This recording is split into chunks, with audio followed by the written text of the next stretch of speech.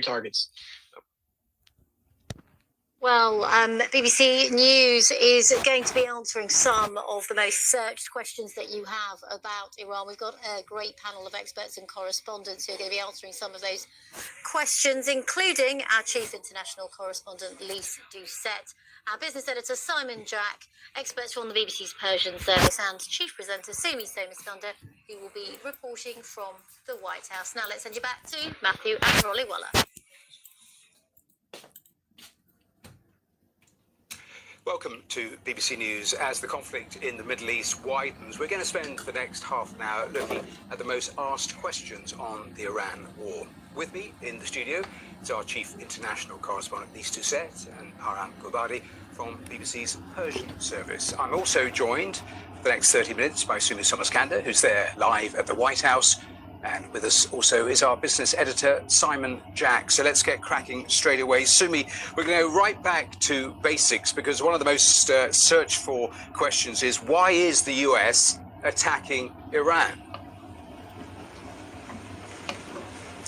That's a fundamental question, isn't it, Matthew? And it's one we've heard differing answers to over the course of the last few days, both from President Trump and members of his administration. Look, President Trump has laid out a few answers. He has said it was to intend that Iran could not develop its ballistic missile program further to destroy its ballistic missiles and the launchers that launch those missiles. Also to ensure that Iran could not get closer to developing a nuclear weapon.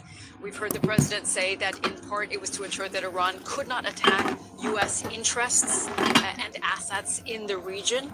And we heard the Secretary of State, Marco Rubio, say just yesterday on Capitol Hill that one of the reasons that the U.S. attacked at this time was because they understood that if Israel attacked Iran, and Israel was going to attack Iran, that Iran would retaliate against U.S. targets in the region. Now, all of these answers, of course, that we've heard from the administration have not necessarily have not answered the questions that many members of Congress have, who say, was there a legitimate threat that was immediate on the United States? To that question, we haven't heard a definitive answer yet, but those are the reasons that the administration have given for why the U.S. is attacking Iran. Sumi, I'll come back to the objectives a little later in this half hour, but at least let me bring you in because answer another basic question. Why is Israel involved in this? Israel would have to be involved in this. Let us say, why is Israel's Prime Minister Netanyahu's Israel involved in this? Since he was a young diplomat, he has always made the battle against Iran and its nuclear weapons the main mission of his life. Ever since October the 7th, 2023, where those attacks by Hamas on southern Israel triggered what turned into a brutal Gaza war, every time he went to see either first President Biden or then President Trump, he made it clear that the root cause of all of the problems in the region was Iran. It was fueling the fires, literally in its circle of fire, its axis of resistance, which of course was degraded, in some places destroyed during the years since October the 7th. So finally, Prime Minister Netanyahu of Israel keeps saying that President Trump is the greatest president in history because finally he has found someone to make common cause, and that is to go after Iran, to go after its leadership struggle, to go after what he sees as the main threat in the region. We've seen strikes on Iran. We've seen strikes in Beirut, in Lebanon. In the last 10 minutes or so, Benjamin Netanyahu vowing to strike Hezbollah with even greater force. So explain why Lebanon is involved also. In the run-up to what many expected would eventually be a war, Hezbollah had said they would only attack if it join the attacks to support Iran, if it became existential, and if they killed the supreme leader, Ayatollah Ali Khamenei. And for Hezbollah, which of all of the proxies and partners of Iran, Hezbollah is the strongest. It was created in the early 1980s after the Israeli invasion of Lebanon. Shia clerics from Iran, Shia clerics from Lebanon coming together to form Hezbollah, the party of God. The linkages are political, security, but they're also spiritual. They would have felt obliged, you can do, that they had to be not just do something, but be seen to be doing something, even though they knew the consequences. How long they will continue, given what Israel is now doing, but that is why they are involved. They are standing, to use the expression, shoulder to shoulder with Iran on this. Even given the weakened state they are after the war of last year. Parham, let me ask you a question. It's difficult to get actual information from Iran, but what do we think is happening in Iran across the country? So the most important and the latest development is that Israel is targeting Iran's headquarters, military headquarters, like Basij headquarters, which is the paramilitia. Usually they are really involved in the crackdown of the protests. Also IRGC Revolutionary Guards headquarters, different buildings that they have. But the latest development is that Israel has announced that they targeted the political headquarters in Tehran, which is the presidential palace, and the building right next to it, a few meters from that, which is the Supreme National Security Council, and also the Assembly of Experts building. Not only these three are very close to one another. The three have been targeted. Apart from that, the Secretariat of of Assembly of Experts in Qom was also targeted. And why is it important? Because this is the body that chooses the next Iranian supreme leader. Both places, buildings were targeted. Had they convened when this took place? We don't know that yet. But they have 88 experts, religious experts, who choose the next Iranian supreme leader. I'll come back to that choice a bit later, but as we're talking now, who is running Iran? So they have chosen, of course, for the domestic issues, we've got the president, Masoud Pezeshkian, is running the country. But after Ayatollah Khamenei's death, they formed a three-member body that is called the Temporary Leadership Council, which consists of Iranian president, head of Iranian judiciary, Ejei, and also an Ayatollah that is unknown to many Iranians. Most Iranians do not know his name, is Arafi, Ali Reza Arafi, but unknown to many Iranians and foreigners. Let me bring Simon Jack in to talk about some of the economic consequences of what we've seen over the last 3 or 4 days. Simon, let's start by looking at what is happening in the Strait of Hormuz. Take us through it. Well, the Strait of Hormuz is a very narrow bit of the Gulf around there, about 20 odd miles between Saudi Arabia and Iran, and through that channel about 20% of the world's energy normally goes through in tankers, and very little is happening right now.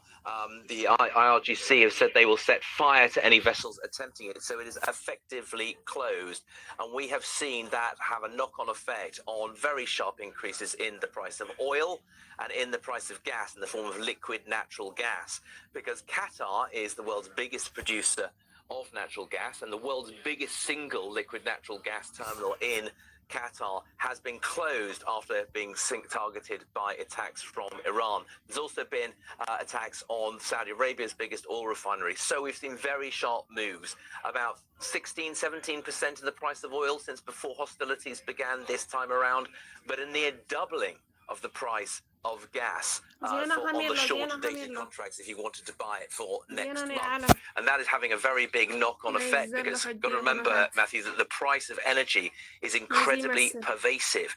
It gets into petrol at the pumps, it gets into things like transport, which can bring goods and services to your door. It also gets in the form of gas. It's made into fertilizer. Gas is involved in the production of fertilizer, so it gets into food prices. So all of this is, and the world is reeling a bit from what looks like an inflationary shock. And you're seeing financial markets, stock markets around the world also fall. So how long will it take to translate so that we see petrol prices rise at the pump? And for the UK, just take us through where it gets the majority of its oil and gas. So we get most of our oil and gas actually from Norway and the United States. Domestic oil production has fallen very sharply over the last couple of decades. So most of it comes in, about a third comes from domestic oil, the rest comes from Norway and the US. Half of all the UK's gas comes from Norway, but in a way it doesn't matter where it comes from, because the prices are set internationally, because there is a massive scrum, a massive bidding war for the gas resources that are out there. So even if you're getting your gas from Norway, it doesn't mean it won't be unaffected by what's going on. So in terms of how long it will take, it typically takes about 2 weeks for a move in the oil price to be reflected on the petrol forecourt. So at the moment, £1.32 roughly for a litre of unleaded. That was on last week's prices. Currently we're looking at about £1.40. It to come in a week or two. And if prices go up to $90 a barrel, we're currently at 80, you could see it go to 140 and above. So as I say, they always tend to go up faster than they come down, to many motorists' chagrin. But basically, we're looking at a week or two before these events begin to show up in the forecourt. Now, the question, how long will this Iran war last, is being searched an awful lot. Sumi, before I come back to you to answer that question or give us the latest thoughts, I suppose the strategic objectives are so crucial. I just want to play, and you touched upon it in your first answer, the varying answers being given from the administration over these last 3 or 4 days. And it started, of course, the first time Donald Trump spoke, and in that address, he spoke about the possibility of regime change. Have a listen to this. When we are finished, take over your government. It will be yours to take. This will be probably your only chance for generations. The president just wants to make it clear to the Iranians and to the world that he is not going to rest until he accomplishes that all-important objective of ensuring that Iran can't have a nuclear weapon, not just for the next few years, not just because we obliterated Fordow or some other enrichment facility, but because the Iranians themselves commit long-term to not building a nuclear weapon. An Iranian regime armed with long-range missiles and nuclear weapons would be an intolerable threat to the Middle East, but also to the American people. Our country itself would be under threat, and it was very nearly under threat. The president made the very wise decision. We knew that there was going to be an Israeli action. We knew that that would precipitate an attack against American forces. And we knew that if we didn't preemptively go after them before they launched those attacks, we would suffer higher casualties and perhaps even higher those killed. And then we would all be here answering questions about why we knew that and didn't act. So, Sumi, let me bring you back in. So the explanations have really bounced around, and I suppose that makes answering that question that was posed so difficult, because the war lasts as long as securing the objectives. But what is the objective? Indeed, that is precisely the question that's being asked here, Matthew, specifically from critics of President Trump. You know, we've heard President Trump say that the war could last from 4 to 5 weeks, but of course, this is a president who has in the past set a time frame and blown through it, or even ignored a time frame. So it's hard to say whether that 4 to 5 weeks can be taken really as a real time frame for which this war would last. But we heard the defense secretary there, Pete Hegseth, and also Secretary of State Rubio saying until the objectives are achieved. And I think in the coming days, we're going to see real questions asked, specifically in Congress, as we know that Congress will be briefed today on this ongoing operation, of what the objectives are and when the administration will deem that those objectives have been reached. Now, remember, they have said that the ballistic missile program and the launchers for those ballistic missiles have to be completely obliterated and in order for those objectives to be reached, so that Iran can no longer pose a threat to the U.S. and its allies and partners in the region. But as we've seen, Iran continues to strike back. We don't have a clear picture on how long Iran will be able to sustain that retaliation. And because of that, we heard the prospect of boots on the ground yesterday raised, and questions to both the defense secretary and the president. And they both didn't take it completely off the table, saying, well, everything is always on the table. But certainly, if the war continues to drag on, that is going to be an even sharper question to the president. How much more will the U.S. be involved, and will the U.S. have to commit more than it has to this point, which is a vast array of air power? Lisa, let me bring you in, because, again, the length of this war depends also on Iran's military strategy. Take us through your thinking on what you're actually seeing, because it's been suggested that it is a very change of strategy, say, to the 12-day war, a chaos theory. It's what we call a very asymmetric war. Iran's security clerical authorities knew they could never win up against the mightiest army in the world, backed by Israel's not just military but intelligence assets. For them, the objective is to survive, and to survive in one place, no matter what the differences are. And there are differences among within the hardline security forces, within the ruling clerics. But there's one thing they agree on, and that is the survival of the Islamic Republic of Iran. That is the main objective now. And when I was in Tehran and asked the Deputy Foreign Minister, Majid Takhravanchi, will you see, if there is a war, will you see it as existential? And he said, yes, if we see it as existential, it'll be a different war. And I said, what does you mean? He said, I don't want to get into it because it will be so dangerous. And what he didn't want to say was, yes, we are going to attack the very countries who have been working around the clock to try to avert the war. And now they have hit 9 countries. Iran is trying to increase the cost of this war so that Arab states who have the ear of President Trump say, stop it, bring this to a stop. Will President Trump listen? He seems to be listening to Prime Minister Netanyahu of Israel. And as Sumi said, President Trump seems to even change day by day, from one day to the next, what he thinks this is all about. For Prime Minister Netanyahu, there is no ambiguity. This is about regime change. And this is what the kind of targeting that Parham talked about. The last thing I would say, as of yesterday, and a lot has happened in 24 hours, the White House said 49 of the most senior officials have already been killed, and President Trump has said some of them were supposed to succeed the supreme leader. Well, let me bring you in on exactly that point, because Jonathan Karl, the journalist, was talking to Donald Trump, but exactly that point he was making, that Donald Trump said to him that they had identified the US possible candidates to take over in Iran, but many of those had been killed in the initial strikes. I mean, that is so baffling in terms of strategy, in terms of what the US was perhaps planning over the days and weeks.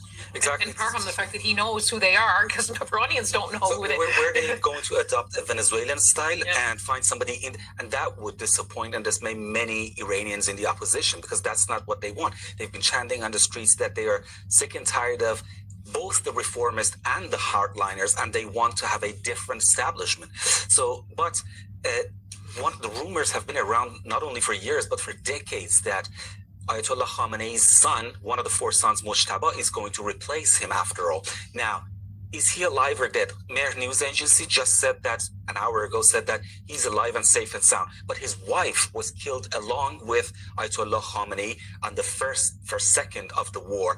And so will he going to take power? We don't know that. But one of the senior clerics said a year or 2 ago that they already know who the next leader is. They just do not release the name because they're afraid that the Israelis would assassinate him. But if there is a person from inside the country, and it's not, because nowadays we know that Iranian protesters have been on the street, and not all of them obviously, but many of them have been calling for Reza Pahlavi, the son of the late Shah, to come back from the exile and to replace this regime. But will that be possible without boots underground? How are you going to guarantee his safety in the country? Really briefly, in terms of protests, are there any signs over these days of any sort of protests on the street? Because now it is being seen as the sort of dissent that we've met with, working with an enemy, which of course would be a death sentence. Exactly. So, I mean, I know that even during the 12-day war, Benjamin Netanyahu asked Iranians to take to the streets, but it did not happen. So there were protests right before that. After the deadly crackdown of the protests, university students started protesting. Then the 40th day anniversary of the deadly crackdown, because Shiites commemorate that day. So people were going to the graves and chanting death to the dictator. So the protests were continuing, but they stopped after the war started. Are they going to take to the streets again? We don't know that. But just with the final point, they are saying Iranian people should take the power, but take the power from where? Because even the police stations are being bombed. So all those places of power are being bombed. How do you expect Iranians to take power, to hold power, when those places are getting bombed on a daily basis? Straight back to Washington and the White House and Sumi. And we were talking earlier about the Trump administration. You were talking about Congress. Where is public opinion in all of this? Has any early polling been done? It's a mixed picture, Matthew, and of course, the polling is all at a very early stages. There was one poll conducted, I believe, on Sunday, a Reuters Ipsos poll that indicated that only 1 in 4 Americans supported President Trump's operation in Iran, of course, with the caveat that it is a very limited poll, and again, very soon after this operation began. If you look at some of the commentary that we've seen more broadly, there is a bit of a split within President Trump's MAGA base. There are those who, of course, support the president and say he is taking the necessary action that no other president did to secure the U.S. for generations, as the president himself has said. But there are others among his MAGA base who have said this is a president who ran on no more foreign wars, no more U.S. involvement in wars abroad, no more regime change. And this is not what the president planned. And I think what is going to be key for public opinion here is just how long this war lasts, just how long the U.S. is involved. If this continues to stretch on and we start to see more service members killed, of course, until now, 6 service members killed, 18 wounded, that public opinion could start to shift. But it is at this point very early days, Matthew, and so we're going to have to continue to monitor those early polls and see if the mood is shifting. Yes, and of course, exactly as Simon was saying, there's the economic squeeze when all of these consequences directly affect ordinary people in America too, just like here. Simon, let me bring you back in, because a lot of searches around where is safe to travel, Turkey, Egypt, Cyprus, and when flights may resume to Dubai and to Qatar. So on where it's safe to fly, the Foreign Office here in the UK has said most Gulf states, essential travel only. That's Bahrain, Qatar, Iran, Iraq, Kuwait, Lebanon, etc., saying don't travel there unless you absolutely have to. Egypt, slightly different. Bits of Egypt, okay. Check more with more detail. Cyprus, the UK is saying at the moment is safe. As for when flights will resume to Dubai and Qatar, the answer is that we just do not know. At the moment, flights are not traveling from Western Europe into Dubai and Qatar, and we've got no real steer on when they will reopen. Obviously, it will completely depend on the intensity of the hostilities. And as we're hearing from Marco Rubio, the heaviest bombardment hasn't even started yet. So I wouldn't hold my breath when waiting for those air routes to reopen. Absolutely. Lise, when it comes to any off-ramp negotiations, Donald Trump saying today it's too late for talks. The Iranians also ruling that out. So where do you think we are? Is there a lot more to go before we ever get back to talking about talks? I think now that they're in, they're going to go all in. They're going after the ballistic missiles. They're going after the leadership structures. They're going after the bases of the Basiji, the volunteer militia, the elite revolutionary guard corps. I can't imagine Prime Minister Netanyahu will want to keep President Trump to hold its nerve, even as the voices of concern rise. What we don't know is just how strongly the voices of his really crucial Arab allies like Qatar, like Saudi Arabia, are saying to him about the course of this war. They're accusing Iran of being reckless. Do they think, well, maybe we'd be better off with a different kind of leadership in Iran? But there's always a moment in war, an unpredictable moment, where you think, that's it. So the outcry is, although having said that, we waited and waited for that moment in the Gaza war, and it never came. You're absolutely right. From the Iranian perspective, of course, one of the theories is that they looked at the 12-day war where they paused, and actually that was a strategic mistake. That was seen, they thought, in Washington as a sign of weakness, and they have ripped up that strategy, and they're not going back there again. Hence, what you were saying, an entirely different strategy this time around. Well, because President Trump was quite clear, the United States only struck 3 major nuclear sites last time, and he promptly said they were obliterated, which, of course, how do you square the circle when he's going after the nuclear program that he said was already obliterated? It was very, and right after that, you'll remember, he said to Prime Minister Netanyahu, it's over, stop. This was the president still saying, I want to be the president who's remembered as being the president of peace. Now I think he wants to be remembered not as the president, but as the commander-in-chief who shaped a new Middle East. But right now, we don't know what the shape. The Middle East right now is being upended. Param, I was reading a piece by Frank Gardner, our security correspondent, who said this has escalated faster than most people had predicted, but he thought that the conflict still had the capacity to get a lot worse in the coming days and weeks. That's correct, because what happens is that many people thought that this regime would crumble and collapse after the leadership is taken out, but it has not happened. So what Iranian Foreign Minister Abbas Araghchi said was that the military commanders and the military, they are working in a mosaic style kind of way. So some of them are not even in touch with one another. So they have received the instructions before the war began, and they're acting independently. They know where they have to target, so they're shooting missiles at different direction. And we have to remember, this is an existential threat for them. They know that if they do not resist, this can be the beginning of the end. But what happens is that if the Revolutionary Guard is going to collapse all the way and lay the arm as Donald Trump wanted them, or they're going to turn into a kind of insurgency group and start acting, and then the United States has to, send boots on the ground, and then we're going to have another one of those long wars. Of course, they're also battling with use of drones in this particular war. Sumi, let me bring you back in, because the Washington Post reported that the mood in the Pentagon is intense and paranoid, worried about the fighting lasting weeks, which then puts stress on the limited air defense stockpiles, which are so vital with actually taking down so many of these drones, let alone the missiles. Yeah, that's right. And that's something actually that the president addressed on Truth Social when he said that our stockpiles are in good shape, but he blamed the former president, Joe Biden, for giving so much of the U.S. weaponry to Ukraine, in his words, for free.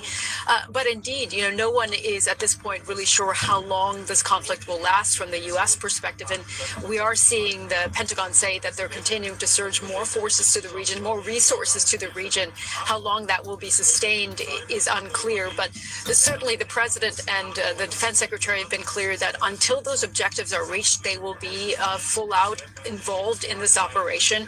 And that will involve, of course, as many resources as the U.S. needs to put towards it. But of course, that will also mean that the U.S. will have to take up far more defensive positions as Iran continues to retaliate as well. So that is something that's going to be watched closely in the Pentagon. Sumi, with the latest there from the White House. Thanks very much. Thanks to Simon Jack, our business editor, and thanks here in the studio to Aram Gowadi and Lisa Doucette, who've joined me over the next 30 minutes to answer so many of those questions. Do stay with BBC News. This is a very fluid story, the latest on the website. You're watching BBC News Live as we continue our coverage of the US-Israeli war with Iran. As day 4 of this conflict begins to draw to a close across the Middle East, it shows little sign of letting up, and in fact appears to be escalating. We can show you these live pictures across the Middle East as the sun is setting there. Lots happening to bring you up to date on. Firstly, let's take a look at Beirut, the capital of Lebanon. Israel has continued to launch strikes across what it calls military targets here in Lebanon and Beirut, as well as Iran. In Lebanon, the Israeli military has said that they have been targeting the Shia group Hezbollah, the Iranian-backed group Hezbollah, which has been in itself firing rockets and drones into Israeli cities, the northern city of Haifa. The group said it wanted to avenge the killing of Iran's supreme leader, Ayatollah Khamenei. Israel's military said it has struck several targets in the capital city of Beirut to target Hezbollah's officials and financial infrastructure. Now moving on elsewhere as well, Tehran, the Israeli military has been firing rockets across to Tehran as well, continuing to strike the Iranian regime's leadership compound. In a statement earlier on Telegram, the IDF said numerous munitions were dropped on the presidential office and the Supreme National Security Council, adds that a military training institution and additional key regime infrastructure has also been hit. It's as we're hearing that the total death toll in Iran since Saturday, which was when this conflict began, has now risen to at least 787 people. That's according to Iran's Red Crescent Society, which is Iran's main humanitarian organisation and one that is an active member of the International Red Cross and the Red Crescent movement. We've also been hearing from the latest from the US. The United States Embassy in Saudi Arabia is warning of imminent missile and drone attacks over Tehran, where its US consulate has been located. It's warned its citizens there, urging them to shelter in place. A similar message, and one to leave if possible. Another message that the US government has sent to its citizens across the Middle East. And a warning has come from President Trump, who has posted recently on his social media platform, Truth Social. He, speaking of the Iranian regime, said that the air defense, air force, navy, and leadership is gone. He added, "They want to talk. I said, too late." Now, in response, the Iranian ambassador to the United Nations in Geneva, Ali Bahraini, has cast doubt on on any negotiations with the United States. For the time being, he says, "We are very doubtful about the usefulness of any negotiations." That's what he told reporters in Geneva earlier today. That was according to the Reuters news agency, and that follows US President Trump's Truth Social post, where he said Iran and its regime wanted to talk. He said it was too late to talk.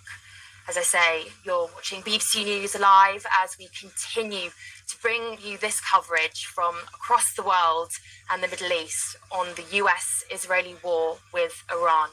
Day 4 drawing to a close on this conflict.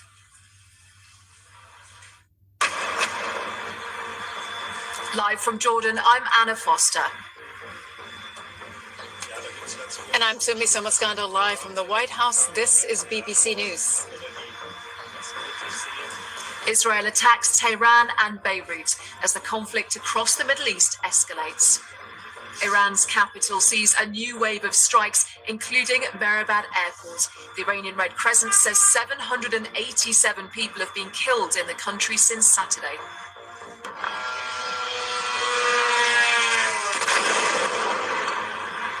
Meanwhile, Iran continues to retaliate as explosions are heard across the region.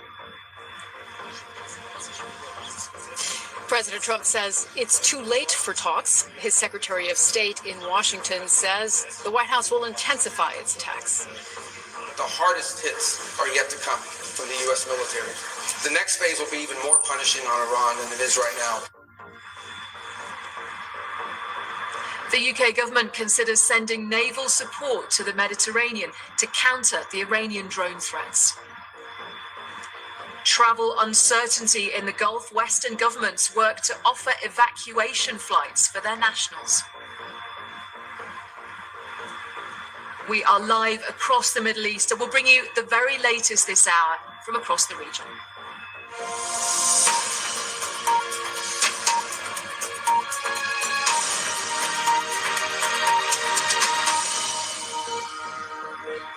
Hello, you're watching BBC News. I'm Anna Foster. You join me live in the Jordanian capital, Amman. And in the escalating war with Iran, Israel has launched fresh strikes on Tehran and on the Lebanese capital, Beirut.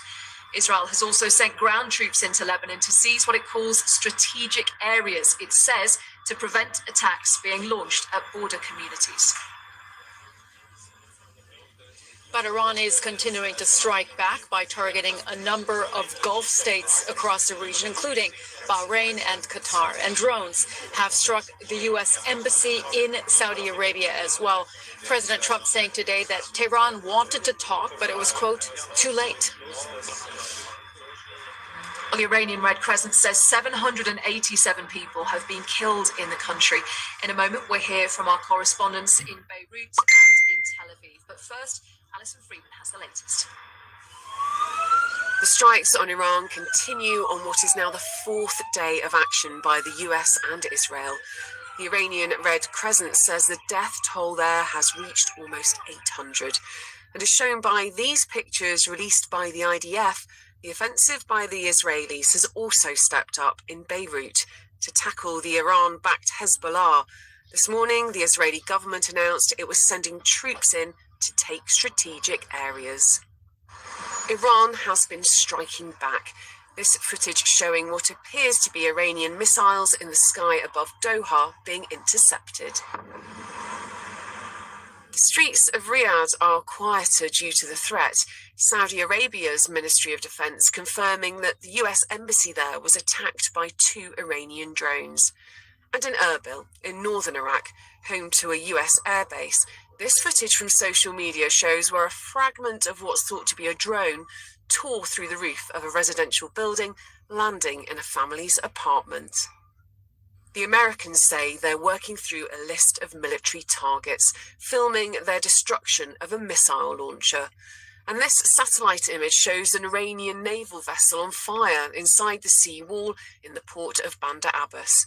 The US says there is still more action planned. I'm not going to give away the details of our tactical efforts, but the hardest hits are yet to come from the US military.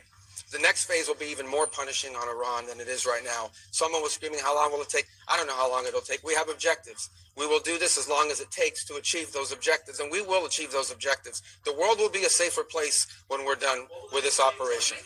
Oil and gas prices have surged as Iran's retaliation across the Middle East continues.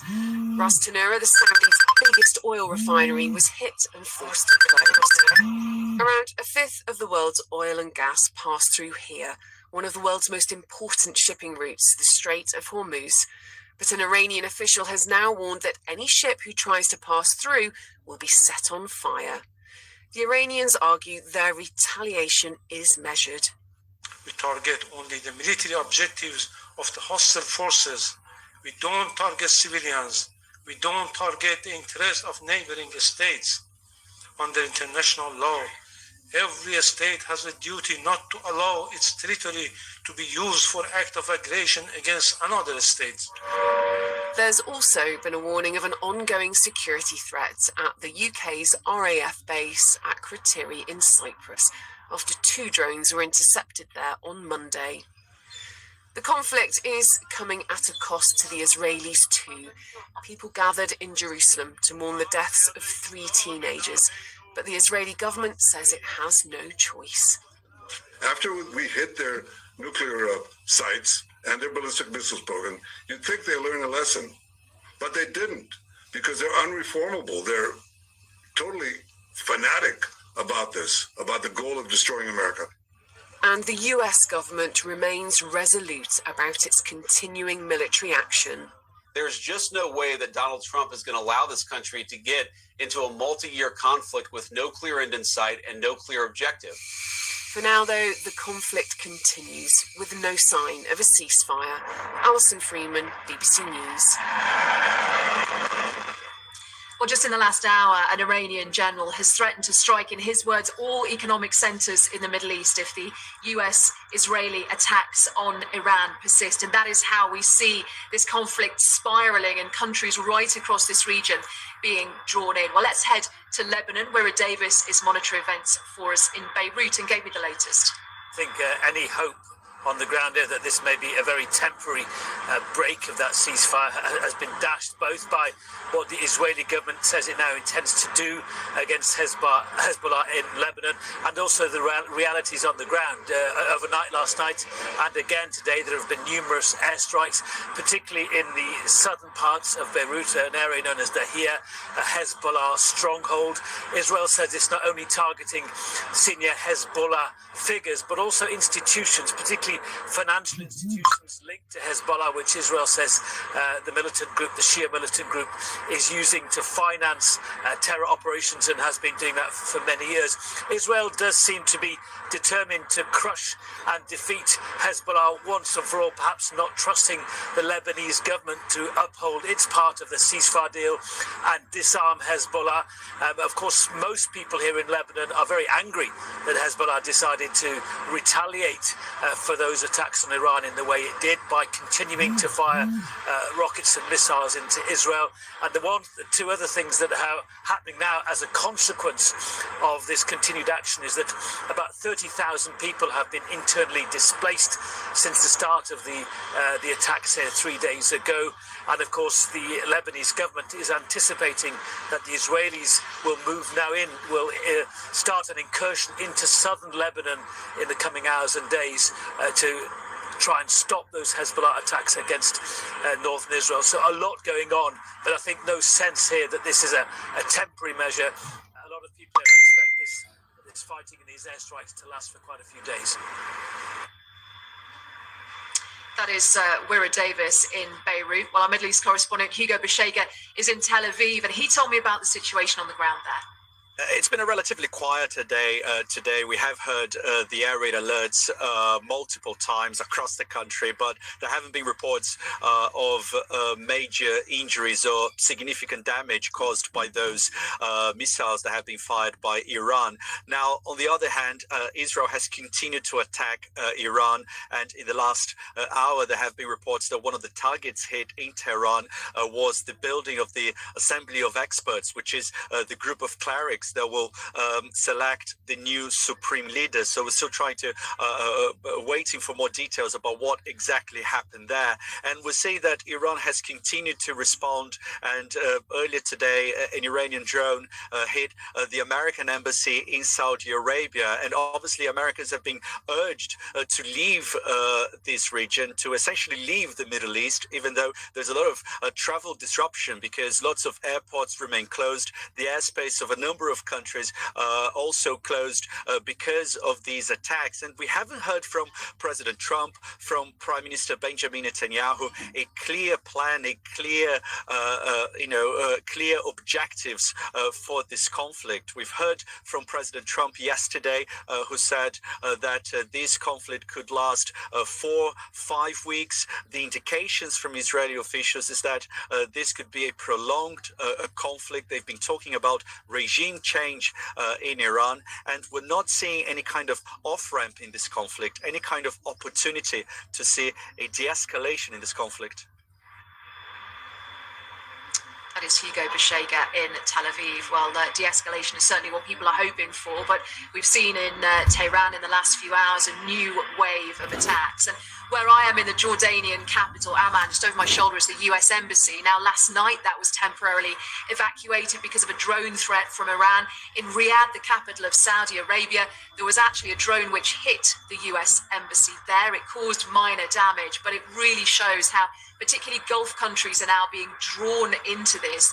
The theory is that Iran is trying to put pressure on them, who will then put pressure on the US to try and bring this military operation to a close. But what is happening at the moment is that this war is only growing and spiraling, and people are hoping that there is some sort of diplomatic solution to this. We know that Friedrich Merz, the German Chancellor, is going to be meeting President Trump in the White House very soon. We know that conversations are happening across international capitals. It is a fast-moving, fast-developing story, and we're following every moment of it for you around the world and across the UK. This is BBC News.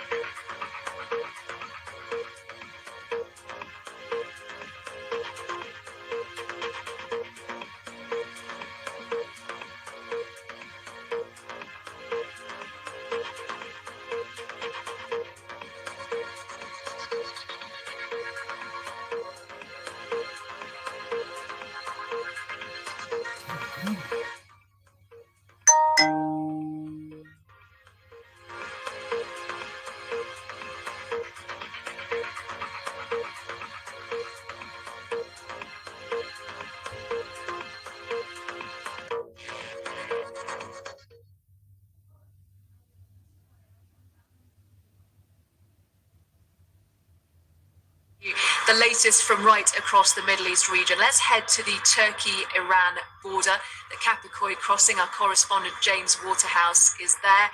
James, people entering Iran, people leaving. What are they saying to you? It's a real mixture, Anna. Of course, as you know, borders are symbolised by those coming and going in times of war. It is the people, as ever, who suffer. We've come across Iranians leaving what they describe as terrifying bombardments from cities like Tehran.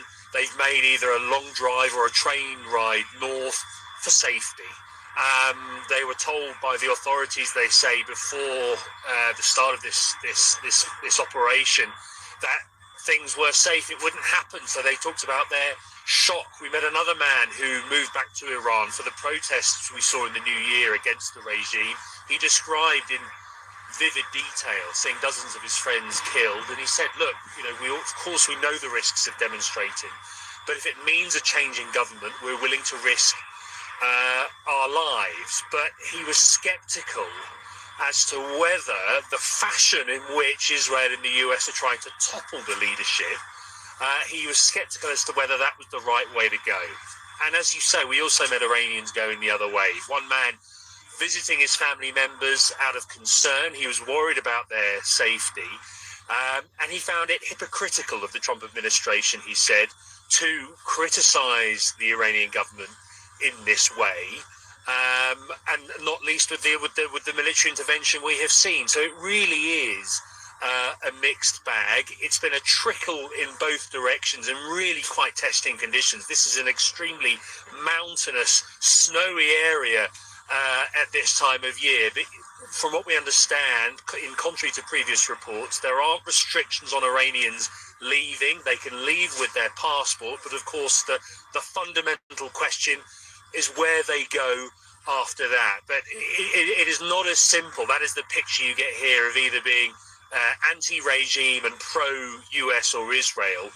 There are many who aren't fans of the government here, but take real issue with the extraordinary aerial bombardments we are seeing across Iran. And the hope is that it really is about regime change. But at the moment, the more the language shifts to taking out Iranian nuclear capabilities and rocket launch systems, I think the fear here is it becomes less about the people at the heart of it. James Waterhouse on the Turkey-Iran border. Thank you for joining us. We'll bring you some news now. We've heard the UK Ministry of Defence has been looking at what it can send to the region, particularly around Cyprus and around RAF Akrotiri, the British base there. Now, we've just been told that the UK is planning to send helicopters with counter-drone capabilities to the region. Also, HMS Dragon is to be deployed as well to the region. Again, the suggestion earlier today was that that was going to happen to protect British military interests. There's been a lot of focus on RAF Akrotiri, that base on Cyprus, that base that was the target of an Iranian drone attack not long after the UK Prime Minister Sir Keir Starmer confirmed that the UK would allow its bases in the UK and on Diego Garcia to be used by US planes to launch attacks on Iran. And shortly after, we saw that drone attack on RAF Akrotiri. Well, just to confirm that breaking news that has just been confirmed in the last few moments, the UK will send helicopters with counter-drone capabilities to the Middle East. HMS Dragon will be deployed to the region. Sir Keir Starmer saying that the UK is fully committed to the security of Cyprus and of the British military personnel based there. That is the very latest news. Looking to the US, Donald Trump and Marco Rubio have indicated that Operation Epic Fury, as the US have called it, could become even more intense. So that breaking news we were just reflecting on certainly suggests that as well. Sumi Somaskanda is outside the White House. Sumi, you've been talking a lot over the last few days, really trying to analyze the messaging that is coming from the very top of the US administration. Is it any clearer what they really want to achieve in practical terms in Iran?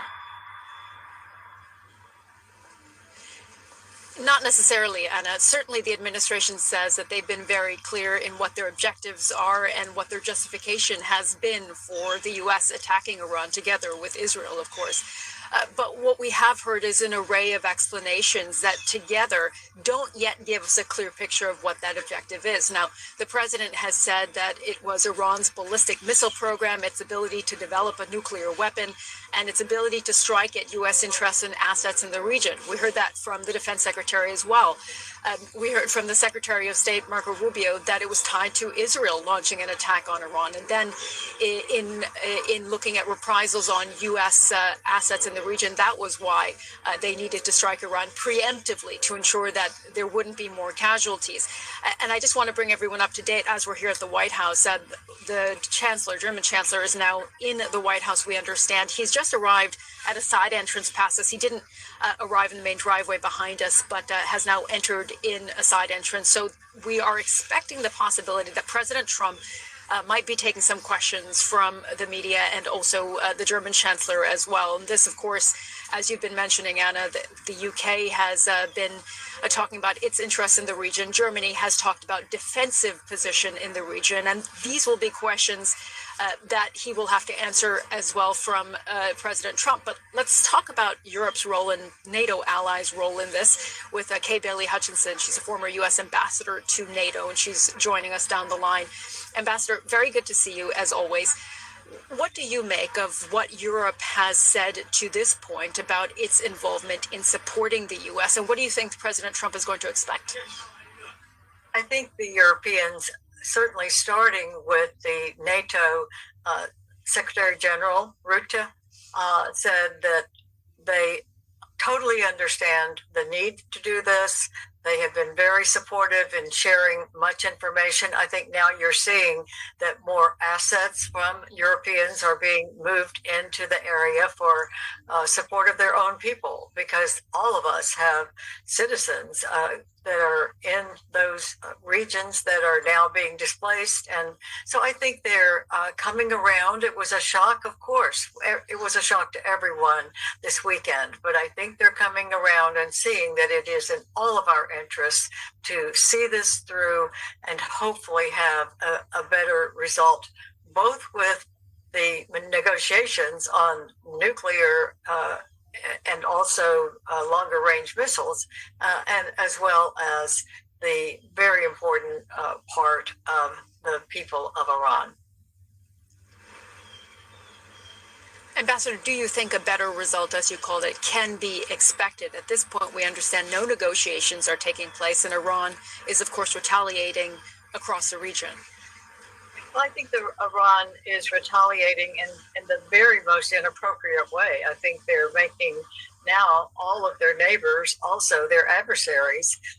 And I think it is a time when, yes, we can see something better. Iran is going to have to come back to the negotiating table. And what the reason for doing all of this is because they wouldn't agree to anything, not to do any more of the nuclear testing, the uranium, the long-range missiles were being built, and the launchers.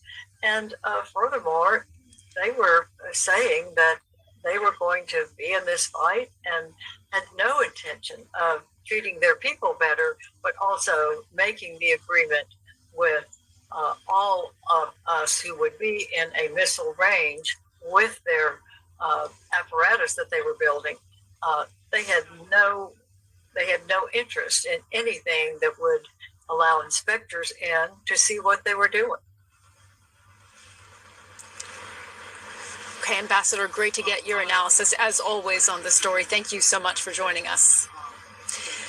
And let's bring in Jonathan Beale, our defense correspondent. He's in our studio in London. Jonathan, great to speak with you. Give us your thoughts on this latest news on the UK deployment to the region. Yeah, to be honest, I think a lot of people will be scratching their heads and ask why this didn't happen sooner. But we now know from the Prime Minister, who's sent out a post on social media saying that HMS Dragon, which is a Type 45 destroyer, an air defense destroyer, will be sent to the region.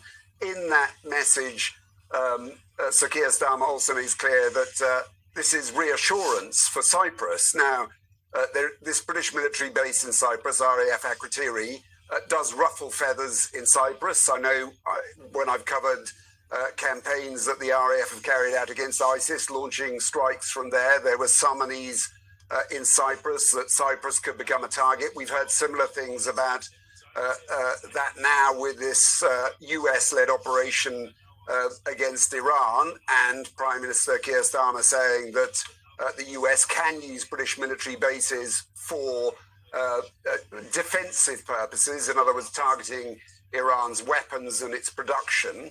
But I think that the logic here is that HMS Dragon, it's a ship I've been on. I was on board during its operations in the Red Sea when it was there to protect shipping against the Iranian-backed Houthi rebels in Yemen who were firing missiles and drones.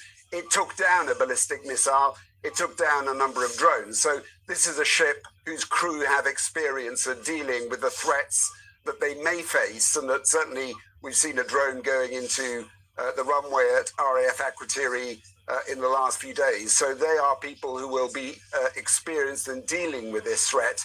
And I think it certainly gives reassurance, or I think the Prime Minister hopes it will give reassurance to the people of Cyprus as well.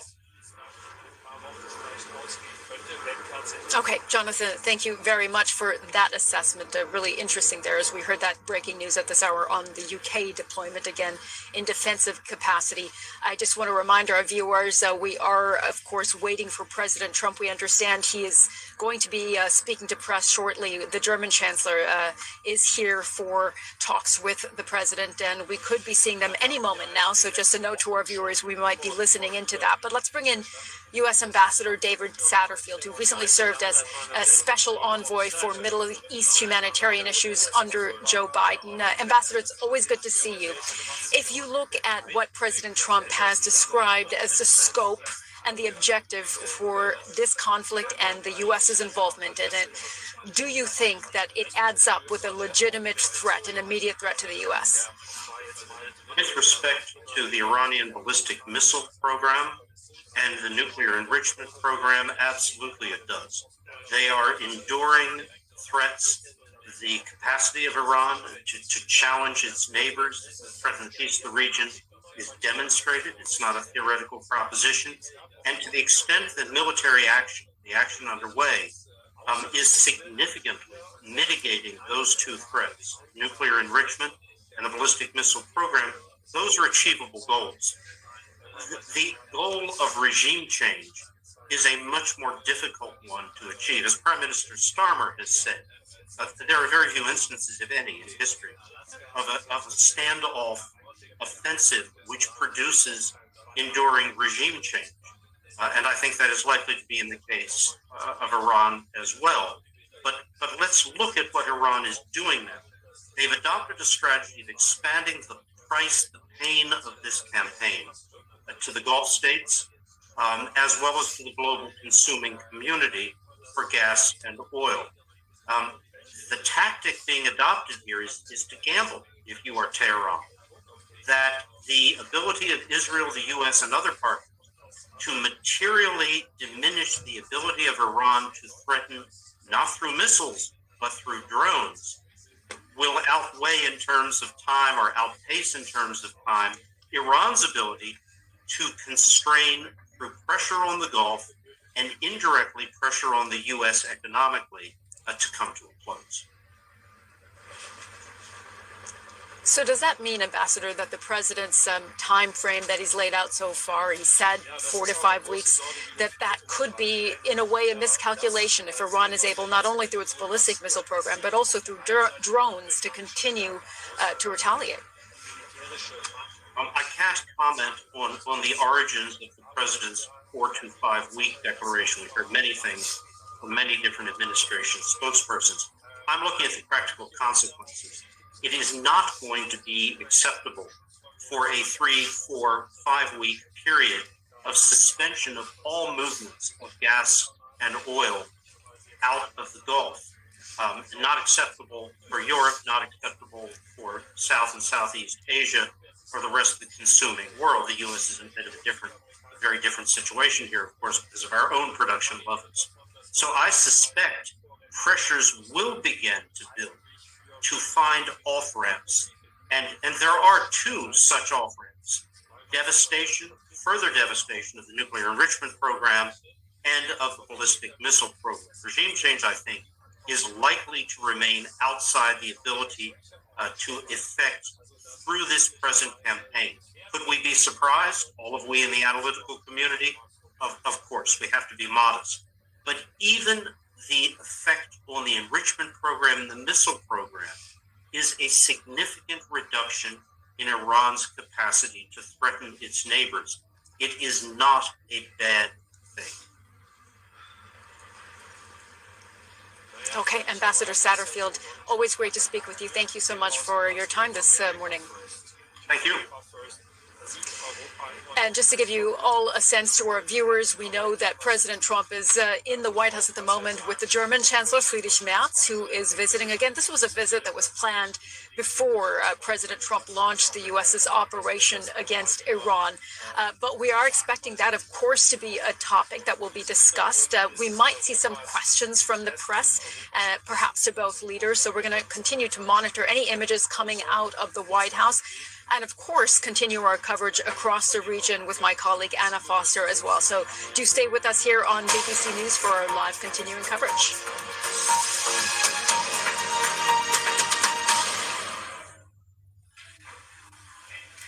You're watching BBC News Live as we continue our coverage of the US-Israeli war with Iran.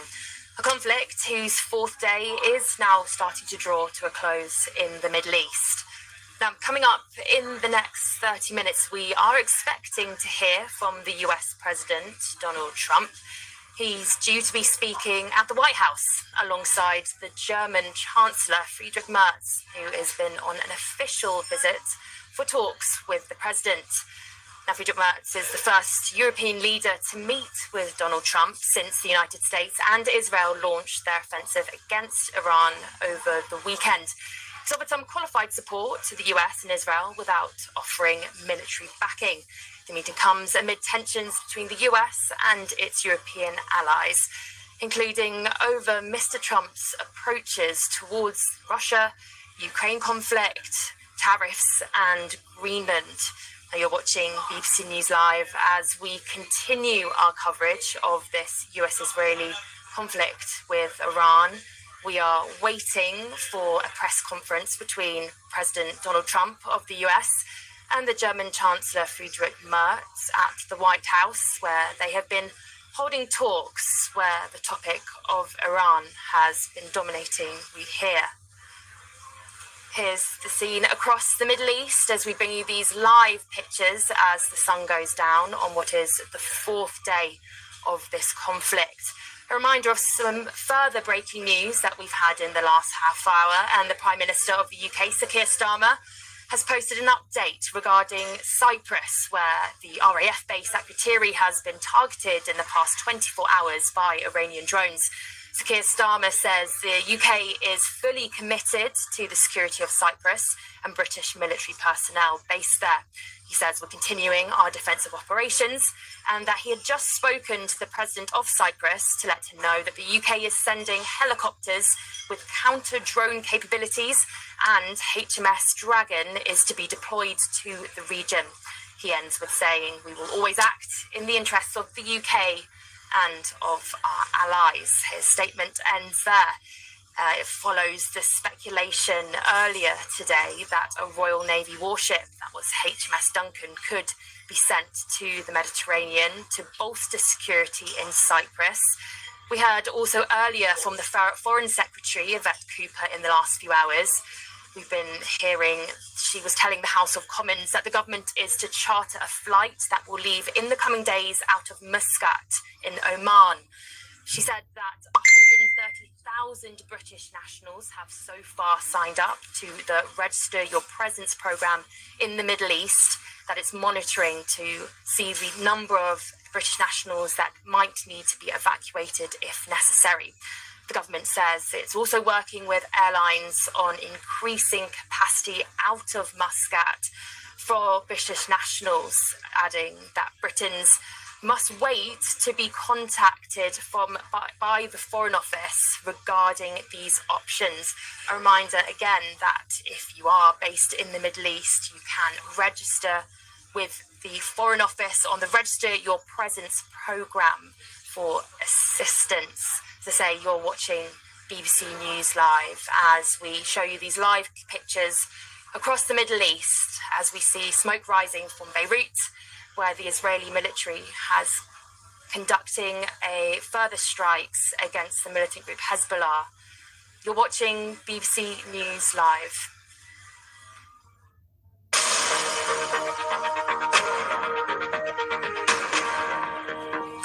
Taking stock, nervous investors send stock markets lower. In the US, the Dow is down more than 1,000 points.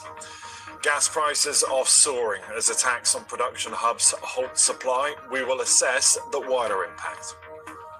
And going nowhere as regional travel remains paralysed by the conflict. Its knock-on effects are being felt right around the world. Welcome, this is Business Today. I'm Ben Thompson, and it has been another day of nervousness for international markets as investors weigh up the implications of soaring energy prices and disruptions to global supply chains. In the United States, the Dow Jones dropped more than 1,000 points. That's its biggest one-day fall since President Trump's so-called Liberation Day tariff announcements in April of last year. While the FTSE in London, it's seen its worst day in 11 months. So let's take you live to New York. Samira's watching the markets for us. And Samira, that's the issue, isn't it? A lot of nervous investors right now trying to work out what the implications of all this could be for things like business, the amount of money in our pockets, and crucially, things like interest rates as well. Absolutely. And it's incredible to look at the way markets are reacting today. We saw that at one point, the Dow had dropped by 1,200 points. It's a real difference than what we saw yesterday. We saw an initial drop on financial markets. Remember, the first trading day since the war started, really. And then you saw that actually markets by the end of trading day had recovered. Fast forward to today, and the scene is much, much different. A lot more nervousness amongst investors, a lot more concerns about just how long this war is going to go on and what kind of an impact it will have on the global economy. Yeah, and Samira, the real concern, though, for investors is just how long this goes on, what it could mean for the amount of money in our pockets, and what that response from global leaders will be. Because you might say, just as they thought the worst of the crisis was over in terms of the cost of living, about inflation, here we are once again, something that could totally derail those numbers. Absolutely. And I think a lot of it, as you rightly pointed out, is going to depend on how long this is going to last. And for investors, if they were looking for some kind of clarity from the White House, well, they haven't really been able to get any in terms of just what the long-term plan is and what exactly the and how long this war will last. And of course, what's really driving so many of these of investors is really, it has to do with the price of oil. And that has absolutely skyrocketed. And there are concerns about whether or not we can see crude now jumping to $100 a barrel. At the last time I checked, it was at about $87 a barrel. And the concern, of course, is that crucial body of water through which about 20% of the world's oil goes through, that is the Strait of Hormuz. Well, we know that Iran has already said that it will strike any vessels that try to use that waterway to transport any oil. And of the oil and energy that comes from that area is just so crucial to so many Asian countries and European countries as well. Samira, really good to talk to you. Thank you. Samira Senna, I know you're going to keep a close eye on those numbers for us on what has been another dreadful day on the markets. So that's what the stock markets and investors make of it all. But the widening conflict already having a big knock-on effect on commodity prices. Oil up nearly 18% in a week. The price of natural gas, that's increased by a staggering 93% since the conflict began. That's at its highest level since early 2022. Now, Qatar halted production of liquefied natural gas, or LNG, after strikes by Iran in the area. Now, Qatar is responsible for around 20% of global production. Let's talk to Pat Breen, who's Chief Executive of Gas Strategies. And Pat, that's a real concern, isn't it? Qatar, a really big player in the LNG market. And whilst the rest of the world may be trying to wean itself off supply from the Middle East, it's still really important. Yeah, I certainly agree with you. I mean, it it is now the second major supply interruption that we've had in the gas world in the last 5 years, following, of course, from Russia cutting off pipeline supply just that period ago. So these kind of interruptions in the supply chain have really been unprecedented in the past. And, you know, just like the situation was with Russian supply always having been assured and the confidence that that would continue, we also don't have precedent for this level of interruption in supply from Qatar and supply through the Strait of Hormuz. I think we talk a lot about the Strait of Hormuz and the interruptions and the risk to shipping, but this has backed back into the Qatar energy facilities in a way that we haven't seen before. So we're seeing the plant shut down out of an abundance of caution, no doubt, with the obligations of Qatar Energy to behave as a reasonable and prudent operator. Also that backing back into wells. You know, that of course is necessary to avoid tank tops of LNG if you can't ship the supply out. But all of that, in my view, is really extending the time period and the risks that we're going to have about a return to supply normality, even if we were to see a resolution of matters within days. Yes, and Pat, that's the real concern. And the element here that does feel unprecedented is that it's not only the distribution of this LNG, but it is also the extraction and the refining that Qatar does. That means that even if distribution comes back online or ships are able to get through, there's a problem with actually the generation of it right now. I think that's exactly the point. I mean, you know, one of the characteristics of LNG plants around the world is that they are built for constant operation. And similarly, wells are configured, right, not to be interrupted in this way. So we have a real question here as to, and I'm sure, you know, the Qataris are well-experienced operators, but, you know, we don't understand, we don't know what the contingency arrangements they have in place for a return to normality. So it's, as I say, it's easy to say this, but this is unprecedented. And but I do think that the key issue here is that the risk is a prolonged recovery, however short the interruptions in the Strait of Hormuz are. Yeah, and Pat, we always talk about it when there's any disruption to supply, particularly, of course, we talked about it with Russia and Ukraine. We said that the world is looking for other sources, but we know that takes time. It's not as simple as we may make it out to be. And simply, we don't learn the lessons. Every time there is a disruption, we still go back to the same suppliers, don't we? Well, you know, the gas is where the gas is. Yeah, and we need gas in large quantities in order to support the development of these very expensive, large capital expenditure projects, which are, in my experience, only second to nuclear in the scale of the capex that's involved in them. But certainly over the last few years, we've seen an increase in the appetite for diversification of supply, not just from the Middle East, but also diversification from over-reliance on the US as well.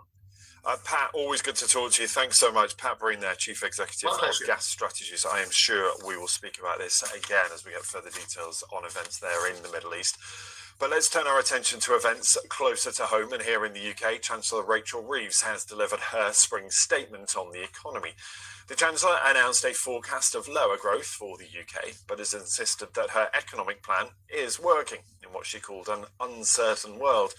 And of course, it's worth remembering that much of the data that was used in the statement today put together before this latest shock to the global economy. In an increasingly dangerous world, I am proud to be the Chancellor that is delivering the biggest uplift in defence spending since the Cold War. With £650 million committed in January to upgrade our Typhoon fighter jets, a new Royal Navy frigate launched from Rosyth last week, and just yesterday, our £1 billion helicopter deal with Leonardo. I am in no doubt about Britain's ability to navigate the challenges we face. The plan that I have been driving forward since the election is the right one. Stability in our public finances, investment in our infrastructure, including our armed forces, and reform to Britain's economy. Now I want to return to our main story, though, because, of course, that ongoing disruption in the Middle East. Reuters just reporting further explosions heard in Abu Dhabi, Dubai and Doha, of course, key centres not only for business and energy in the region, but also travel and tourism. We know a lot of British citizens are stuck in that region. They've been telling the BBC there's a real lack of information about how they may be able to get home. Now, the Foreign Office is currently advising against all but essential travel to that region, one that accounts for about 500,000 passengers using airports in Dubai, Abu Dhabi and Doha, where just now we're being told explosions have been heard in the skies above those cities. Now, they are really important hubs, of course, for passengers travelling not only to that region, but also on to Australia and Asia too. Let's talk to Gloria Guevara, who's President and Chief Executive of the World Travel and Tourism Council. Gloria, good to have you with us, and that advice still stands. And once again, just now, those reports suggesting this really is a moving story, isn't it? How do you respond? Absolutely. We're monitoring the situation and the impact to travelers. And as you mentioned before, there are 500,000 people that in any given day travel to those international hubs. As we know, the Middle East is connecting the East to the West and the Global South to the North as well. So for us, those hubs are very important, but it's too soon to tell the impact. What I can tell you is that the sector is very resilient, and what we have learned in every single crisis, including COVID, is that we always recover. We just have to monitor, and right now the priority are the travelers that are impacted, and we know that the governments are providing, for instance, free hotel rooms, and they're providing transportation. Some flights were able to depart yesterday morning and also this morning from Dubai to go back to the destinations where they came from. But still, there are a lot of passengers, thousands of them in Dubai and in Doha especially. Yeah, and Gloria, a lot of passengers in the wrong place, quite clearly, but also crew and aircraft. And therefore, it has a huge global knock-on effect, even for planes that wouldn't necessarily be traveling in that region. Absolutely. Like, for instance, I'm currently in ITV in Berlin, and this morning I was talking to, as an example, officials from the Maldives. They have 4,000 tourists that they are not able to go back home because they were traveling either to Doha or to Dubai, as an example. So they are trying to reroute these passengers to other destinations. So yes, the domino effect is not only the passengers impacted in Dubai and Doha, but also the passengers that they were connected either on their way home or back from business to those hubs that are very important in the connectivity in the planet. Gloria, really good to talk to you. Thank you. We'll check in with you again, I'm sure, as we get further details about how the tourism industry responds to this big disruption. But as you said there, an industry that is used to dealing with disruption. So it's good to have you with us there from the World Travel and Tourism Council. Just a reminder of those lines that we're getting through on the Reuters news agency right now. Loud bangs heard in the skies above Doha, Dubai and Abu Dhabi. Key trade hubs, key business hubs, key energy hubs, and also, as we touched on there, travel and tourism as well. Our coverage of all events in the Middle East right now continues here on BBC News, but that is how your business today looks this hour. We'll see you very soon. Bye-bye.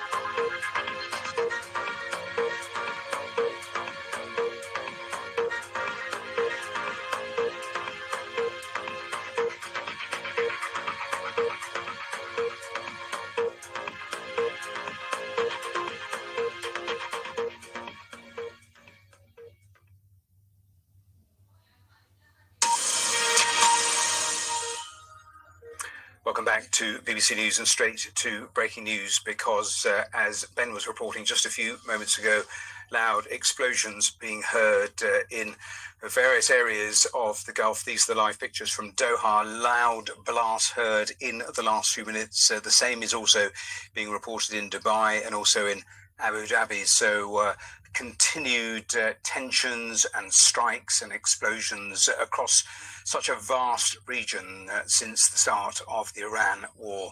And we are also seeing live pictures, just as we're looking at this from the Middle East, live pictures from the White House. So let me take you there because Chancellor Merz has been meeting with Donald Trump. And I think because the cameras are in and the journalists are in, I don't think we're that far away from hearing from the two leaders. So as soon as the sound, we will put the microphones up. But let's hear a little of what is happening there in the Oval Office.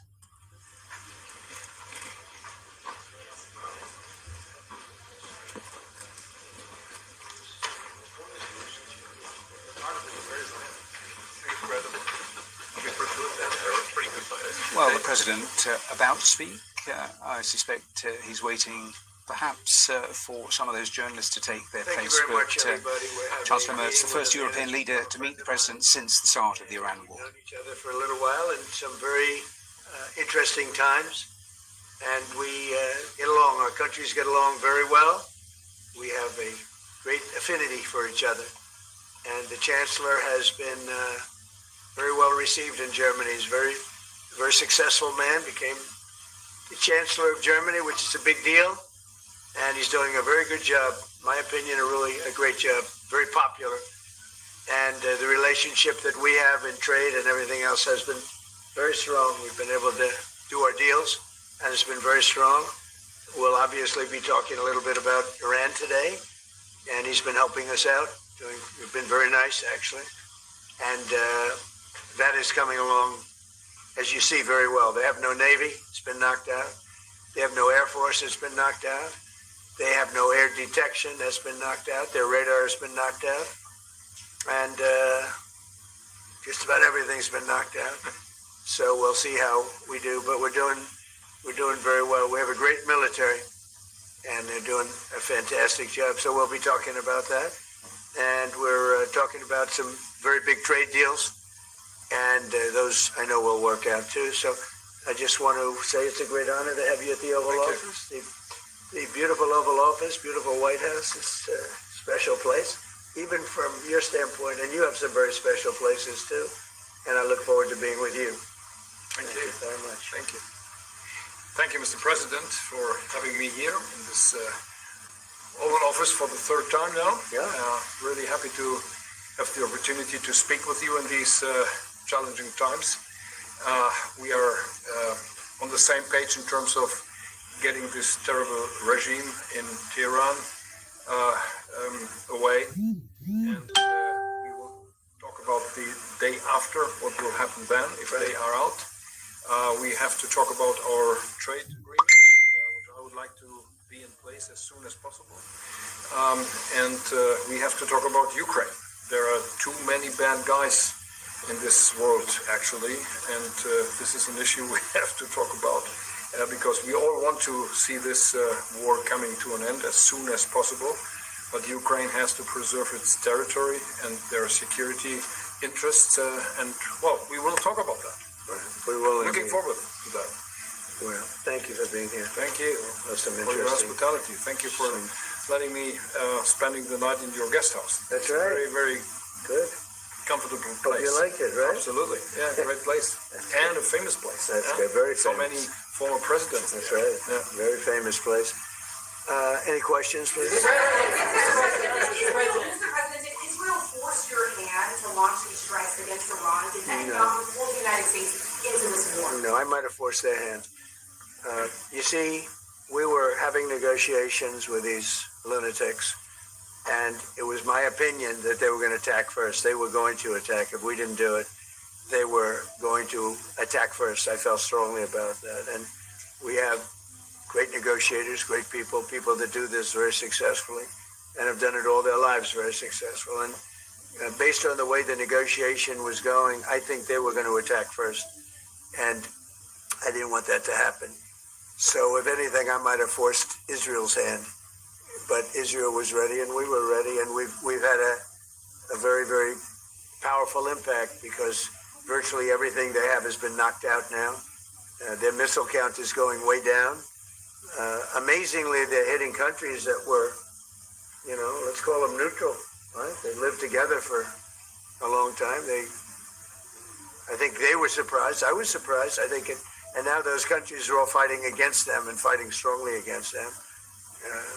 Someday they'll write a story and they'll say why they did that, but they hit countries that had nothing to do with what's going on. They were sort of leaving everything alone. All of a sudden they had missiles shot in, which shows you the level of evil that we're dealing with. They'll hit people that were actually at least somewhat friendly, and they had no problems with it. Also hitting only civilian places, hotels and apartment buildings, and we're hitting them where it is much more appropriate. We're hitting them very hard, and the big scale hitting goes now. They no longer have air protection.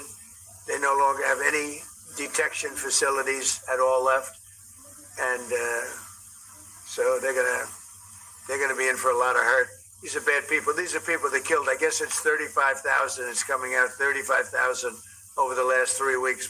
Protesters, 35,000 violently killed. So these are bad people, and the leader of the pack is gone.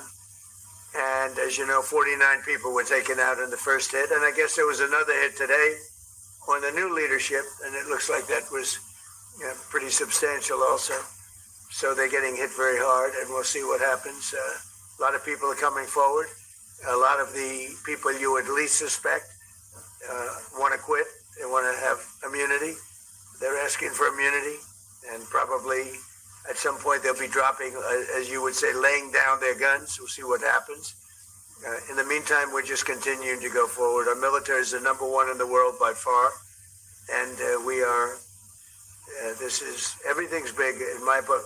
Venezuela was big. This is big. The original hit, Midnight Hammer, was big. Everything you view is big, but it's not considered very big by some standards, by some of our standards. We have a military like no other military that's ever been built. What's the worst case scenario that you have planned for in Iran? Well, I don't know if there's a worst case. We have them very much beaten militarily from the military standpoint.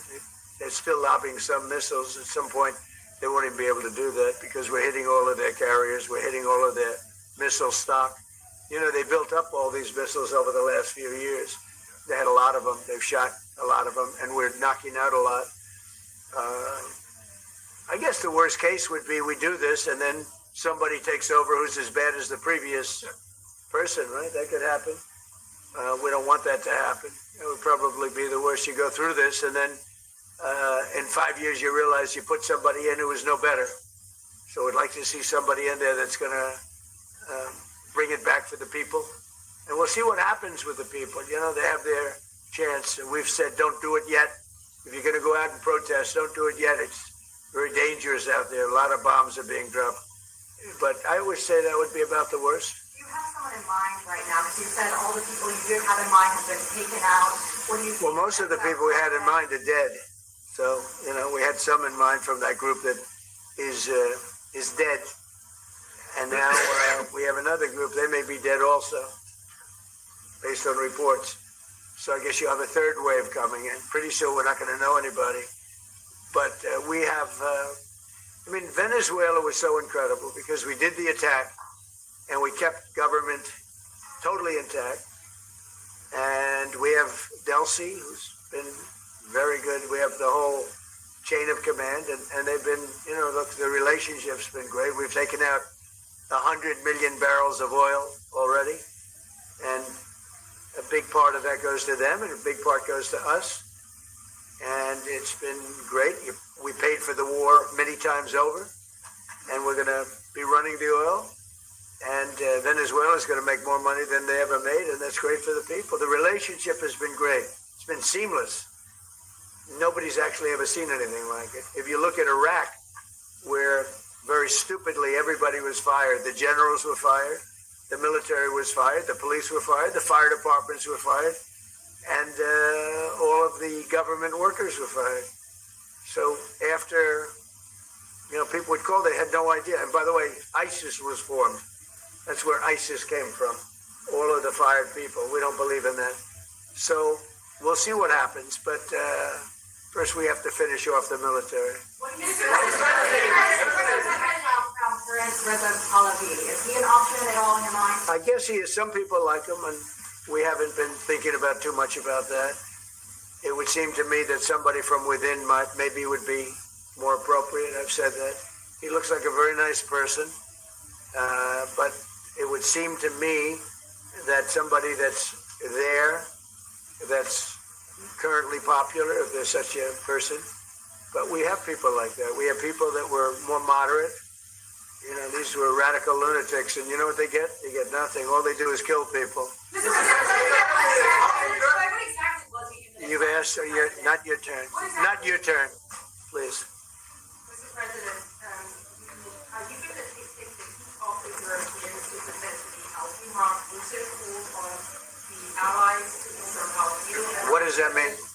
Well, President Osmar Rutte, he says not as part of NATO, but to be helpful to you in this. Well, some of the European nations have been helpful, and some haven't. And I'm, very surprised. Germany's been great. He's been terrific. Others have been very good, terrific. I think that the head of NATO, Mark, is fantastic. Okay? Mark Rutte. I think he's fantastic. But some of the European, like Spain, has been terrible. In fact, I told Scott to cut off all dealings with Spain. Spain, first of all, it started when every European nation, at my request, paid 5%, which they should be doing. And everybody was enthusiastic about it, Germany, everybody. And Spain didn't do it. And now Spain actually said that we can't use their bases, and that's all right. We could use their base if we want. We could just fly in and use it. Nobody's going to tell us not to use it, but we don't have to. But they were unfriendly. And so I told him, we don't want to, Spain has absolutely nothing that we need other than great people. They have great people, but they don't have great leadership. And as you know, they were the only country that in NATO would not agree to go up to 5%. I don't think they would have agreed to go up to anything. They wanted to keep it at 2%, and they don't pay the 2%.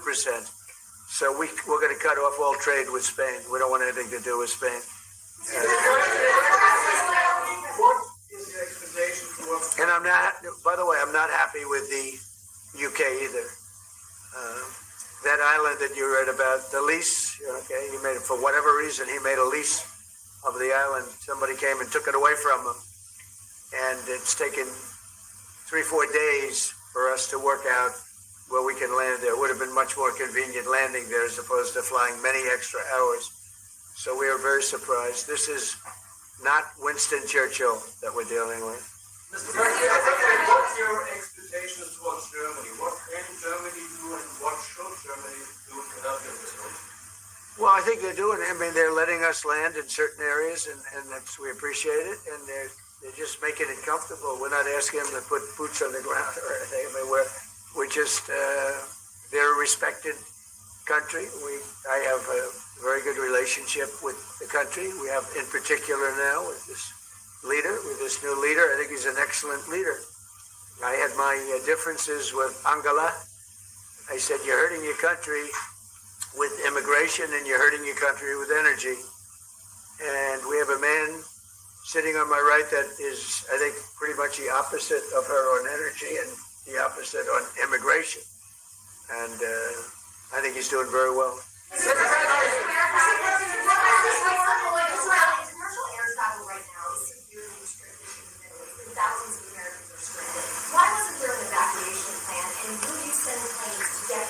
Well, because it happened all very quickly. We thought, and I thought maybe more so than most, I could ask Marco, but I thought we were going to have a situation where we were going to be attacked.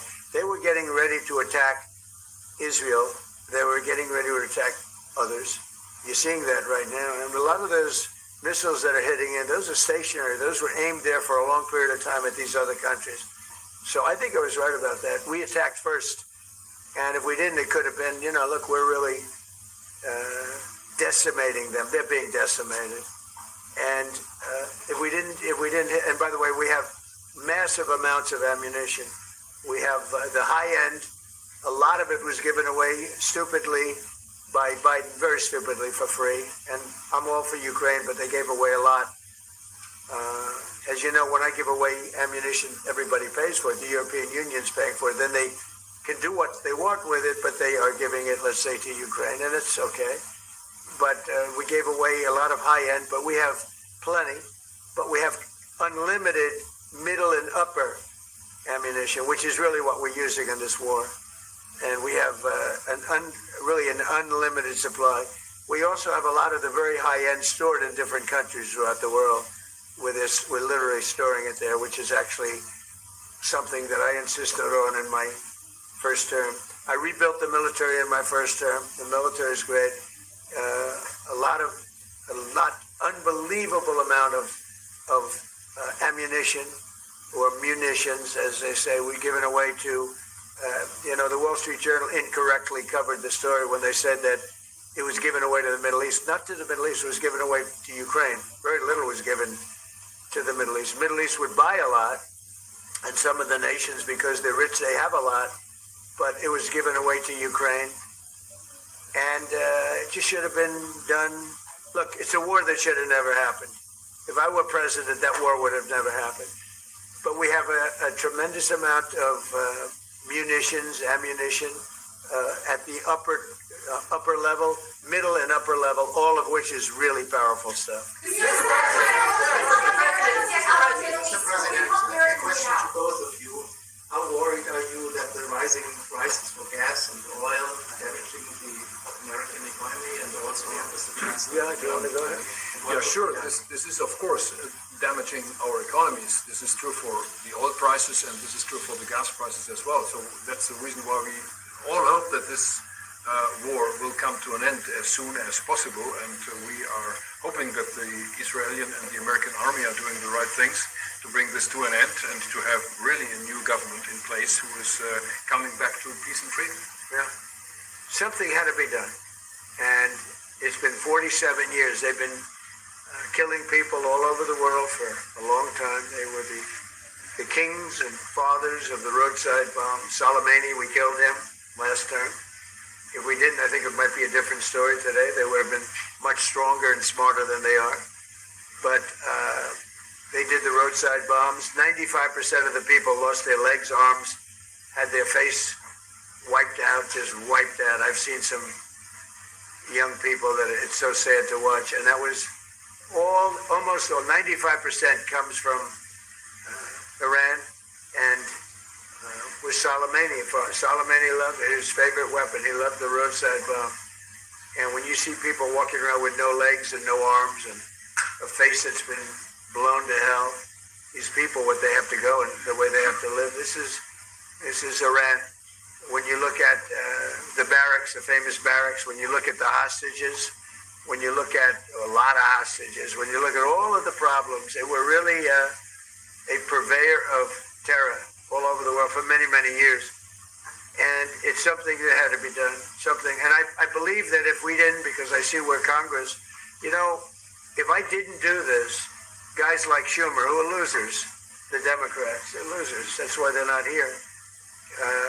Guys like Schumer would say, well, you should have done this. In other words, if I did it, it's no good. If I didn't do it, they would have said the opposite, that you should have done this. But most people feel, I'll tell you what, I have never had more compliments on something I did. People felt it's something that had to be done. So if we have a little high oil prices for a little while, but as soon as this ends, those prices are going to drop, I believe, lower than even before. Go ahead, please. Yes. How do you want to solve the conflict on tariffs between who? The conflict on tariffs between you and the US. How do you want to solve it? And US and who? EU. European Union. Well, we won on tariffs, actually. somebody said you actually won the case. We won on tariffs. We had a decision that was wrong. It was a very bad decision from certain standpoints. From other standpoints, a very powerful decision because it reaffirmed all the fact that we have all these various forms of tariffs that we felt right, but it totally reaffirmed it. It said you can use all of these tariffs. So we have all these vast menus of tariffs, and tariffs have made our country very rich. We have to charge tariffs to nations who play with their money. You know, they move their money up and down like a yo-yo. We have to take care of nations that have been good to us and fair to us, and we're going to take care of them. Other nations, they haven't, and we haven't let them take advantage of us. But the whole thing with tariffs is we had a decision that, like, as an example, we have a license situation, and the license is something that allows us to immediately stop all business with, nobody even knew we had this power, but we do now because of the decision. We have the right to stop all business having to do with a certain country. If a certain country is not treating us well, the president, without going to Congress, has the right to stop. Sort of interesting. I have the right to stop, but under that one law, I didn't have the right to charge them. So I have the right to license them, but I don't have the right to charge, which is frankly ridiculous. But the right was given to us by the Supreme Court. And we have the right, as an example, we talked about Spain. I could tomorrow stop, or today, even better, stop everything having to do with Spain. All business having to do with Spain. I have the right to stop it. Embargoes, do anything I want with it. And we may do that with Spain. What do you think? Well, sir, I think we're going to talk about it with you. I know that you have strong power to Supreme Court clarify.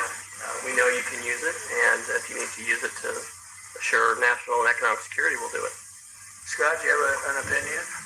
Sir, I agree. The Supreme Court reaffirmed your ability to implement an embargo, and as we've talked, from your first term, the Section 301s and the 232s have withheld more than 4,000 lawsuits, and USTR and Commerce are going to begin investigations, and we'll move forward with those. And we've instituted a 15% tariff on everybody, as you know, and just used. I'll tell you, we had a couple of paragraphs written in that opinion that were really incredible. Justice Kavanaugh wrote a fantastic dissent, but in his dissent, he said what we should do, and we knew that too. We just wanted to simplify it, and for some reason, I think, very, very foolishly, the courts decided no, but they said you can do it many other ways, and that's what we're doing. And what we've done is we've gone to a very simple, straight 15% tariff.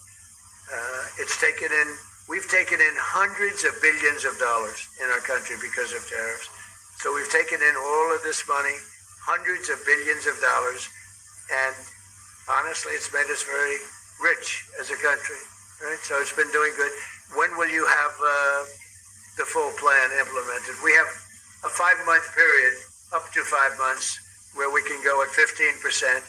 And while we're doing that, as you know, we're doing the various studies and things, and we'll be coming out with different tariffs on different countries. Do you want to talk about that, President? Yes, sir. By the time the 5-month period has elapsed, we'll have completed investigations under Section 301, which Secretary Bessent talked about. We know there are countries out there with deals who are very interested in keeping the deals. We need to go through and investigate all these unfair trading practices, the kinds of things you talked about, and make sure that we're protecting U.S. economic security. We know there are countries. How are we going to treat Germany? Well, I think you should hit them very, very hard. You knew he was right there when you said that. They have expressed an interest. Germany's been quite constructive in wanting to move forward and be helpful. The rest of you will talk to them as well. But obviously, I will say every single country wants to make the deal they already have. In other words, a deal that we have using the other authority, they want to make the same deal. And we'd like to see, actually, we're going to adjust it somewhat upward, actually, but they all want to stay in the deal, and so we'll probably be able to do that pretty easily.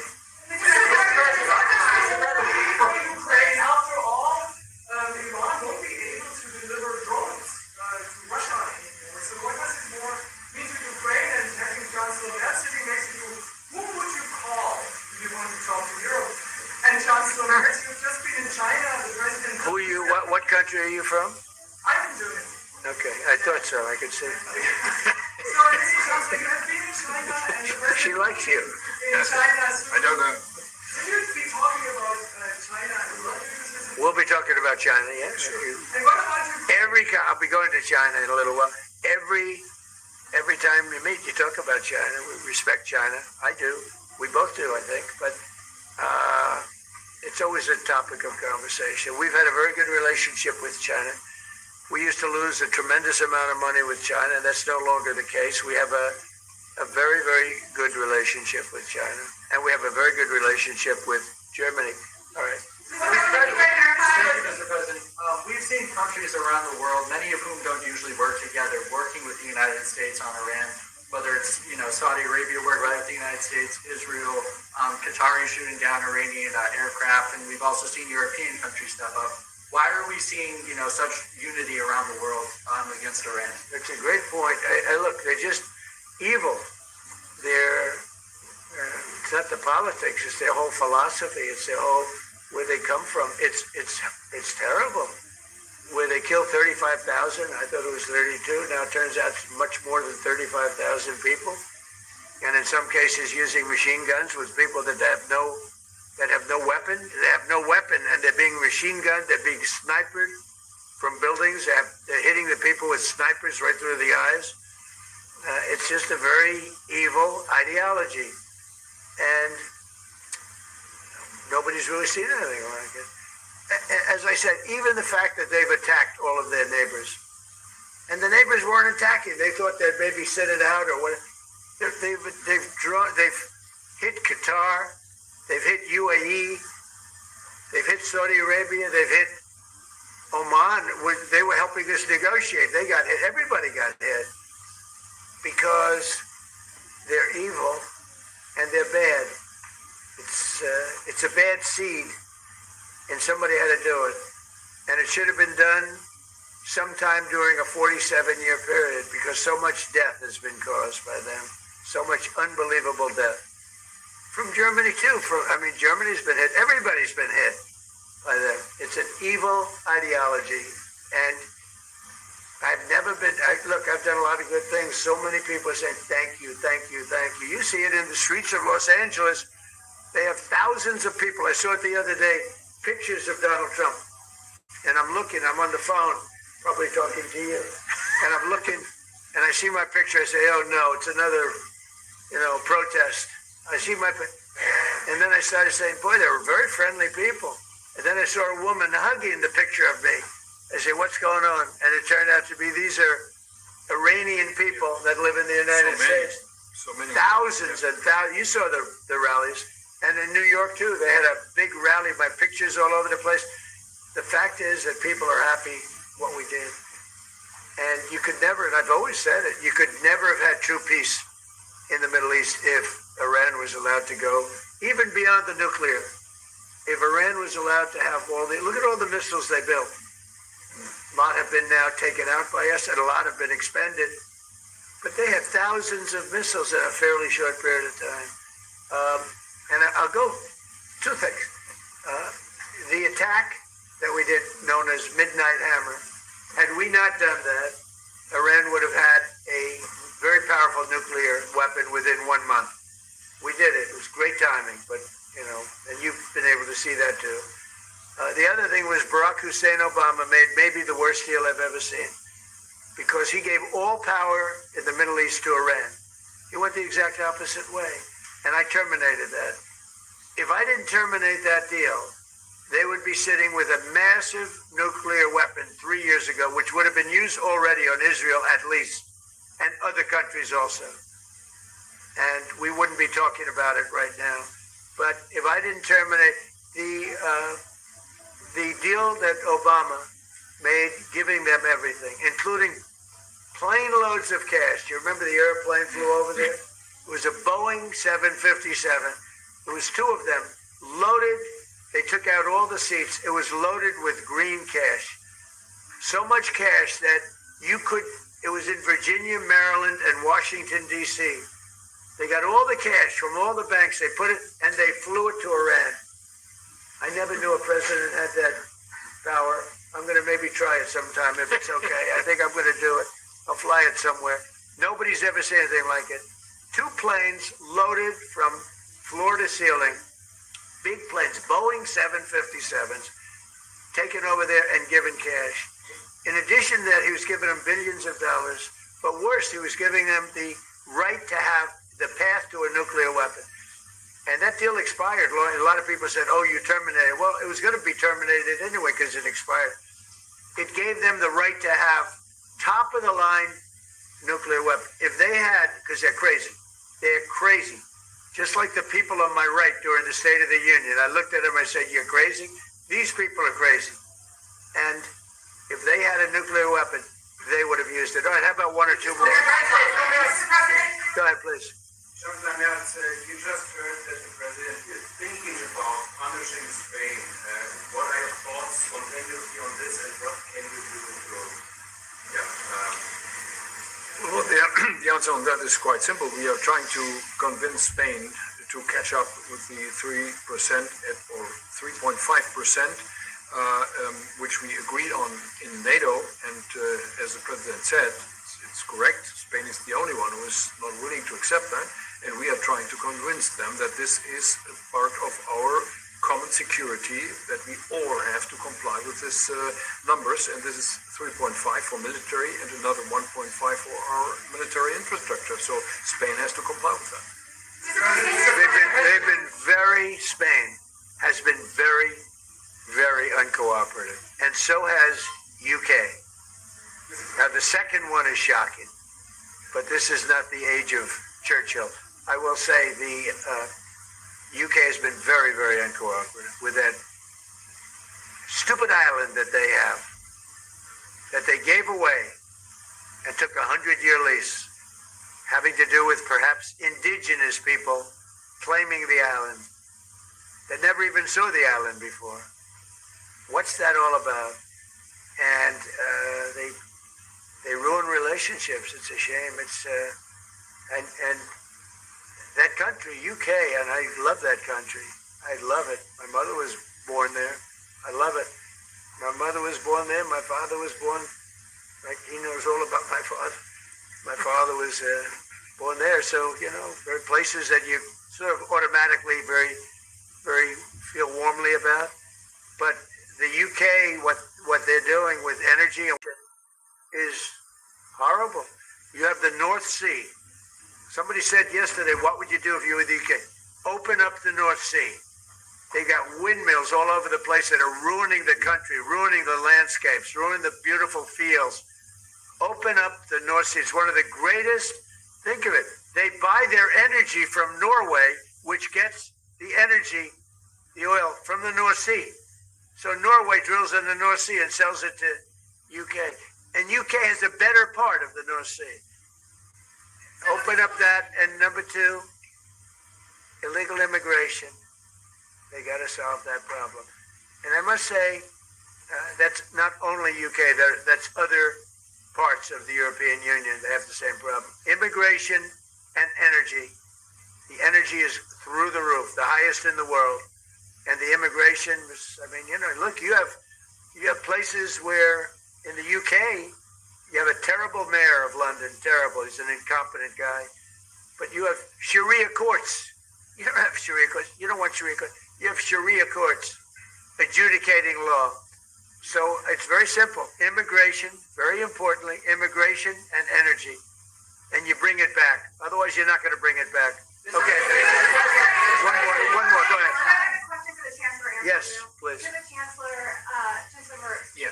you've called for unity and joint force in this moment against Iran. What does that look like to you? And then, Mr. President, where is getting a deal with Russia and Ukraine on your priority list right now?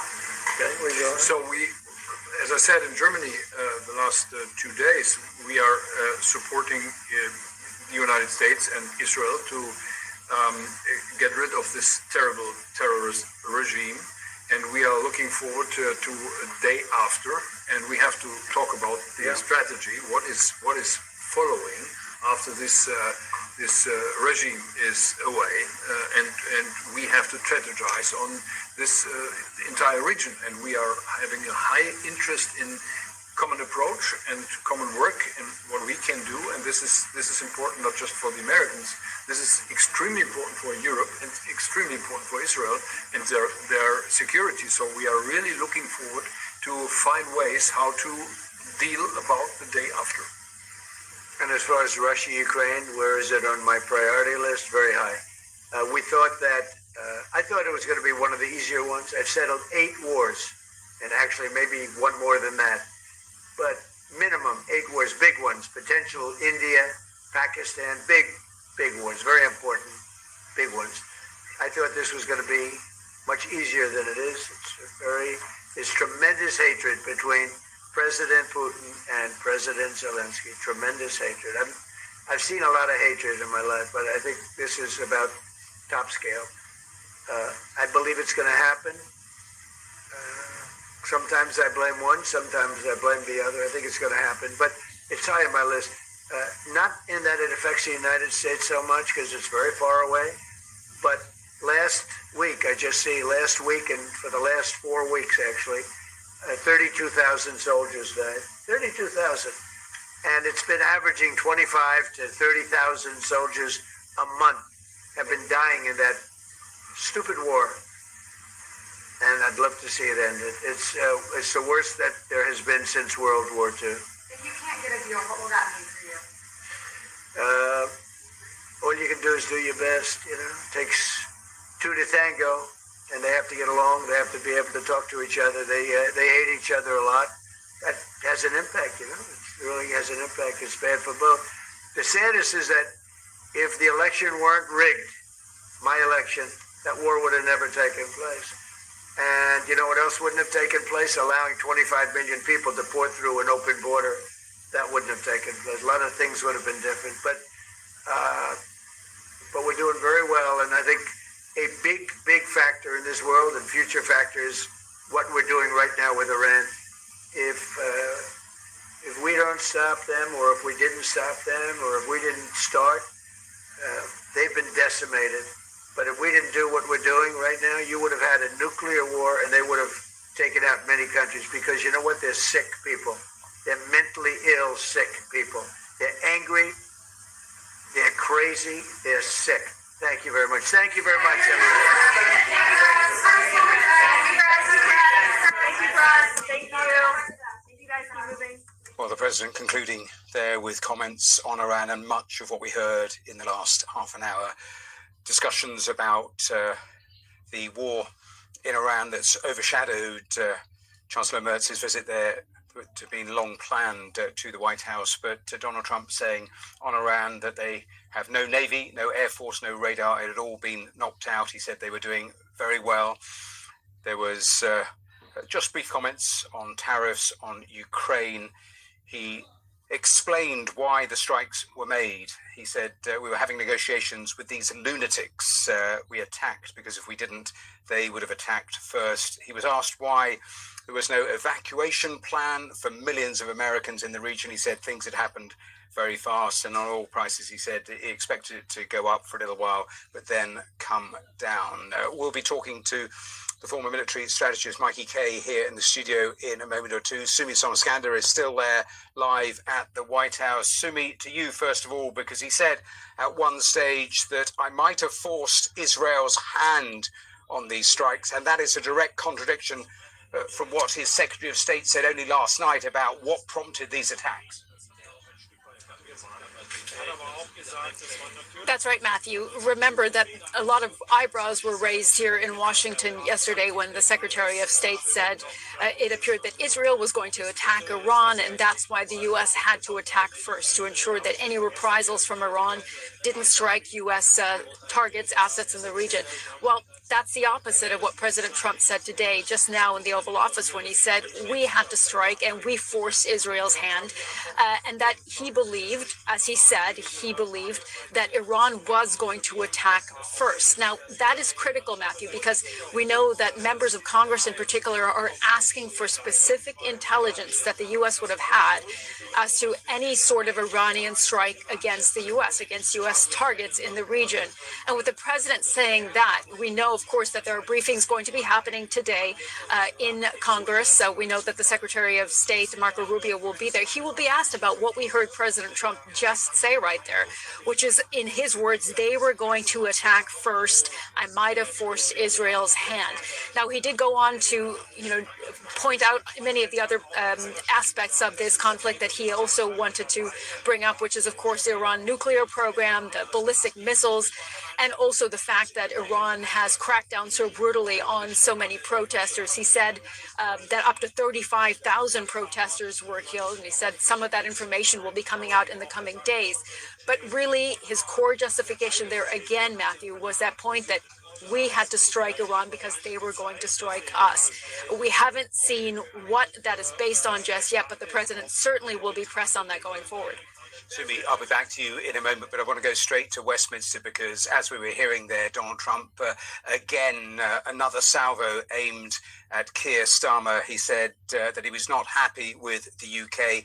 Keir Starmer was no Winston Churchill. Ben Wright is our correspondent there at Westminster. And Ben, I hope you can hear me, but your assessment of another salvo coming from the US president. I mean, what we used to call the special relationship has never looked less so, or at least not in recent years. The increasingly fractious, difficult relationship between the US and London on full display here. President very angry, both about the Chagos Island deal, which he has sort of blown hot and cold about now for many months, but he here in this press conference once again made it clear he thinks it's a terrible deal. But specifically, it's the question of why the UK's decision not to grant the US permission to use Diego Garcia, the US-UK joint base in the Chagos Islands, to launch bombing raids in those first attacks on Iran back on Saturday. Now, we know the Prime Minister's reasoning. He spelt it out very clearly in the House of Commons yesterday. He doesn't think that this Israeli US effort is lawful. He doesn't think there is a plan underpinning it. He didn't want the UK to have any part in it. Of course, 24 hours later or so, he said that the base could be used for defensive action against Iranian missile depots and launchers to protect UK interests and assets in the Gulf region. But the president clearly not happy with Sir Keir Starmer, saying this is not Winston Churchill that we're dealing with. Ben, I'll be back to you in a short while, but I want to bring into the conversation Lord Kim Darroch, who was the UK's ambassador to the US during Donald Trump's first term. Kim Darroch, welcome here to the programme. Well, you were listening, I know. Where do you think this leaves the special relationship? Well, it's a good question. And obviously, the Trump comments about the Prime Minister were pretty brutal. And there's obviously a serious rift there now. And Trump is very unhappy about the denial of British air bases. And I think that anger will hang around for a while. What I'm hearing, for what it's worth, Matthew, is when you look at the military cooperation between our forces and the US is going on and is as close and effective as ever, that the intelligence cooperation is still very strong. So some of the bedrocks of what you call the special relationship are still there.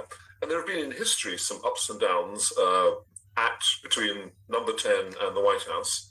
Not many quite as brutal as this in terms of the language the president has used. And we'll have to wait and see how much damage it does, how long it lasts, and whether we can get past it. In the end, there's a lot of business needs to be done between London and Washington, and you need a functioning relationship to do it. So my expectation would be that sooner or later, Trump and Starmer get back to working with one another, but it's not great at the moment.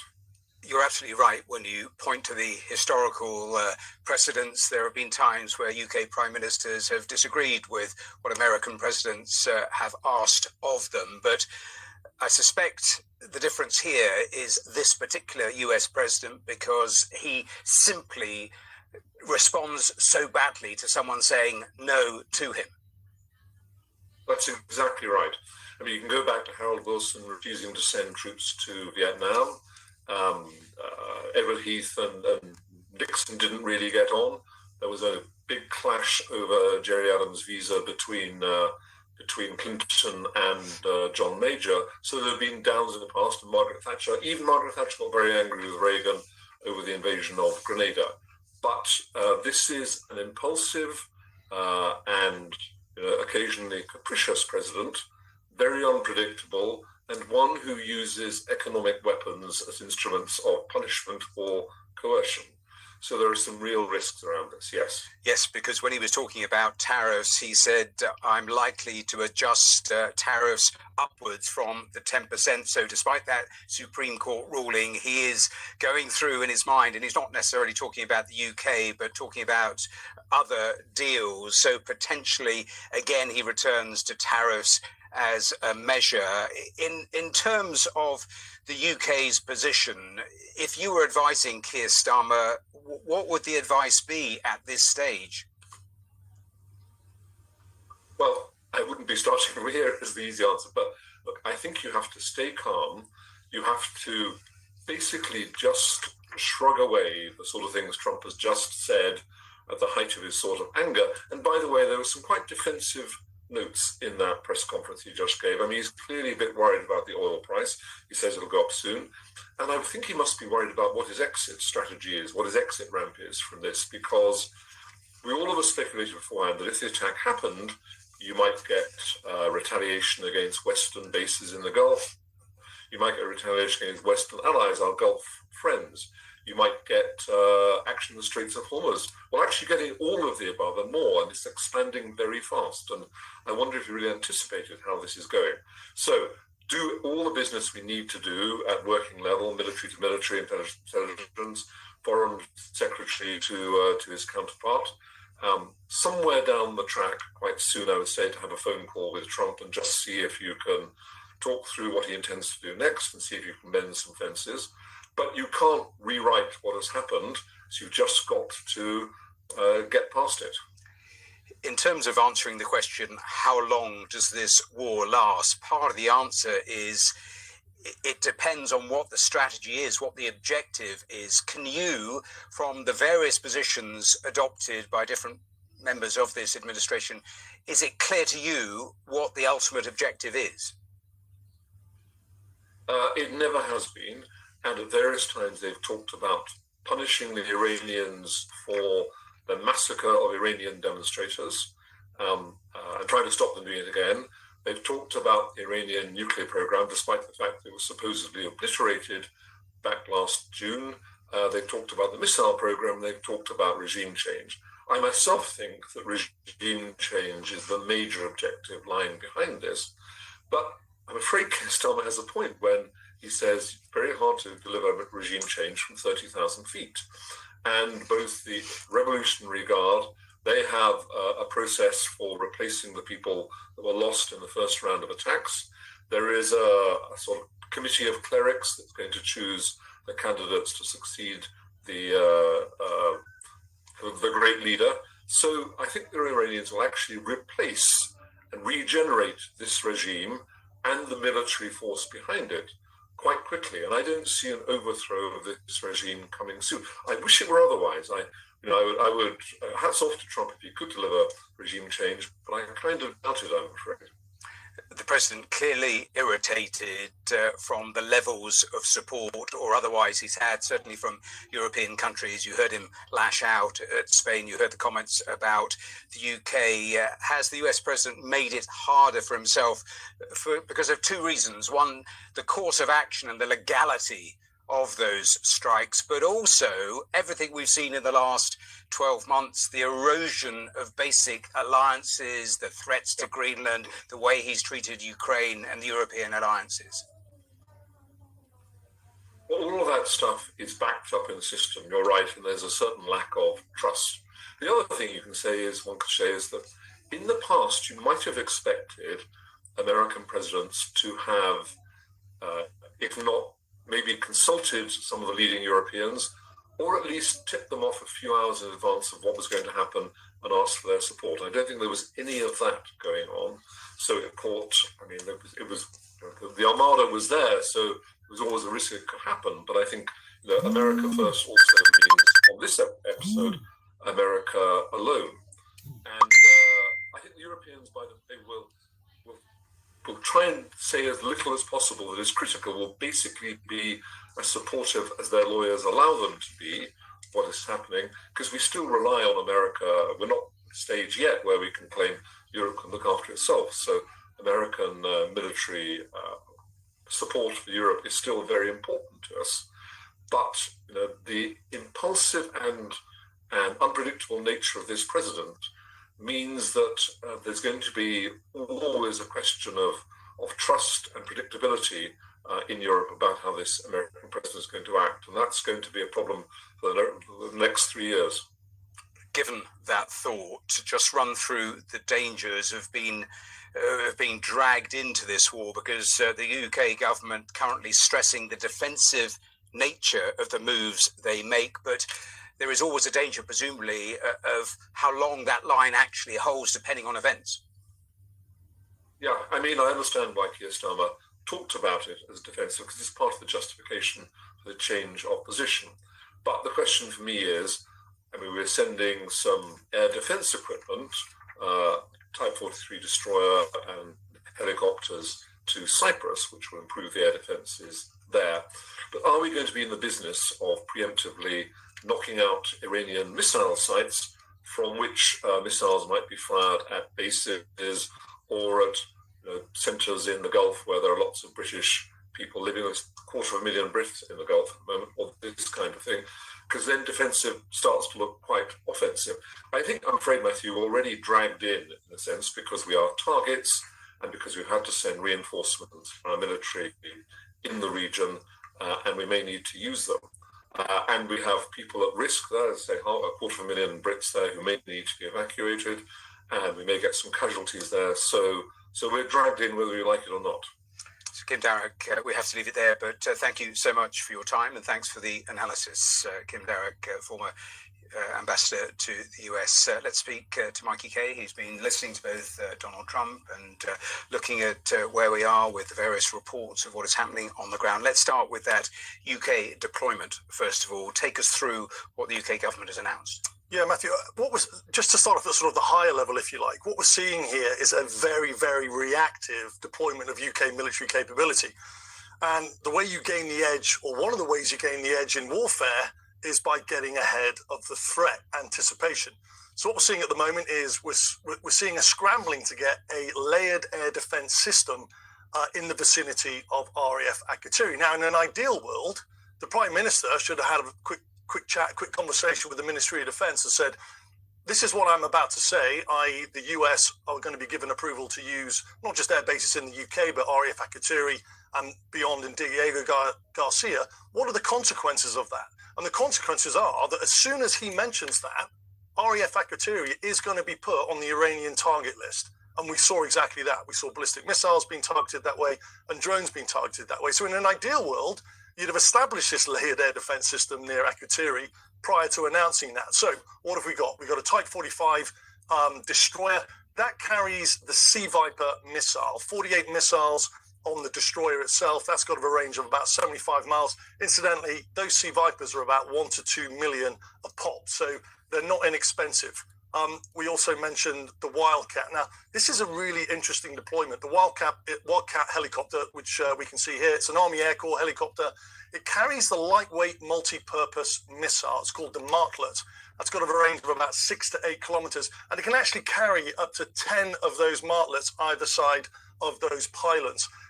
What they're going to do is they're going to augment what is already there, which is the Typhoon. We've already heard that the Typhoon's operating on drone combat air patrol. And so now we're starting to see this layered air defense system come in. There are other aspects which I don't think are there, which is the AUKUS. The AUKUS is a non-kinetic counter UAS system that's specifically designed for drones. And then you've got Rapid Sentry, which also uses the Martlet missile, which can also sort of be part of that layered air defense system. But eventually when we get there, it will have some form of efficacy against what Iran is now starting to throw in our RAF Akateri's way. But we're definitely 48 hours behind the drag curve. Mikey, thanks very much for that. Let's go back to the White House, back to Sumi Somaskanda, who was was listening to President Trump. At one stage, Sumi, the president was asked about what the worst case scenario was, and his reply is that the worst case is that we hit Iran and somebody takes over as bad as the previous person. That suggests, again, that he hasn't quite mapped out what actually happens next. That's right. And it was interesting to say as well that we heard the president, when asked about what the scenario is for going forward, he said, well, we had some candidates in mind for who could replace the supreme leader, but they're dead. And he said, we had other people in mind. They're dead. We know that the president has said that 49 to this point top leaders in Iran have been killed in these strikes. But it also gave us a sense, he mentioned Venezuela again, that perhaps, Matthew, one of the scenarios that he and his White House have been laying out is a type of scenario that would reflect what they believe they were able to achieve in Venezuela, which was getting rid of the leader, in that case, Nicolas Maduro, and putting in place a government that is more amenable to working with the United States. The problem with that, as we know, Matthew, is that it is a very different geopolitical scenario, and these are vastly different countries.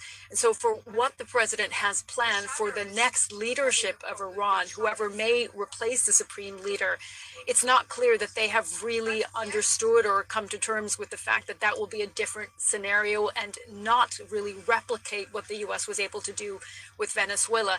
Now, it's important to note, of course, that he did say that until this point, negotiations are not taking place, also with the interim leadership of Iran. And he said in a Truth Social post, as we know earlier today, it's too late to talk. So at the moment, it doesn't appear that real channels have been established in any sort of diplomatic way forward. And we know the president has also said they will continue to strike Iran heavily until objectives have been achieved. But interesting to hear him point that out. And I just want to say also, Matthew, we heard the president talk a bit about the nuclear deal that was negotiated by the former president, Barack Obama, and again, slammed that deal. We know the president has been very critical of that agreement. When he came into office the first time, he tore up that agreement. But he said that agreement essentially laid the path for Iran to build a top-line nuclear weapon. That's not the case. It's important to say that that was a deal that was negotiated to allow Iran to enrich small amounts of uranium. What it didn't do was address Iran's ballistic missile program, and that is what the president has been most critical of to this point. But to your question, Matthew, it does at this point seem that there's not a clear path from the White House as to how they will work with any future Iranian regime and what exactly the coming days will hold beyond, of course, the ongoing operation. Yes, as ever, when Donald Trump speaks, so much fact-checking. At one stage, he said Operation Midnight Hammer, if it hadn't been carried out, they were only 1 month away from having an atomic weapon, a nuclear weapon. Again, there's no intelligence that supports that. In terms of what's happened in the last hour, before we came to Donald Trump, we were showing pictures from Doha. There were loud blasts being reported from there, also from Dubai. I'm just reading that some of that apparently was to stop incoming fire, but some of the latest pictures on our screens at the moment. Also, Sumi, let me tell you that the Reuters news agency is reporting that Iraq has downed drones that attempted to target US consulates in Erbil. So even those two latest facts, it gives you and underlines just how huge this conflict area now is. It is worrying in that sense. And also there was no indication from the president, was there, for any sort of timeline for these operations? No, there wasn't. He's been asked about a timeline, as have his members of his administration, from the defense secretary to the secretary of state. We had heard in the past few days the president referred to this 4 to 5 week time frame, but again, that really hasn't been set in any sort of intelligence or any sort of information that they've provided to us as to why that might be the case. All we have heard is that the U.S. will continue until those objectives are reached. And the question of what those objectives are has continued to shift. So right now, it is an open-ended conflict, although the vice president did say in an interview with the Fox News that the U.S. would not be dragged into a multi-year conflict in which the U.S. ends up in a quagmire. Think of Afghanistan, think of course, Iraq as well. But with no clear objective that has been defined by the administration, it is very difficult to know just how long the U.S. will remain involved. He was asked, the president was asked in that press conference just now with the German chancellor about munitions and ammunition, and the president said, well, middle to high level ammunition is still at a very, very high stock. So basically the U.S. can continue its operation for an unlimited amount of time. He said, on the other hand, Iran's munitions have been severely degraded. He's used the word decimated a few times in that press conference. So clearly they believe that the U.S. is a vastly superior military power here, can continue with Israel, of course, to pound Iran until Iran no longer will be able to hit back. But the pictures you were just showing, Matthew, shows that Iran, of course, can continue to retaliate and really put U.S. U.S. assets and targets in the region at risk, including U.S. partners. And that is something that the U.S. has to contend with its own citizens in the region as well. Yes, it's really interesting listening to the president talk about munitions, because one of the concerns, certainly if this is long-lasting, is the amount of interceptor missiles that the Gulf states have, and they've been raising certain concerns about that, just how long that could potentially last if those drones keep being sent. Sumi, I'll let you get away, but we'll be back to you in a little while, because we heard the president say that he accepted that oil prices would go up at the moment, but he expects them to come down after a while. Let's turn to look at that in a bit more detail, because the conflict in the Middle East and the collapse of marine traffic through the Strait of Hormuz has today had a dramatic impact on the wholesale price of UK natural gas and sent global oil prices still higher. Well, BBC Verify has been looking at exactly that, the reasons, the potential economic consequences, and Ben Chu is here in the studio with me. And Ben, take us through what has been happening in terms of gas prices today. Okay, well, obviously it has had a significant impact today, what's been happening in the Middle East, and particularly it's good to focus on the UK gas price, the UK wholesale gas price. And I think we can see picture of what has happened today. So it's basically earlier today, about midday, it hit 165 pence per therm. You can see from that, that's the highest since 2022, of course, in the wake of Vladimir Putin's invasion of Ukraine. It's come down a bit since then, but it's still, just to give you a sense, it's about twice the level that the OBR, the Office of Budget Responsibility, are using in today's forecasts in the spring statement. What that means, Matthew, if that is sustained, it will push up the UK bills for households and industry and inflation. It will have a really negative effect. And why is it happening? It's because natural gas is not getting out of the Gulf region at the moment. Qatar has had to shut down its main liquefied natural gas export hub, responsible for about 20% of the global LNG supplies. So while that remains the case, you're going to see that pressure on the gas market, and that's feeding through to UK homes and businesses in a very negative way. And this has the potential, doesn't it, to last for a number of weeks. If you listen to the president, I was going to ask you about how long it perhaps takes to be passed on to the consumer. But I see the RAC have just released figures, literally as you were giving that answer, saying the average price for a litre of unleaded petrol has gone up by nearly 1.5 pence just today. So the impact already being felt, and one assumes that is simply just going to increase over the days. Yes, I think the oil price will have a sooner impact because of the nature of that market. In terms of the gas price, there is a bit of a cushion because of the price cap, certainly for domestic users of gas. But if the key thing, Matthew, is how long is this sustained for? If it is only weeks, as the president has suggested it might be, perhaps these prices will come down and we won't actually feel them in a way that we could. But if it's months and months and perhaps even years, you could be looking at a situation like we saw in 2022. Albeit that analysts say there are big differences in the impact of that crisis relative to this one, because the UK's and the European infrastructure for storing this natural gas is greater. So they're hopeful there should be not quite as severe an impact as there was in 2022. But it comes back to that question, Matthew, how long is this going to last? The longer it lasts, the longer it goes for, the more it will hit us in the pockets and the more severe the consequences will be economically. And of course, all the while, you have the Strait of Hormuz currently pretty much closed, and that has an enormous impact in terms of all manner of shipping and supply chains and all of that also coming down the tracks. Yeah, the Strait of Hormuz at its narrowest point is only 24 miles wide. So this is the reason why there's such a danger to shipping. Now, Iran says it hasn't, or rather there's a dispute about whether it is technically shut, but what we do know and verify looking at the tanker traffic is that the traffic has almost completely gone because of that threat to shipping. There have been strikes on some ships in the area, and marine insurers are not insuring ships to go through it. So while that is the case, 20% of global oil supplies and roughly 20% of global liquefied natural gas supplies just cannot get out. And such a large chunk of the global energy supply cannot but have an impact on prices, at least initially. And again, we'll see how long this lasts for, because that will be the crucial determinant.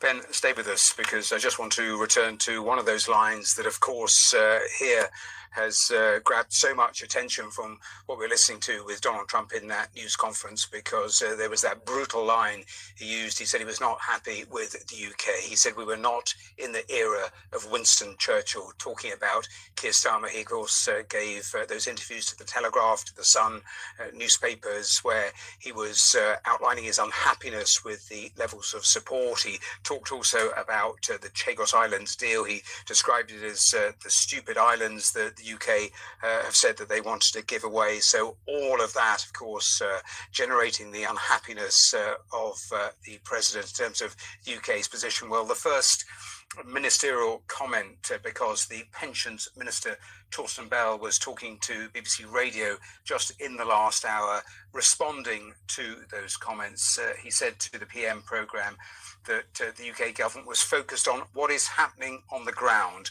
when we can see American and British intelligence services working together and cooperating to make sure we're protecting British nationals in the Gulf. What's most important is, in practice, we're seeing that cooperation actually happening. So sidestepping the real thrust of what Donald Trump was saying. I referenced a little earlier those blasts in Doha, Dubai and Abu Dhabi. Let's get the latest from our correspondent who has just joined us from Doha, Barbara Plett-Asher. Barbara, bring us right up to date. We haven't got long on this section of the programme, but bring us up to date.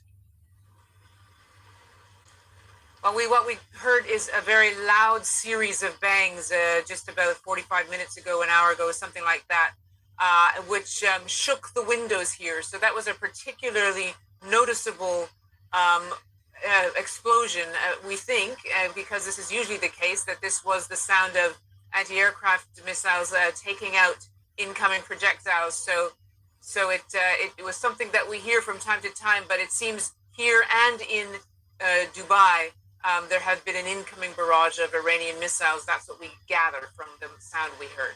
Barbara, thanks, and apologies it's so brief. We're coming to the end of this particular part of the programme. A very busy afternoon. Do stay with us, though. Plenty more here on BBC News.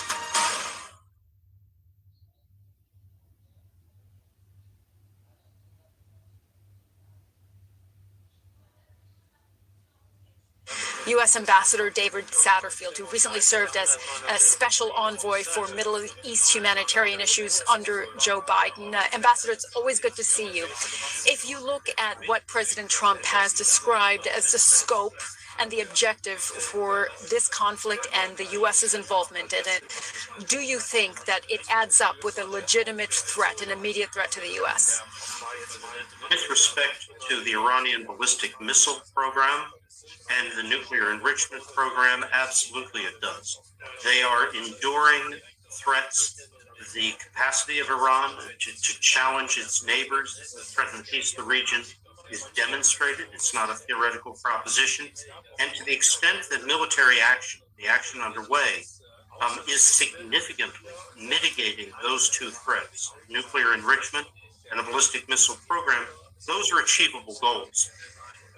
The goal of regime change is a much more difficult one to achieve. As Prime Minister Starmer has said, there are very few instances, if any, in history of a standoff offensive which produces enduring regime change. And I think that is likely to be in the case of Iran as well. But let's look at what Iran is doing now. They've adopted a strategy of expanding the price, the pain of this campaign to the Gulf states, as well as to the global consuming community for gas and oil. The tactic being adopted here is to gamble, if you are Tehran, that the ability of Israel, the U.S., and other partners to materially diminish the ability of Iran to threaten, not through missiles, but through drones, will outweigh in terms of time, or outpace in terms of time, Iran's ability to constrain through pressure on the Gulf and indirectly pressure on the U.S. economically to come to a close. So does that mean, Ambassador, that the president's time frame that he's laid out so far, and he said 4 to 5 weeks, that could be, in a way, a miscalculation if Iran is able, not only through its ballistic missile program, but also through drones, to continue to retaliate? I can't comment on the origins of the president's 4 to 5 week declaration. We've heard many things from many different administration spokespersons. I'm looking at the practical consequences. It is not going to be acceptable for a 3, 4, 5 week period of suspension of all movements of gas and oil out of the Gulf.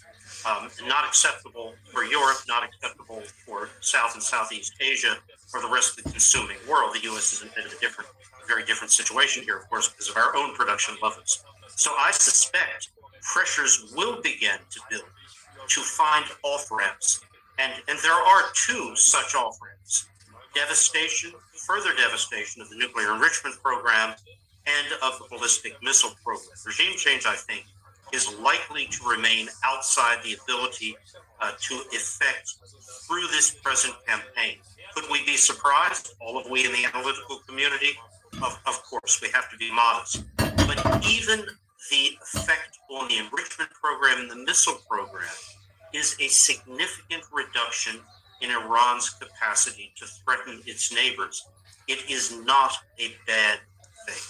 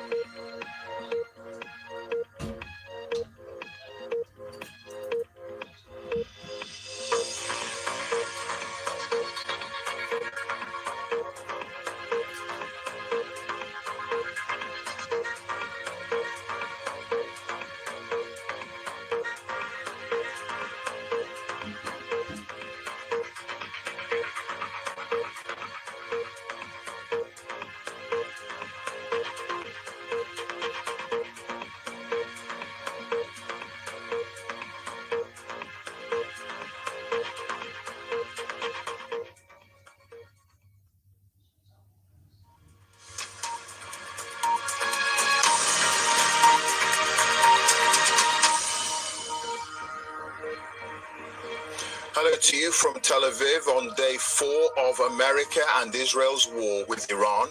In the last hour, Britain has confirmed it's sending a warship, HMS Dragon, to the Mediterranean to increase security around RAF Akrotiri in Cyprus, which has been targeted by Iranian drones.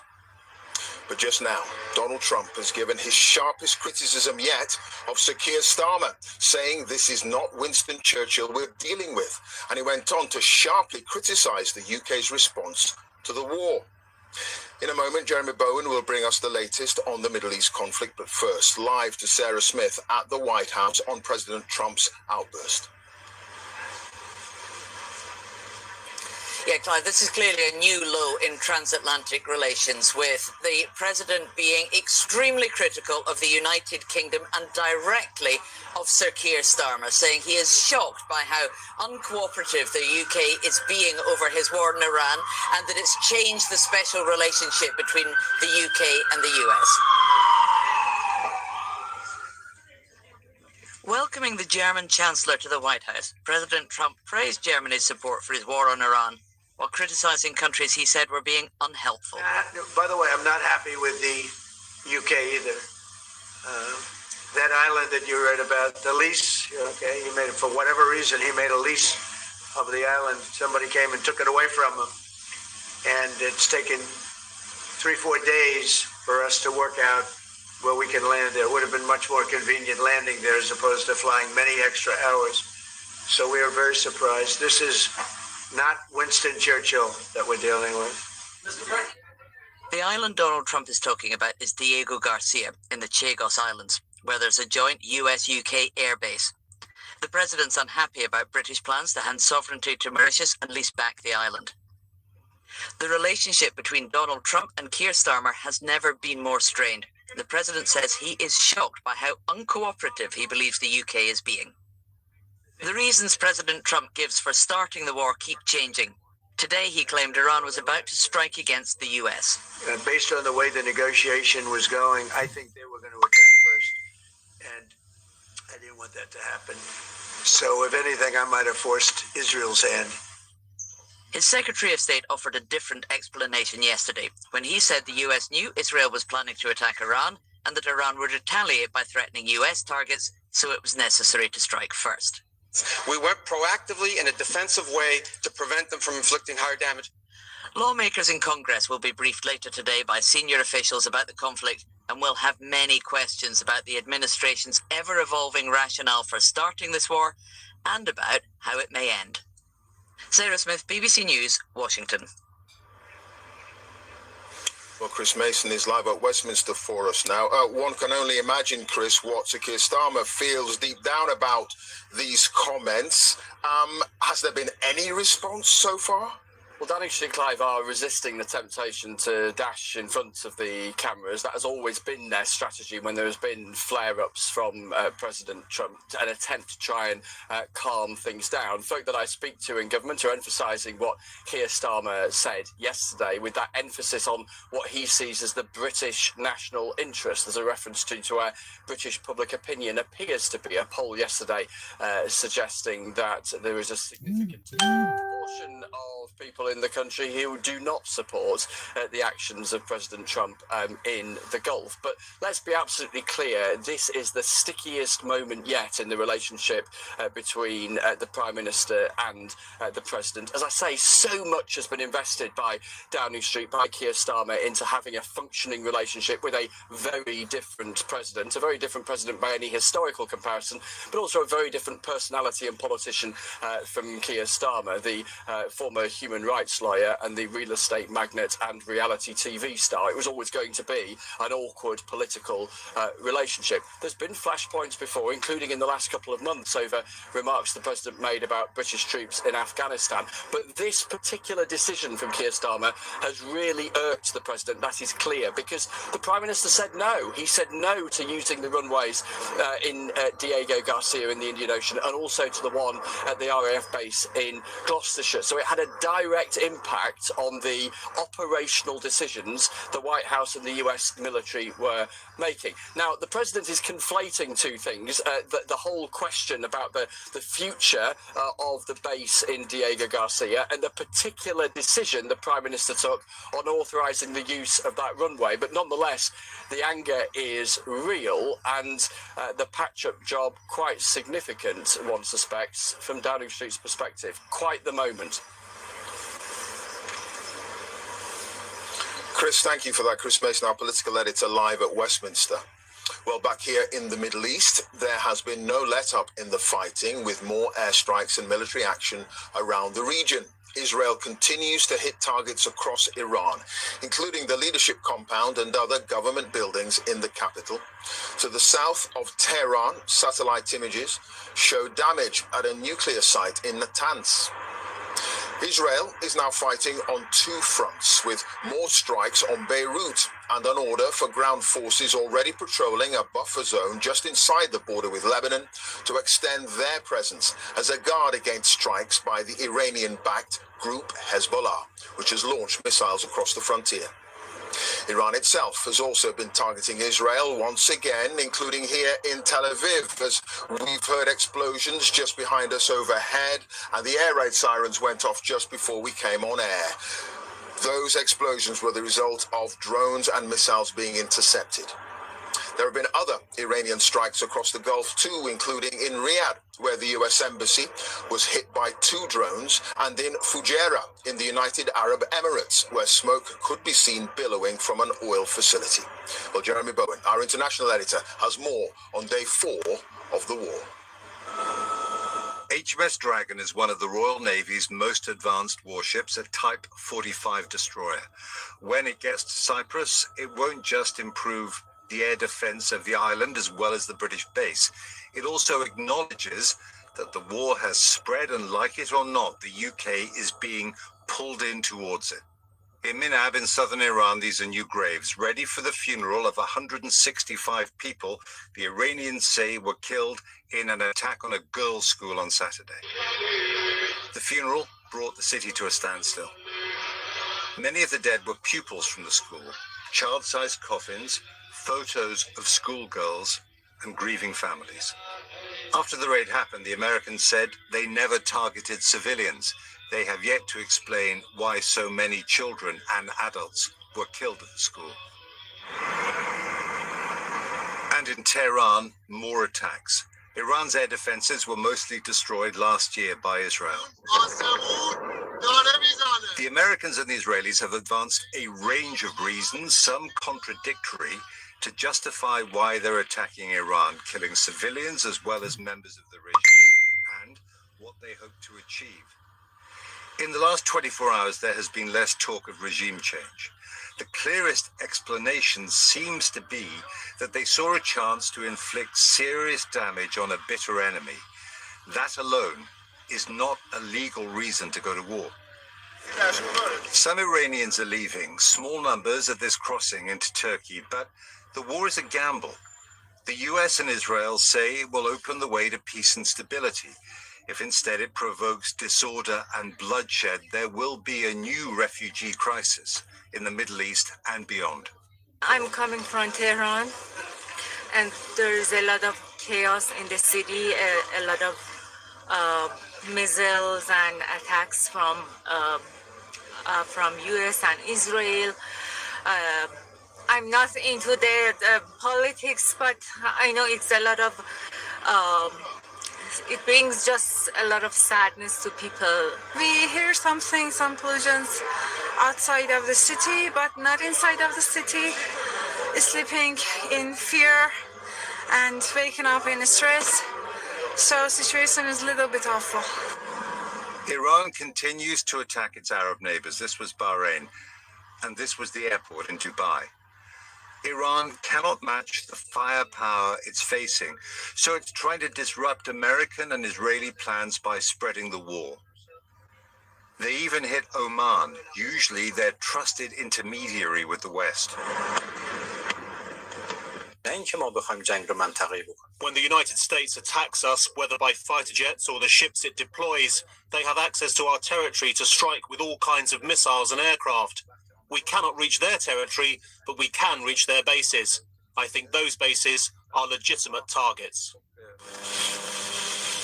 Lebanon is becoming an increasingly intense theater of this war. Overnight, Iran's ally, Hezbollah, hit back at Israel.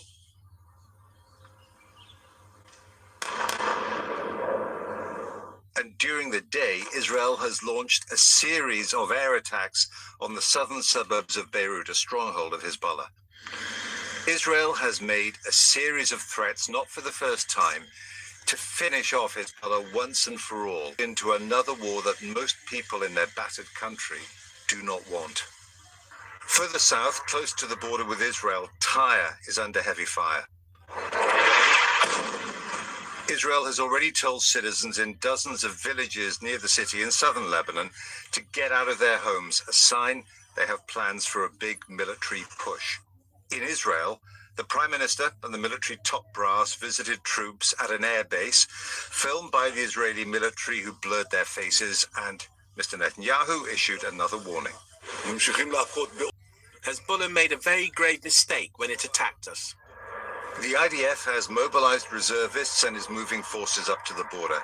In 4 days, the war has spread to Gulf Arab countries and now to Lebanon. War moves fast in the Middle East because it's the world's most turbulent region and now even more dangerous. Jeremy Bowen, BBC News. The latest on the active front lines there. Well, the Navy warship HMS Dragon will soon be on its way to Cyprus. What do we know about its capabilities? Here's Jonathan Beale. HMS Dragon today being readied in Portsmouth, one of the Royal Navy's most advanced air defence destroyers. The Prime Minister has said it'll soon be on its way to the Mediterranean to help defend the island of Cyprus from Iranian drones and missiles. The Royal Navy's Type 45 destroyers already have experience of similar missions. In 2024, her sister ship, HMS Diamond, helped defend international shipping in the Red Sea from Iranian-backed Houthi rebels in Yemen. The BBC was the only media on board for that mission. 293 of 165 on the way. We witnessed the moment when an Iranian-supplied Houthi ballistic missile was launched. On this occasion, it was well out of range. But Diamond did successfully shoot down a ballistic missile, as well as a number of Iranian-supplied drones, and had the marks to prove it. RAF Akrotiri on Cyprus has already been targeted by Iranian drones, one landing on the runway. Security's been stepped up with additional jets, but more is on its way, including helicopters with air-to-air missiles, as well as HMS Dragon. But given tensions have been rising for months, there'll be questions as to why this didn't happen sooner. Jonathan Beale, BBC News. Well, HMS Dragon's primary aim will be to protect military personnel based in Cyprus. And we're hearing that in the last 24 hours, RAF F-35 jets flying over Jordan have shot down an Iranian drone. Jess Parker is outside RAF Akrotiri in Cyprus for us now. Jess, a measure of reassurance for the folks on the base. Yes, and as I speak to you, Clive, jets have been flying noisily over our heads here. We are just outside the RAF Akrotiri base, the base that was struck by a drone on Sunday night. The damage, we're told, was minimal, but the repercussions have been significant. First of all, in terms of Cyprus, it is a country that is keen to stress it has no wider involvement or involvement in the wider conflict, and as well that it doesn't believe it was the target in the case of this drone attack. But it's clearly feeling exposed, so it's asked for help from other European nations, among them Greece, which is sending fighter jets, it's sending frigates. And now, of course, we've heard that the United Kingdom is going to send a warship and helicopters with counter-drone capabilities. Now, it has not been confirmed where the drone that struck this British base came from. The Cypriot government say there are indications that the Iranian-backed Hezbollah group in Lebanon was behind the launch. The British are keen to stress that British bases it has here in Cyprus are not being used by US bombers. But clearly this base has been targeted. Now military assets are being rushed here. And I think both Cyprus, an EU country, and the United Kingdom really want to avoid drone incursions and any casualties that could risk drawing it further into an escalating conflict. Jess, thank you for that. Jess Parker there outside RAF Akrotiri in Cyprus. Well, Iranians trying to flee the bombing from Israel and America have been crossing into Turkey to escape what's going on. James Waterhouse is on the Turkish border with Iran in the town of Kapikoy. James, what are people telling you there? Well, it's interesting, Clive. I mean, this is a very difficult route for people to take. It is a cold here that just sticks to you. We're at around 3,200 meters altitude. And the picture is more nuanced than simply being an Iranian who is pro-regime or pro the method of attack by Israel and the US. We met one woman who was hopeful that there would indeed be a regime change. She said she had never seen the leadership so weak, and she was hopeful that other international allies would come to Iran's aid. We met a man who moved back to Iran in the new year to take part in those demonstrations where thousands were reportedly killed by masked members of the security forces. He said, yes, we want change. We know the risks of demonstrating against it. And he said it was a difficult question to answer about what future Iran had. But he also questioned the merits of launching airstrikes in this way from both Israel and the US. We've also seen Iranians go the other way, right, going back into Iran because they were concerned for family members and they see it as hypocritical for the White House to be criticizing Tehran in this way. So it's a mixed picture, but with the border now very much open, we wonder whether more will make this journey. Yeah, indeed. James, thank you. James Waterhouse there on the Turkish border with Iran. Well, more than 100,000 British nationals have been stranded as travel from the Gulf region remains heavily disrupted. A few flights have reached the UK from Dubai and Abu Dhabi today, but airspace in Qatar remains closed. The Foreign Secretary, Yvette Cooper, says the government is planning to send a charter flight to Oman to evacuate vulnerable travellers. Coletta Smith has that story. Just 12 hours ago, Zoe and her fellow passengers didn't dare to hope that this would happen. We can't believe it. We actually got on the flight, so we're going to be home in a matter of minutes. But they've made it. Touchdown at Manchester Airport this lunchtime. And it was relief for those on both sides of the airport barrier. Honestly, I cannot tell you how quiet that flight was until we passed Israel. Yeah. Like, Was it? Did it feel like people were holding their breath? Yeah. That is our crew walking. They were brilliant. Super scared They were themselves. all brilliant. Hats off to you guys. Hats off to you guys looking after us. We've driven up from Bicester to get them. It has been the most surreal, strangest thing, I think. We see missiles from our window, literally. We used to be in the lobby holding our hands. We were that scared, weren't we? We're home. We're home. But for many on this flight, it's not the end of the journey yet. Manchester to Paris, Paris to Barcelona. Oh gosh, okay, you've got a lot of flights to do. We are out of the war zone. I can't describe the feeling. We were hugging the captain when we landed and stuff. It was just mad. I can't believe we're here, to be honest. We got lucky. But the vast majority of holidaymakers are still stuck, including Jocelyn, who was just passing through Doha en route back from Australia. So the government really has to step up to get us out here because I can't see how this airspace is suddenly going to open up with the position of Qatar Airport being on a peninsula, which is very exposed. Do you feel in danger at the moment? Oh my goodness, yes. For those who have got home, emotions are bubbling up. It was actually a really successful work trip up until Saturday, where it just all went a bit wrong, but it's definitely cemented our friendship beyond work now. We didn't know what was going to happen. We're the first plane to leave.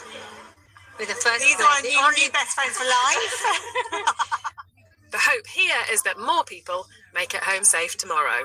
Coletta Smith, BBC News at Manchester Airport. That's it from us here in Tel Aviv. For now, I'll be back at 10. But now, it's back to you, Rita, in the studio.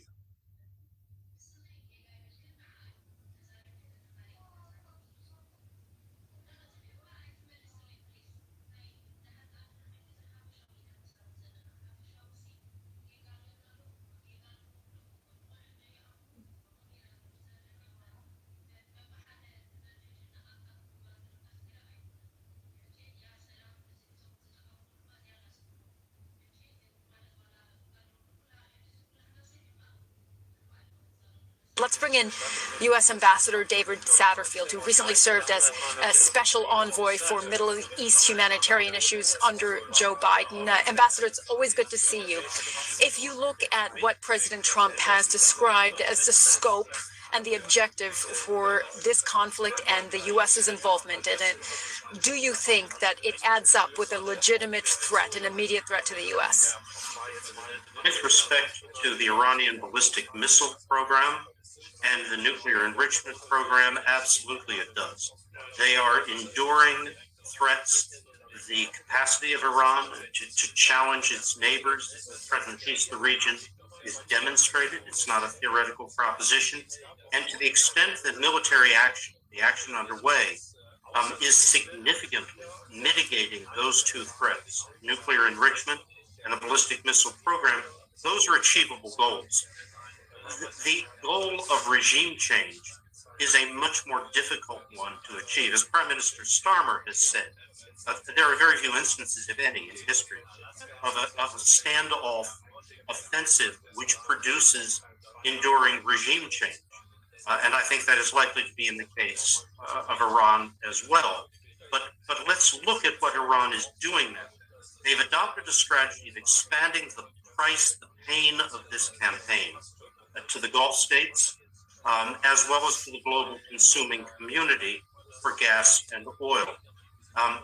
The tactic being adopted here is to gamble, if you are Tehran, that the ability of Israel, the U.S., and other partners to materially diminish the ability of Iran to threaten, not through missiles, but through drones, will outweigh in terms of time, or outpace in terms of time, Iran's ability to constrain through pressure on the Gulf and indirectly pressure on the U.S. economically to come to a close. So does that mean, Ambassador, that the president's time frame that he's laid out so far, he said 4 to 5 weeks, that could be, in a way, a miscalculation if Iran is able, not only through its ballistic missile program, but also through drones, to continue to retaliate? I can't comment on the origins of the president's 4 to 5 week declaration. We've heard many things from many different administration spokespersons. I'm looking at the practical consequences. It is not going to be acceptable for a 3, 4, 5 week period of suspension of all movements of gas and oil out of the Gulf.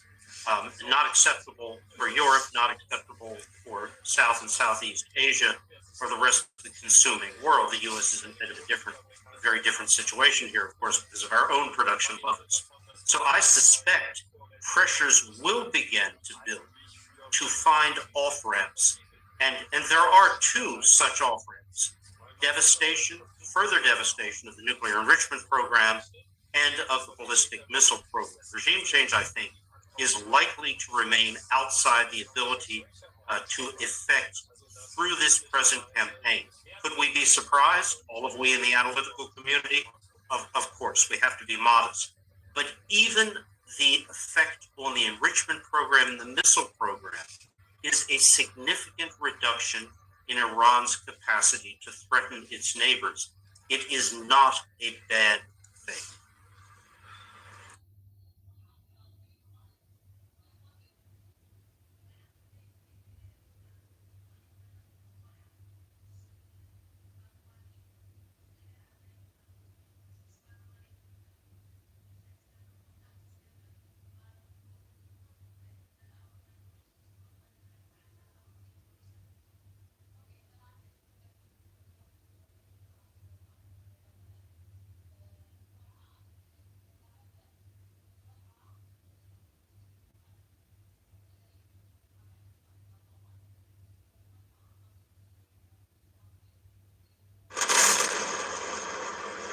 It may take some time, but it's not going to take years.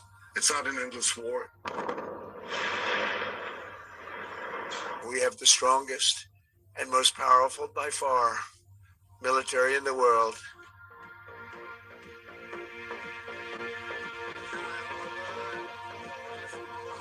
They said, oh, well, the president wants to do it really quickly. After that, he'll get bored. I don't get bored. The hardest hits are yet to come. The use of British bases is limited to the agreed defensive purposes.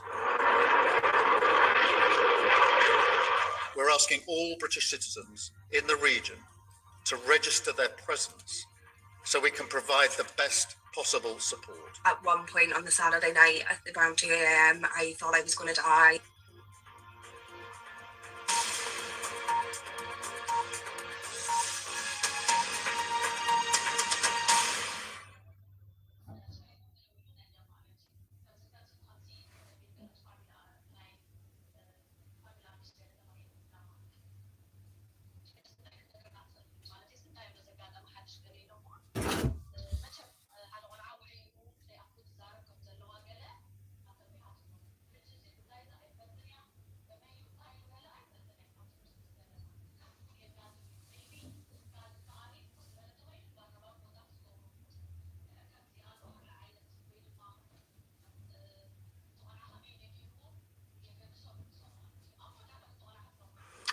You're watching BBC News. We're continuing our coverage of the US-Israel war with Iran. I'm Mariam Mashiri.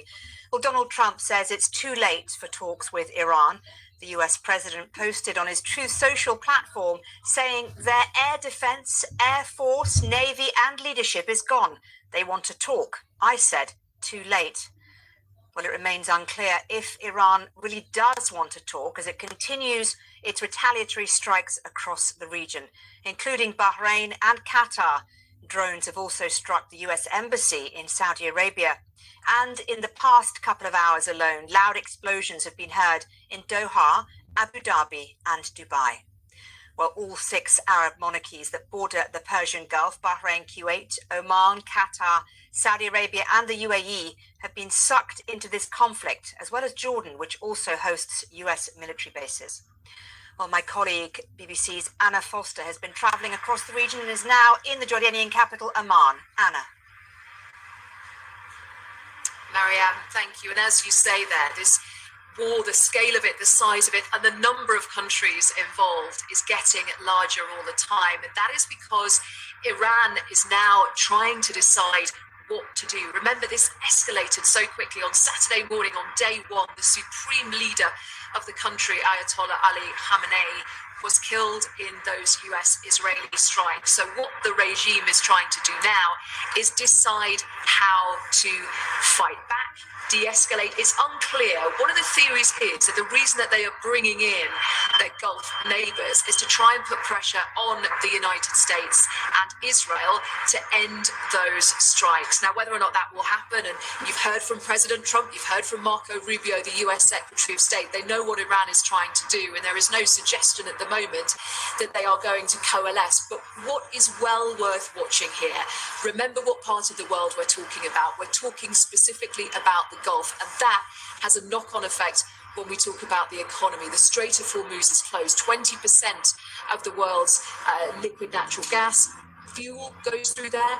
And when the US president, some analysts say, sees that voters are paying more to fill up their cars and the US midterms are on the way in a few months' time, that might be the thing, a huge economic shockwave that moves around the world. That might be the thing that changes the strategic direction that the US and Israel are moving in at the moment. But right now, we see, as you were saying, no let-up in the strikes. We've seen more Iranian strikes on Israel today and also on Lebanon as well. Hezbollah decided to send rockets and drones towards Israel to avenge, they said, the killing of the supreme leader.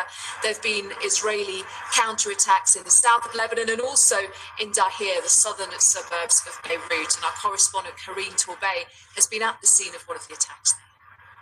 This is the site of an Israeli attack that was launched on the first day of the Israeli military campaign against what Israel says are Hezbollah targets following the launch by Hezbollah of rockets towards Israel. You can see the destruction is massive. It is thought that a precision rocket was launched from the sea and targeted the 5th floor of this building in what seems to be the targeting of what Israel says is a leader and a prominent leader in Hezbollah.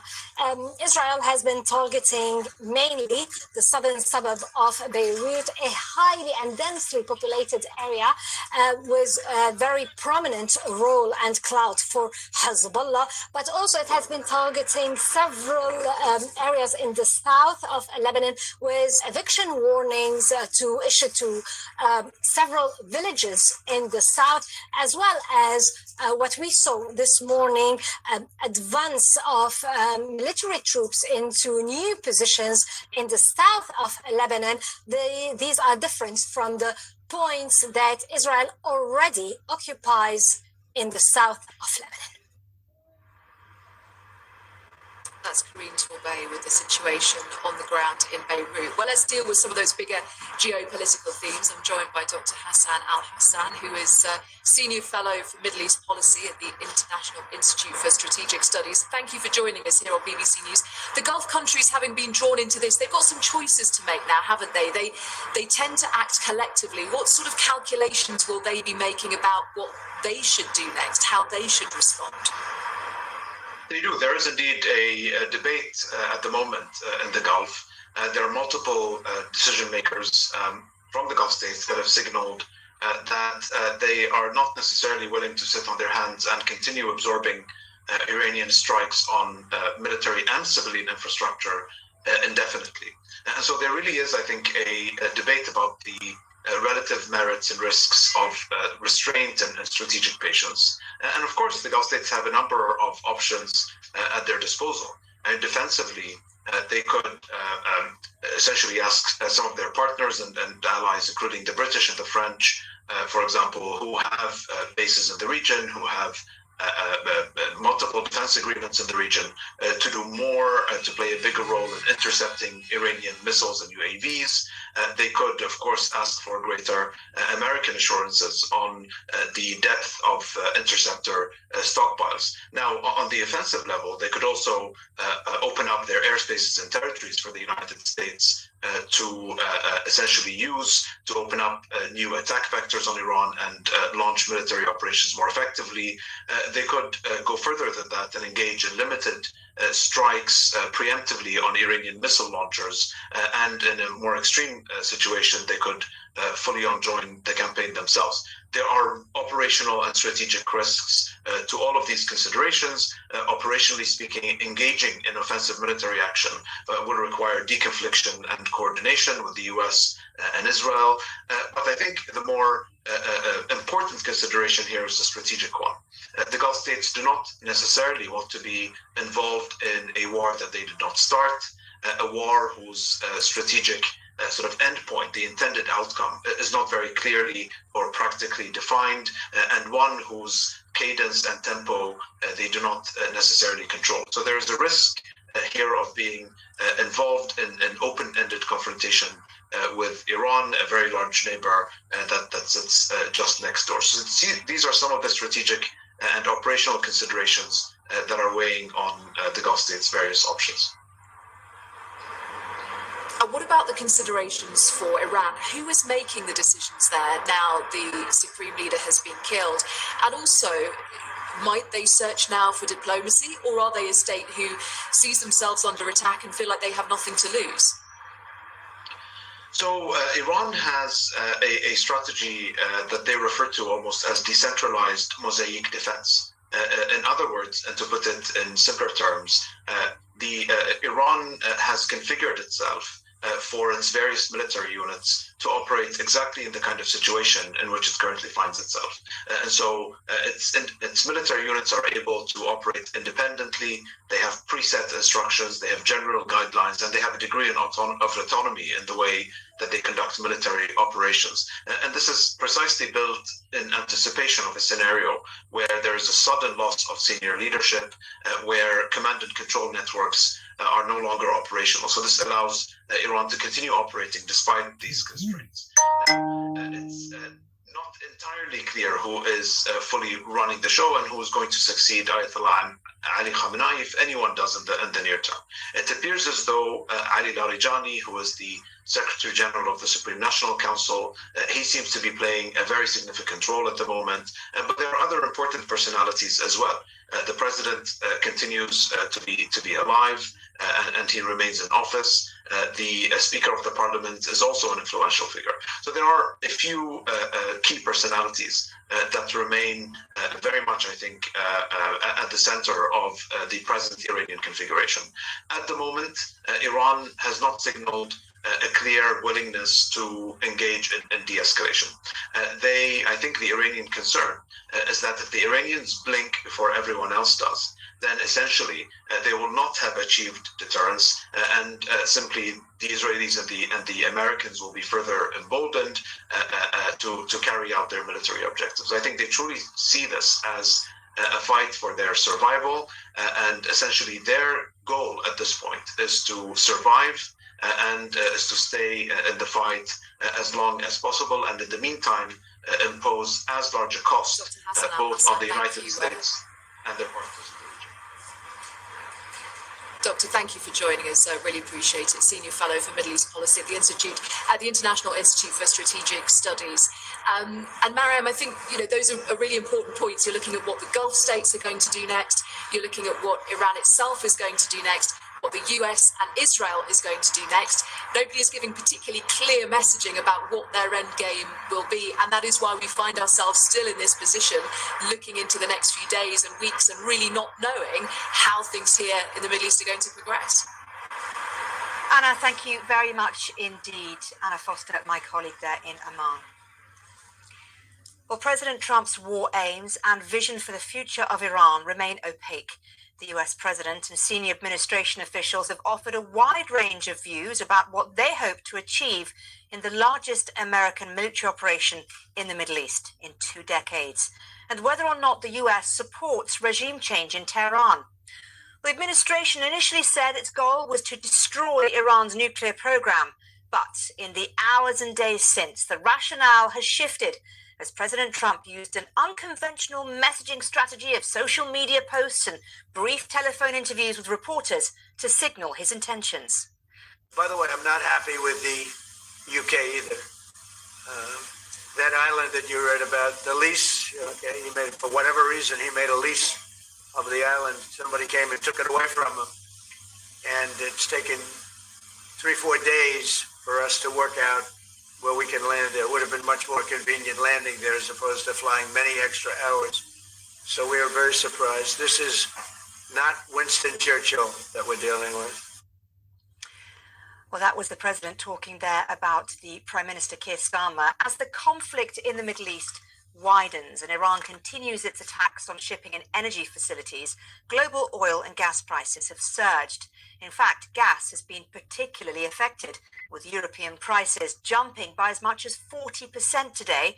Meanwhile, oil prices soared around 8%, their highest since July 2024. Well, let's get more now from David Fife, Chief Economist at Argus Media, a specialist news agency focusing on energy market information, and just talk us through how big a shock this has been for the gas and oil markets.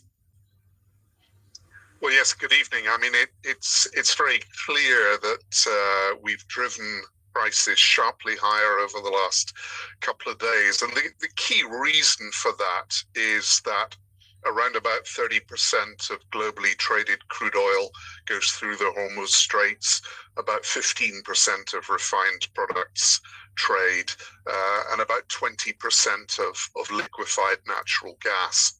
So the fear is that if we have a prolonged closure of the Hormuz Straits, or if the military action actually takes out some energy infrastructure in the region, then both oil and gas markets confront the possibility, the very real possibility of shortages. But of course, timing and how long both the blockage of the straits and the military activity, that's really going to determine how durable these price increases actually are. And President Trump has said, hasn't he, that this is only temporary. Once everything's over, things will go back to normal. Is he correct?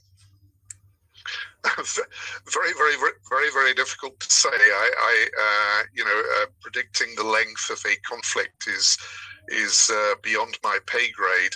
But that's the crucial factor. I mean, if this is, as he says, has a duration of several weeks, then probably some of the inflationary impacts will be relatively limited. But if this extends to a month or more, then the ripple effect of this on the global economy could be very significant. Who's buying Iranian oil right now, and how will it affect those countries? Well, because of sanctions, and particularly sanctions that have been in place since the first Trump administration on Iran, sales have largely been confined to independent refiners within China. But what we're looking at here is the broader impact of potentially supplies of natural gas out of Qatar and crude oil from places like Iraq and Saudi Arabia and Kuwait being trapped within the Middle East Gulf because of the blockade of the Hormuz Straits. So it's less about Iranian crude exports per se and much more about the broader regional supply picture. Okay, David Fife, great to talk to you. Thank you so much. Thank you. Well, meanwhile, the travel disruption being caused by what is happening in the Middle East continues. A handful of flights are bringing stranded British nationals back to the UK today, but the majority of departures from the Middle East remain cancelled. One travel consultant said the backlog could take weeks to clear. Well, earlier we spoke to stranded holidaymakers Jack and Catherine Ferrari, who flew to Dubai for their honeymoon. They told us about their current situation. So we flew out here for our honeymoon / baby moon. We thought it was a really safe place to come. Everyone always talks about how safe Dubai is. And then we're staying at the Fairmont. So we're the hotel that actually got hit by the falling debris. We luckily left the hotel just before. We went to a spa maybe 50 meters down the road. And then as we finished at the spa, we came out the doors and saw this falling debris falling from the sky. We didn't know what it was, but there was this huge boom. The ground underneath us shuddered. It was the loudest thing I've ever heard. And just complete confusion from both of us and bewilderment of what happened. So we ran straight back into the spa and everyone in there was crying. And we were just very confused what to do.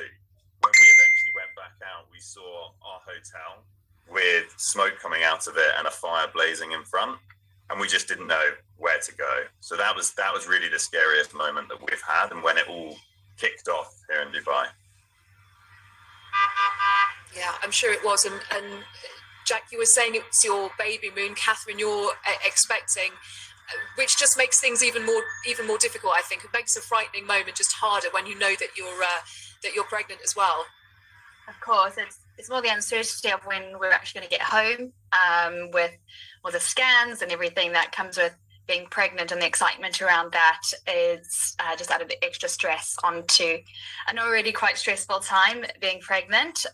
So hopefully we can get out soon, get on a flight. However, we haven't heard anything from Emirates or BA, but I know that Dubai and the UAE have been incredible with all the response that they've given. So we feel somewhat relaxed in that respect. Yeah, I would like to add that you're still staying in the same hotel. We are staying in the same hotel. Yeah. So after the blast happened, we didn't immediately come back to the hotel. We hid in an underground car park of one of the hotels. We hid down there for 2 hours. And then I phoned the Fairmont. They said everything's under control, but don't come back yet because the building's still on fire. And then eventually, after a while, we wandered back to the hotel, and they did have everything under control. They'd put the flames out, but everyone wasn't staying in their rooms anymore. Everyone had gone down to the basement, and eventually we ended up sleeping in the basement that night because we were too worried about other missiles. And we slept on sun loungers in the basement with all the other guests. And then the following evening, some of the guests came back up to the rooms, and we came back up to the rooms the following evening. And I think the only reason we were confident to do that was because of the response from the UAE government and the Air Force here. They've been shooting pretty much every missile out of the sky. Although it's a very loud explosion every time, and it's really scary, it really feels like they've got it fairly under control in terms of their defenses here. And we were talking a little about the flights there. Your flight home obviously cancelled, and a lot of people I've been speaking to in Dubai are saying that they are rolling cancellation. So we've only got about 30 seconds or so, but you're hoping to be able to get home fairly soon. Do you have a flight, a date actually penciled in at the moment? So we have a flight with Emirates tomorrow. We went ahead and booked another one, but our original BA flight for Friday has been pushed back to Monday. So we're unsure what to do and which flight to take, but at the moment we haven't heard a single thing from Emirates, so it's unlikely it will go ahead. Yeah, we're pretty confident it's going to get cancelled, and then we'll just keep rebooking until we get onto one. And we've got lots of friends out here as well, and colleagues out here visiting at the same time. They're all struggling to get flights too. So we're seeing them every day. Everything's reopened here in Dubai. So, our friends Ivo, Dawn, lots of my colleagues, they're out here. And we're going to keep trying to rebook with them until we can get back.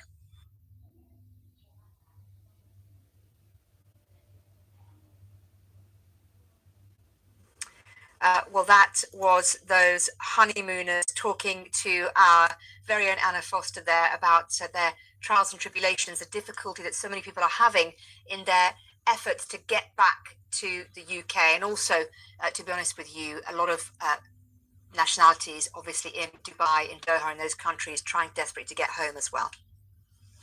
Now, to explore the Trump administration's strategic aims, let's cross live now and speak to Michael Doran, who's Senior Fellow at the Hudson Institute in New York and former Senior Advisor in the US State Department. Michael, it's good to talk to you. Thanks for joining us. I want to kind of zone in on US aims, because there are some mixed messages being put out there, aren't there?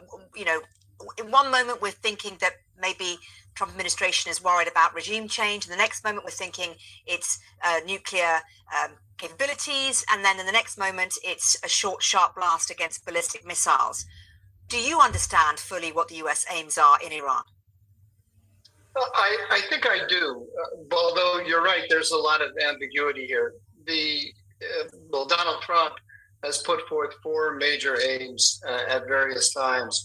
One is no nuclear weapons program. The second is no ballistic missiles program or a curtailed ballistic missiles program. The third is no support for proxies. And the fourth is freedom for the Iranian people.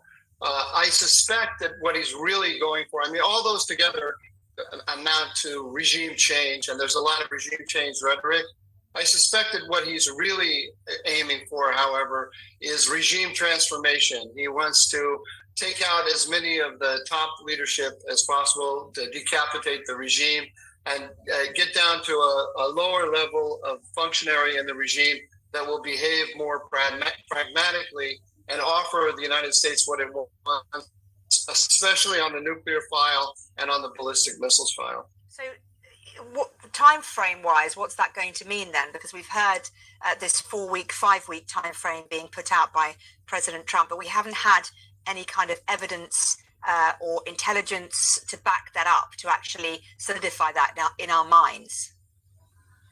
Well, there too, he's also keeping it all close to his chest and make sure that he's the one who decides when to end this. The Iranians have a strategy to wait him out. I don't know that it's going to be successful, but their goal is simply regime survival, and they're trying to raise the cost to him diplomatically, economically, politically at home. They're also trying to force the United States and all its allies to burn through as many interceptors as possible by sending off as many ballistic missiles as possible.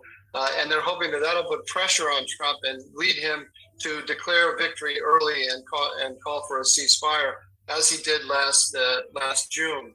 At some point, he's going to have to decide whether enough damage has been done to Iran to make it flexible enough to get the kind of deal that he wants. But none of us can predict. A lot of that depends on how much pressure he's feeling, how much pressure the Iranians are feeling, and what messages they're sending him behind the scenes. And also, of course, how the Arab and Gulf states are feeling, because they are obviously taking hits. We've just heard in the last couple of hours of explosions in Doha, in Dubai, and Abu Dhabi.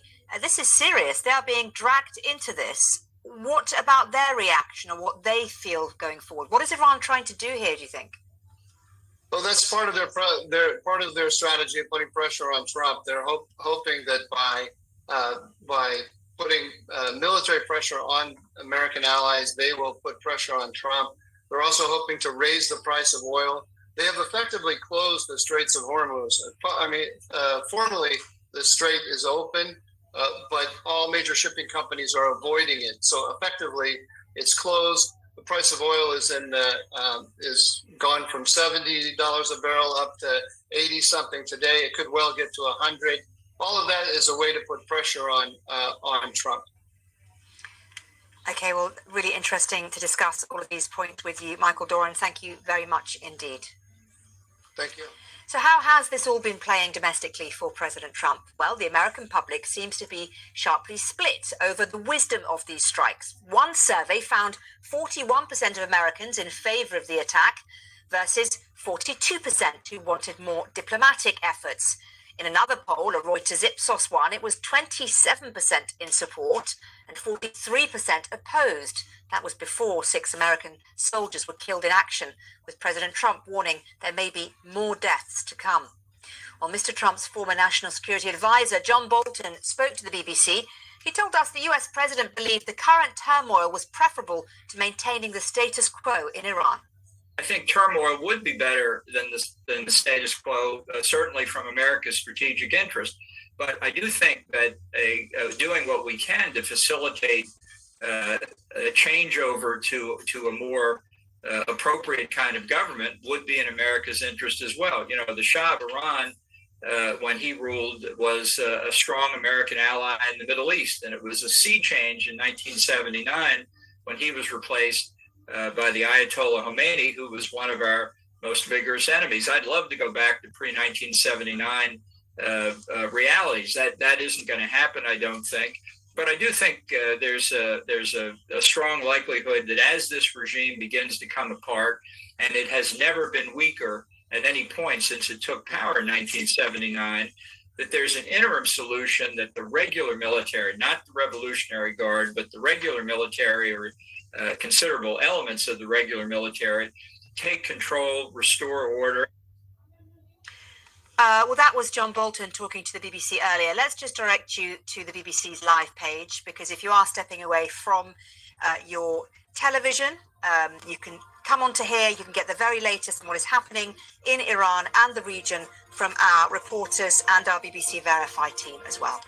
But for those of you who are watching, do stay with us here on BBC News, because I'm back at the top of the hour with the headlines. Bye-bye for now.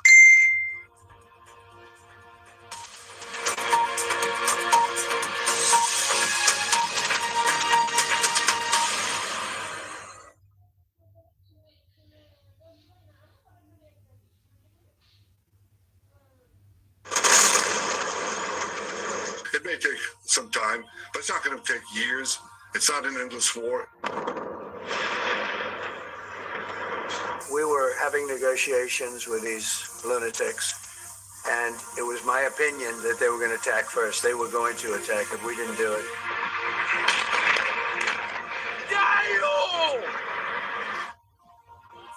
I guess the worst case would be we do this and then somebody takes over who's as bad as the previous person, right? That could happen. The hardest hits are yet to come. The use of British bases is limited to the agreed defensive purposes. This is not Winston Churchill that we're dealing with. We're asking all British citizens in the region to register their presence so we can provide the best possible support. Yeah, it's a huge sense of relief to be back. Yeah, it was kind of nerve-wracking. You didn't really know what to expect.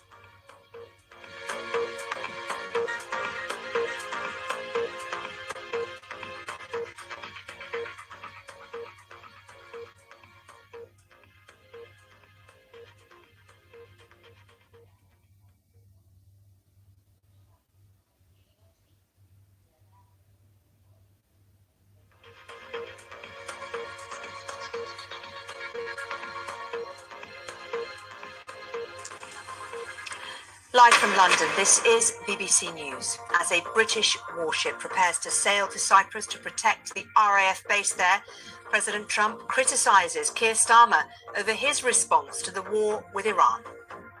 By the way, I'm not happy with the UK either. This is not Winston Churchill that we're dealing with. Israel attacks Tehran and Beirut as the conflict across the Middle East escalates.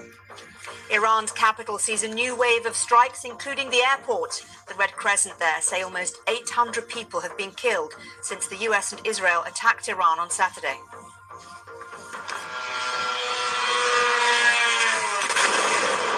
Meanwhile, Iran continues to retaliate as explosions are heard across the Middle East. Oil and gas prices continue to surge and stock markets slump following attacks on energy infrastructure across the region.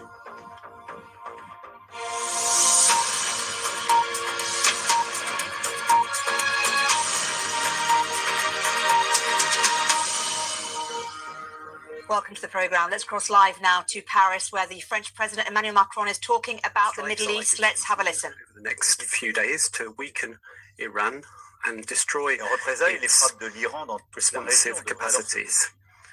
Iran's response across the region is likely to continue as well. In this context, alongside Germany and the UK, we have stated clearly that a rapid resolution of this conflict is very desirable, and that this can take place only through the resumption of diplomatic negotiations. My wish for the Iranian people is that it will be able to make its own decision as to its fate. Faced with the extending conflict, whose duration is unknown, our responsibility is to act to protect our country, to ensure the security of our compatriots and defend our national interests.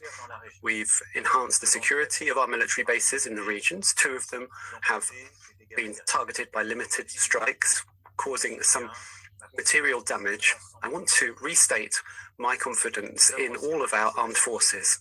We've also enhanced the security of our embassies and our interests in the relevant countries. I am paying particular attention to this point.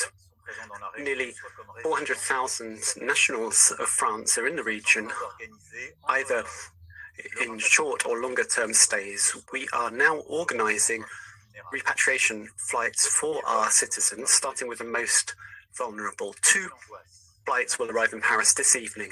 I know how anxious people are, and I want to take this opportunity to state that all of our teams are fully engaged in the countries and in Paris to organize the evacuations under the best conditions. You will continue to be informed in real time of the progress. We also are paying attention to security within France. At my request, the government has enhanced its Sentinel military protection program and its particular focus on protecting people in the most vulnerable situations.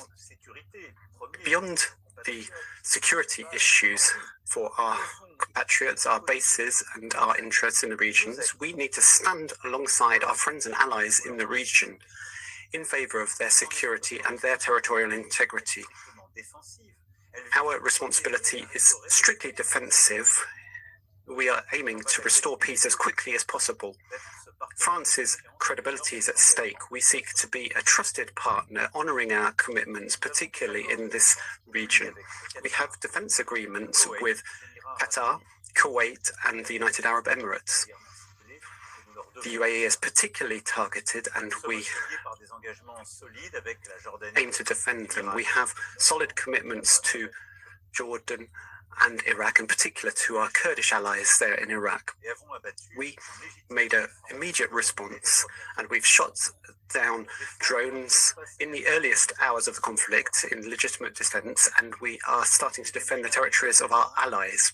In addition to the assets that are already present, our Rafale aircraft, air defense systems and radar systems have been deployed over the last few hours, and we're going to continue this effort as much as is needed.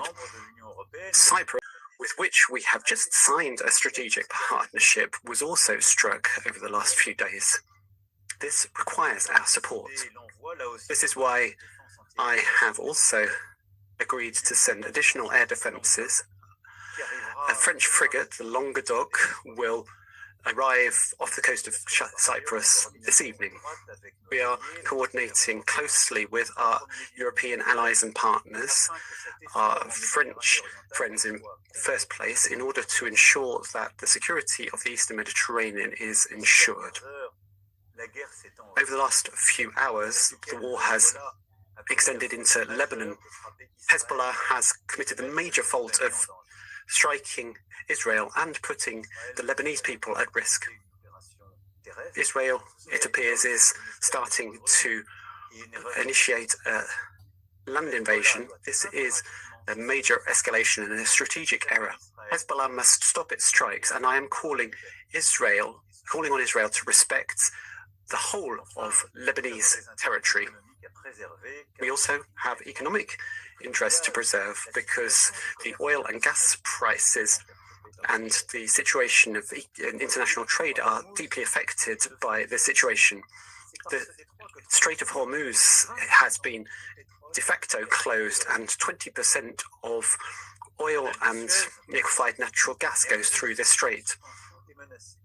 The Suez Canal and the Red Sea are also under tension and threatened. We have taken the initiative to build a coalition to bring together assets, including military assets, in order to secure traffic on these essential shipping lanes, essential for world trade. We did that a few months ago in the Red Sea, and it's what we are going to need to do again in that region.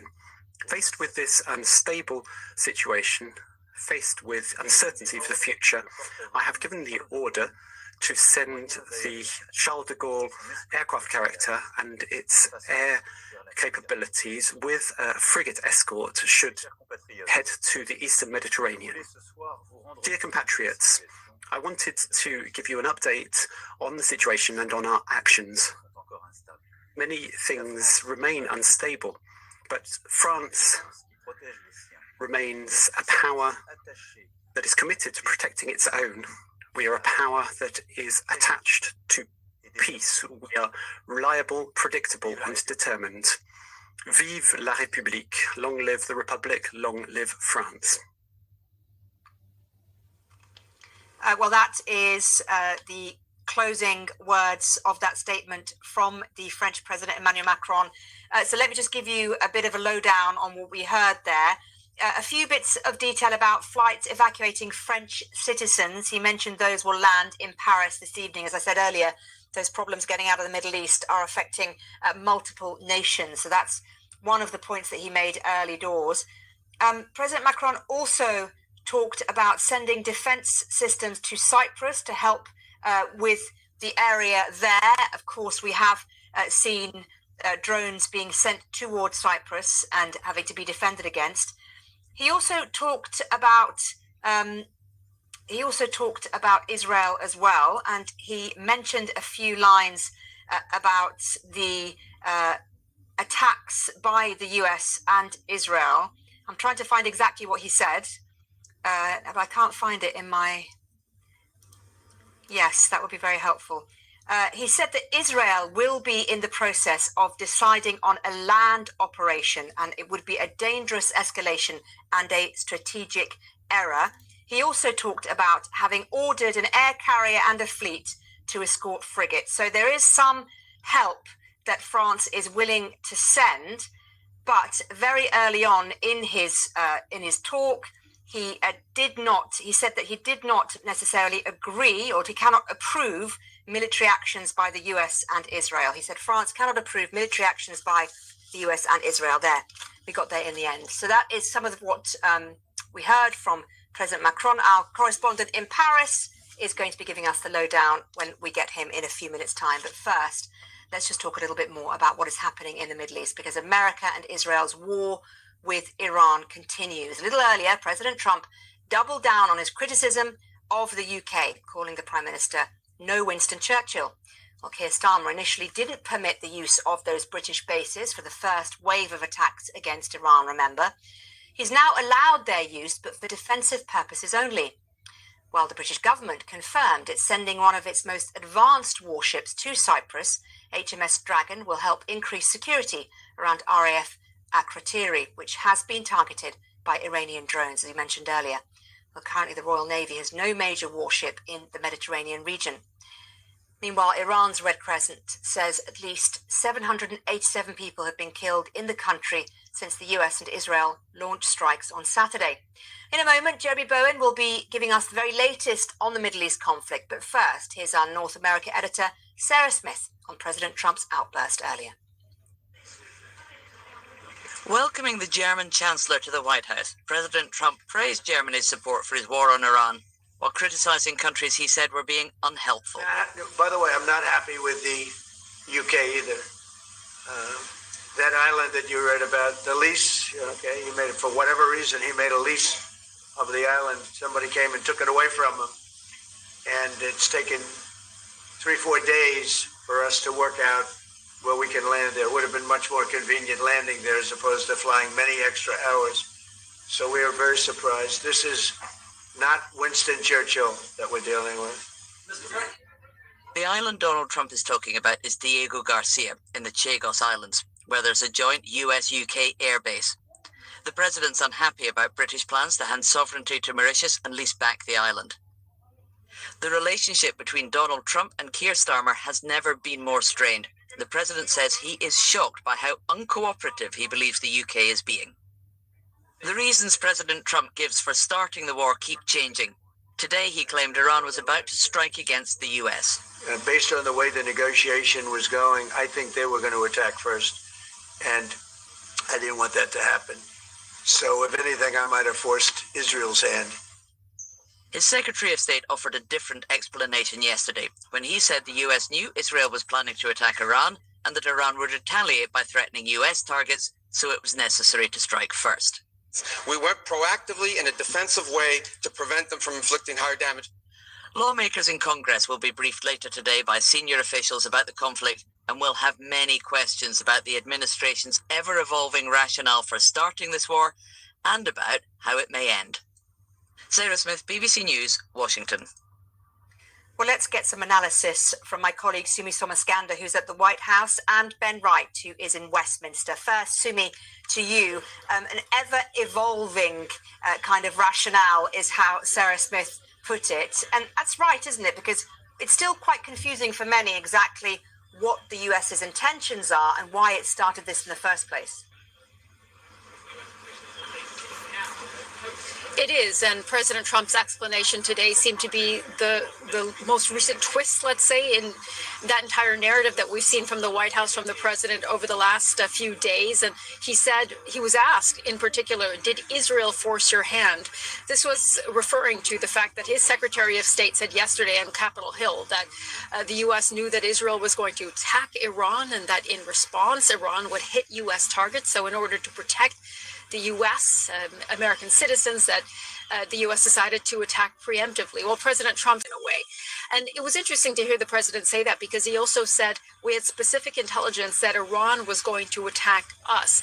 That will be something, Mariam, I have to say that the president will be pressed on, that his administration will be pressed on, because until now, we've heard from a number of lawmakers who sit in the intelligence committees in both the House of Representatives and in the Senate as well, who have said they have not seen that intelligence.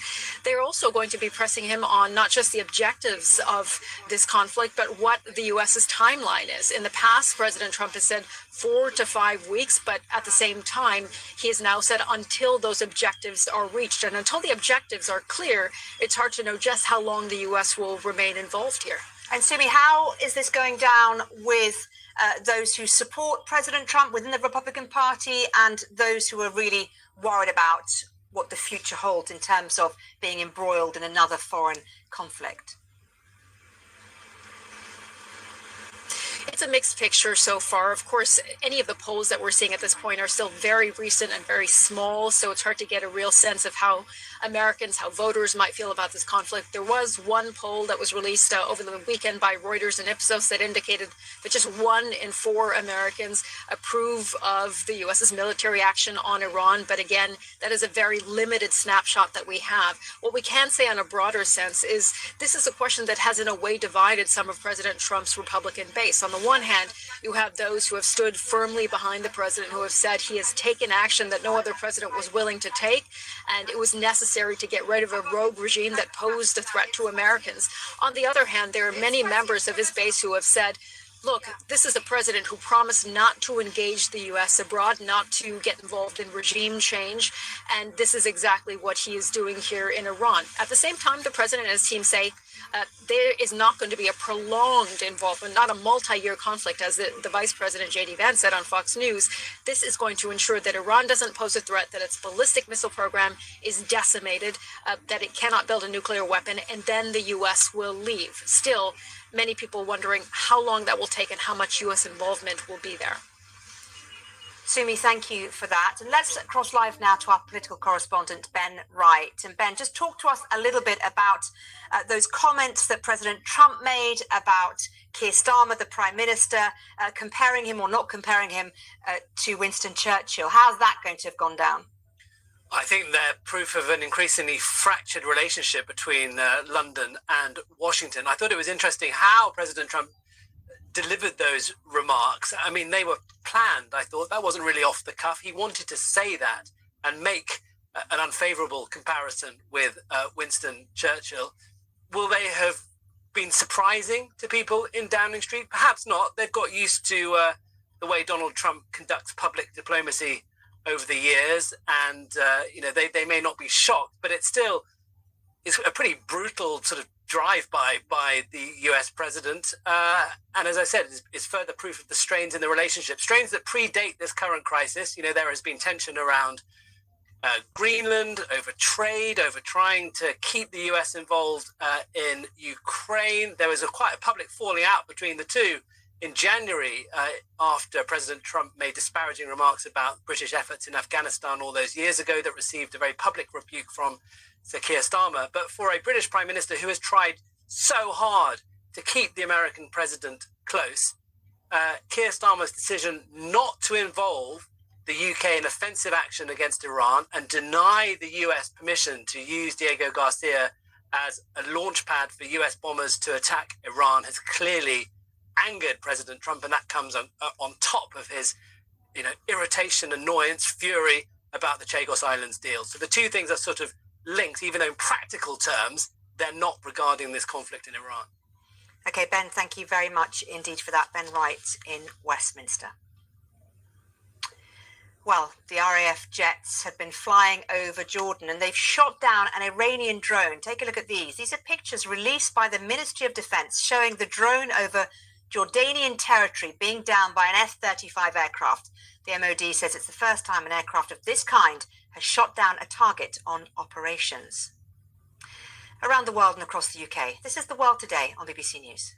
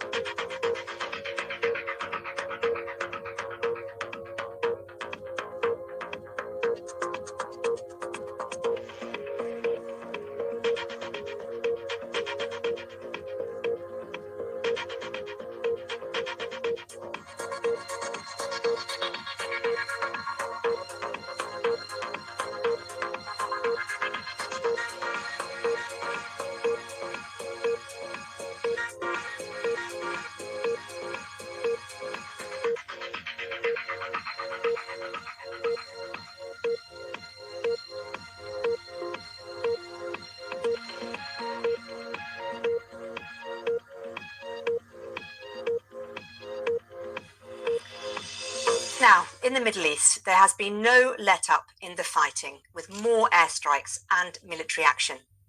In fact, Israel continues to hit targets across Iran. Those targets include the leadership compound and other government buildings in the capital.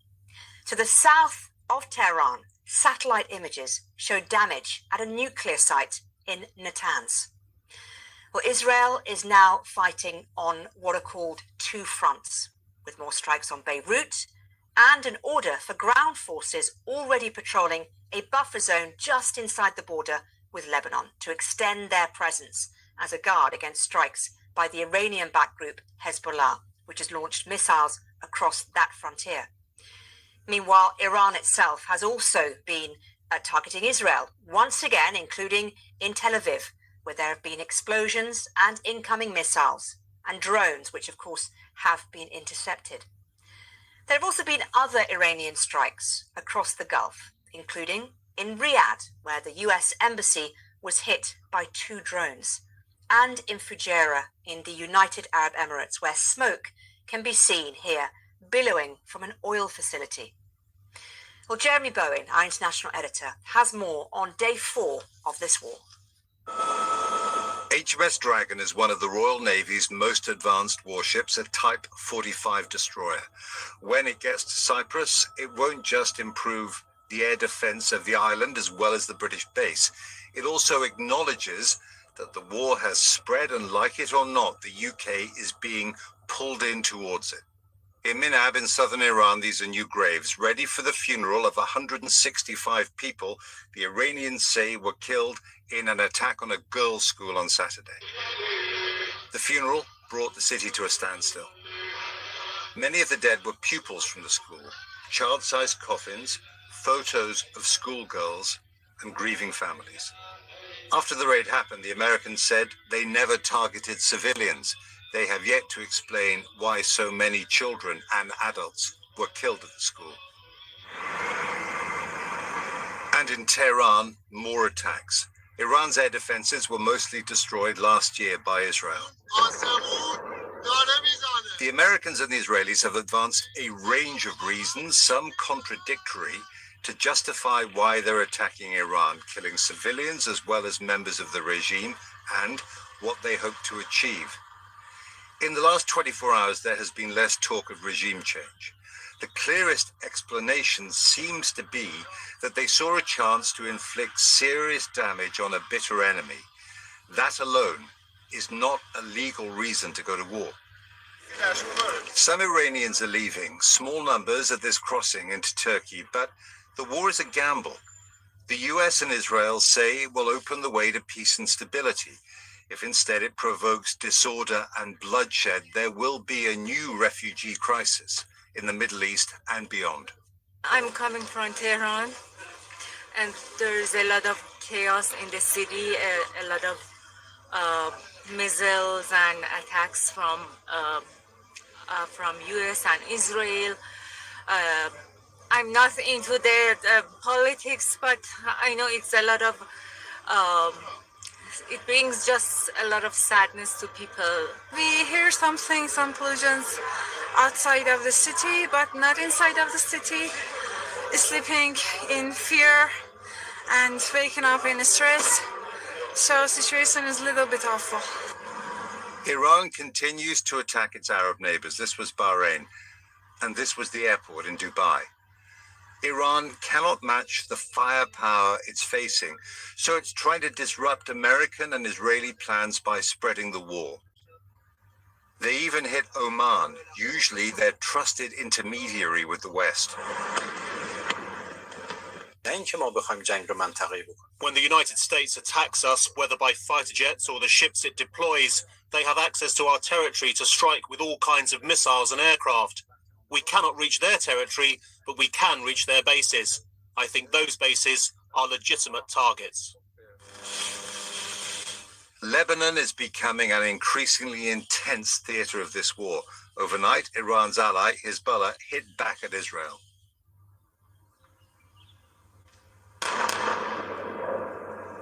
And during the day, Israel has launched a series of air attacks on the southern suburbs of Beirut, a stronghold of Hezbollah. Israel has made a series of threats, not for the first time, to finish off Hezbollah once and for all. Lebanon and its long-suffering citizens have been dragged into another war that most people in their battered country do not want. Further south, close to the border with Israel, Tyre is under heavy fire. Israel has already told citizens in dozens of villages near the city in southern Lebanon to get out of their homes, a sign they have plans for a big military push. In Israel, the Prime Minister and the military top brass visited troops at an air base, filmed by the Israeli military who blurred their faces, and Mr. Netanyahu issued another warning. Our pilots are over the skies of Iran and Tehran, as well as over the skies of Lebanon. Hezbollah made a very grave mistake when it attacked us. The IDF has mobilized reservists and is moving forces up to the border. In 4 days, the war has spread to Gulf Arab countries and now to Lebanon. War moves fast in the Middle East because it's the world's most turbulent region and now even more dangerous. Jeremy Bowen, BBC News. One more on this continuing story after this short break on BBC News. Stay with us.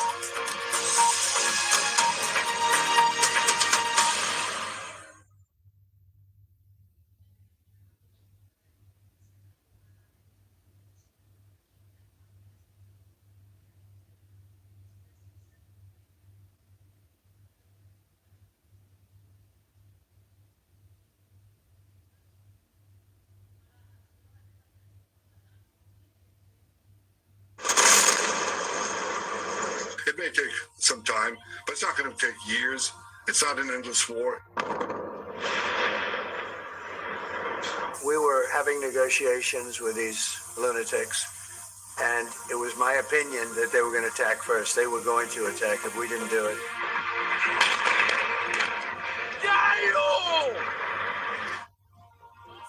I guess the worst case would be we do this and then somebody takes over who's as bad as the previous person, right? That could happen. The hardest hits are yet to come. The use of British bases is limited to the agreed defensive purposes. This is not Winston Churchill that we're dealing with. We're asking all British citizens in the region to register their presence so we can provide the best possible support. Yeah, it's a huge sense of relief to be back. Yeah, it was kind of nerve-wracking. You didn't really know what to expect.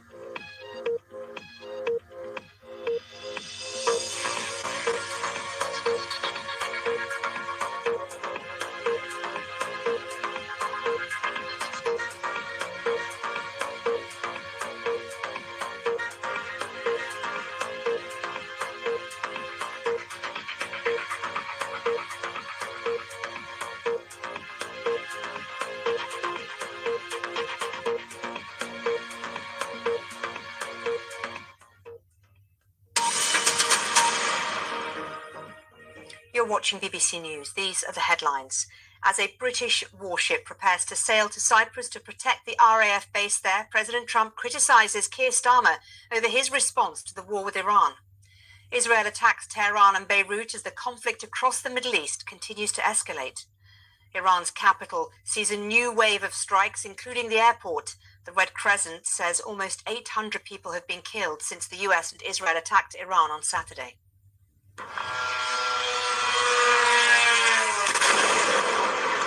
Meanwhile, Iran continues to retaliate as explosions are heard across the Middle East tonight. Well, Iran says it will appoint a new supreme leader swiftly after its top leadership was decapitated in the US-Israeli strikes over the weekend. A traditional leadership council has been formed to run the country temporarily, consisting of President Masoud Pezeshkian, Judiciary Chief Gholam Hossein Mohseni Ejei, and senior cleric Ali Reza Arafi. Well, the formal selection is decided by 88 senior clerics, known as the Assembly of Experts. Under the country's constitution, these clerics must select the new supreme leader as soon as possible. But this may prove difficult while the country is under attack.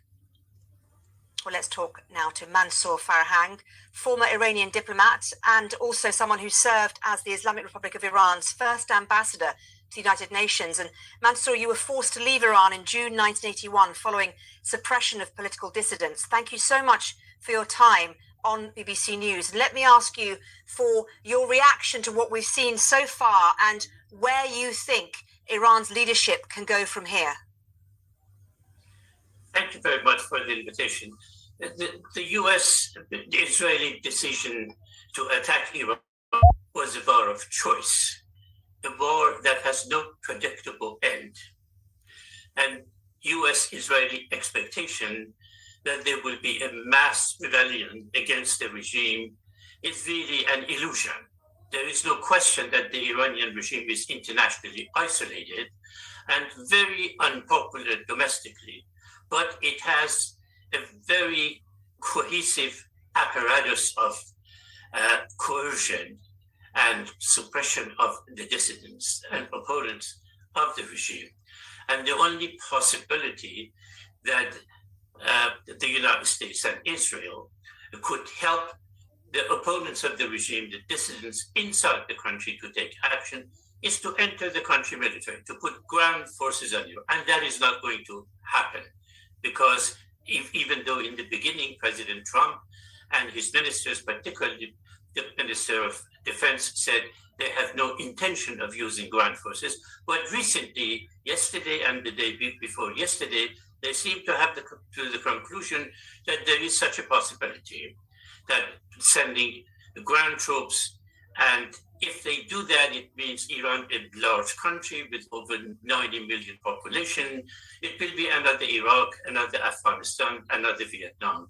So I think it has become a domestic issue in the United States as well as in Iran. On the other hand, the Iranians thought by expanding the war and making it a regional war, it will actually prevent, it will be a negative impact on both Israel and the United States, given the fact that the United States, particularly President Trump, has extensive economic and security interests in the Arab states of the Persian Gulf, but they turned out to be, all of these countries in the Persian Gulf region were opposed to the war.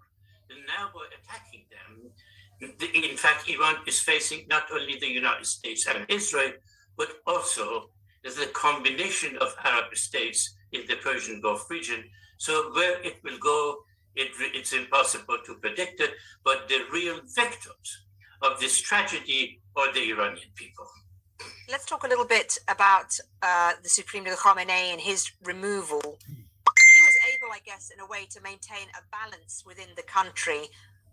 Where does it go without him? Or do you think this is a question of cutting off one head and another one just pops up and it's business as usual? I think there is no question. After Ayatollah Khamenei, there will be a change within the regime, but that regime change itself.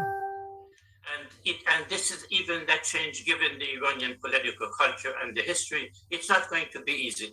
For the past 40 years, Ayatollah Khamenei has been the uncontested leader, and he was from the very beginning of the revolution interested in revolutionary guards and the coercive apparatus of the state. And he appointed all leaders of not only the revolutionary guards, but also the military, even though the military is not, it is not at least recognized or at least described as an apparatus, it only interested in defending the critics and opponents of the regime, but the leaders, all the old the pre-revolutionary officers were all fired, and the new ones have been appointed by Khamenei. The idea that another person could replace Khamenei and have the same kind of uncontested power is a very big question, given the Iranian political culture, yes, that reaching that point historically has been very rare. If Khomeini did it, if Reza Shah did it, to some extent the Shah did it, it's very doubtful, particularly when Khomeini came, the revolution was still enjoyed popularity in the country, and the clerical class had a significant social base. Today, that is dramatically changed. Probably an exaggeration to say that Iran has become the most anti-Shi'i regime, anti-Shi'i religious regime in the Islamic world. And Khomeini's replacement is not going to have the kind of power that he had. Okay, Mansour Farhang, it's been so interesting. Thank you so much for taking the time to speak to us. Well, President Trump has doubled down on his criticism of the UK and Keir Starmer as the US continues against its attacks. Iran has retaliated with attacks against Bahrain and Qatar and drones which have struck the US Embassy in Saudi Arabia. In the past few hours alone, loud explosions have been heard in Doha, Abu Dhabi, and Dubai. All 6 Arab monarchies that border the Persian Gulf have been sucked into the conflict, as well as Jordan, which also hosts US military bases. Meanwhile, Israel's continued to carry out airstrikes on the Lebanese capital Beirut and has warned thousands of people that at least 30 villages to leave their homes. Well, let's cross live now and speak to our correspondent Hugo Bachega, who's in Tel Aviv. Hugo, what more do we know about what Israel has been doing today and its consequences? Yeah, Mariam. So we know that the Israeli military has continued to carry out attacks across Iran, and one of the targets hit today in the capital, Tehran, was the building of the Assembly of Experts, which is the group of clerics that will select the new supreme leader. And an Israeli official justified this attack, saying that this group represents the machine of the regime. So therefore, the idea of attacking this building was to disrupt the ability of the regime to keep working. So the Israelis confirming that this attack took place earlier today. And what we've seen so far today is that Lebanon has become another front for the Israeli military. We've seen that there have been more airstrikes in Beirut, southern suburbs, which is a stronghold of Hezbollah, also in the south of the country, where the Israeli military says more soldiers will now be sent to this expanded ground incursion of the country, ground invasion of southern Lebanon. So I think the indication here by the Israeli authorities is that this is likely to be a prolonged conflict in Lebanon. And I think the idea here is to essentially finish the job. The Israelis have been saying that Hezbollah has been trying to rebuild its military capabilities. And I think the opportunity here for the Israeli military is to really downgrade Hezbollah even further after the devastating war back in 2024 and put Hezbollah in a situation where it will have to accept disarmament. Well, that is at least the idea in Israel. And at the same time, the indications that we're getting from Israeli authorities, including the Israeli Prime Minister Benjamin Netanyahu, is that the campaign in Iran is also expected to be a prolonged offensive. And there they are indicating that the goal is regime change, to, in their words, create the situation for the Iranian population to rise up and overthrow the government, even though we're not seeing any indication that this is likely to happen. There hasn't been any kind of indication of domestic unrest. So, so far, no indications that this is likely to happen. Hugo, thank you. Well, France is sending its only aircraft carrier, the Charles de Gaulle, to the eastern Mediterranean in response to the crisis. President Macron made the announcement in a short address to the nation. Let's get the details from our Paris correspondent, Hugh Schofield. Hugh, what more did he say? Well, this is a classic French presidential activity at the time of crisis. The address to the nation to reassure the nation, to reassure them that he's doing what he can and that the nation is playing its part in what's unfolding. Of course, he's not part of the conflict himself. France isn't, but he wanted to make sure that the French understood that the country is following what's happening there and doing its best to protect its interests. Its interests are also those of its allies, and France has defense arrangements with 3 countries in the Gulf. That's Kuwait, UAE, and Qatar. And so what Macron was saying is that France will send out the Charles de Gaulle to the aircraft carrier out the Atlantic, out to the eastern Mediterranean, perhaps into the Gulf, presumably to help defend shipping, presumably to help in the effort to combat drone and missile attacks on French allies in the area. He also said that France is sending a frigate to Cyprus alongside the British ship, presumably, which is heading there, again, as part of the effort to defend Cyprus, a fellow EU member, of course, which was hit, or at least the RAF sovereign base there was targeted by Iranian missiles. Apart from that, he was talking also about the domestic situation and about how there is evidently a growing threat of terrorism that is assumed, and we know it to be the case that the intelligence services are very much on the alert, and so he announced the reinforcement of the standing deployment of troops in the French cities against that threat. And also the French president saying that the US and Israel acted outside international law in the Iran strikes. Yes, I mean, he's striking a very careful balance there. He repeated what has been said. I mean, remember that he and Starmer and Merz have been coordinating since the start of all this, negotiating a line. They're not party to the conflict, but they are actively not involved, but being drawn into it, and need to have a position, a common position.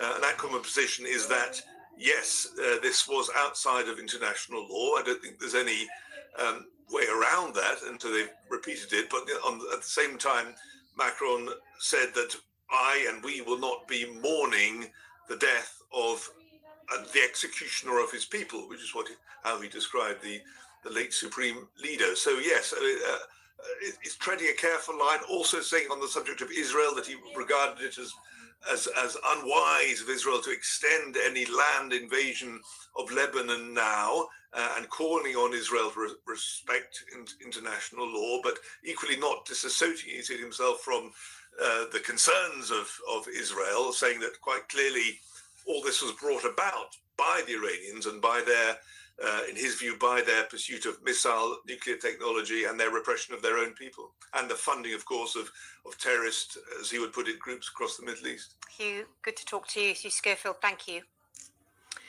Right, well, let's take a short break now. Around the world and across the UK, this is BBC News.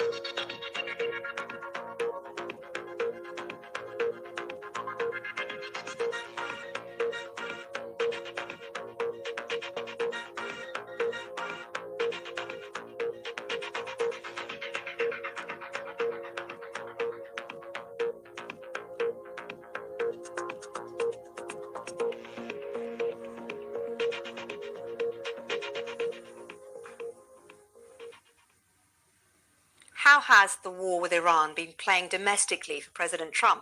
Well, the American public seems to be sharply split over the wisdom of these strikes. One survey found 41% of Americans in favor of the attack versus 42% who wanted more diplomatic efforts.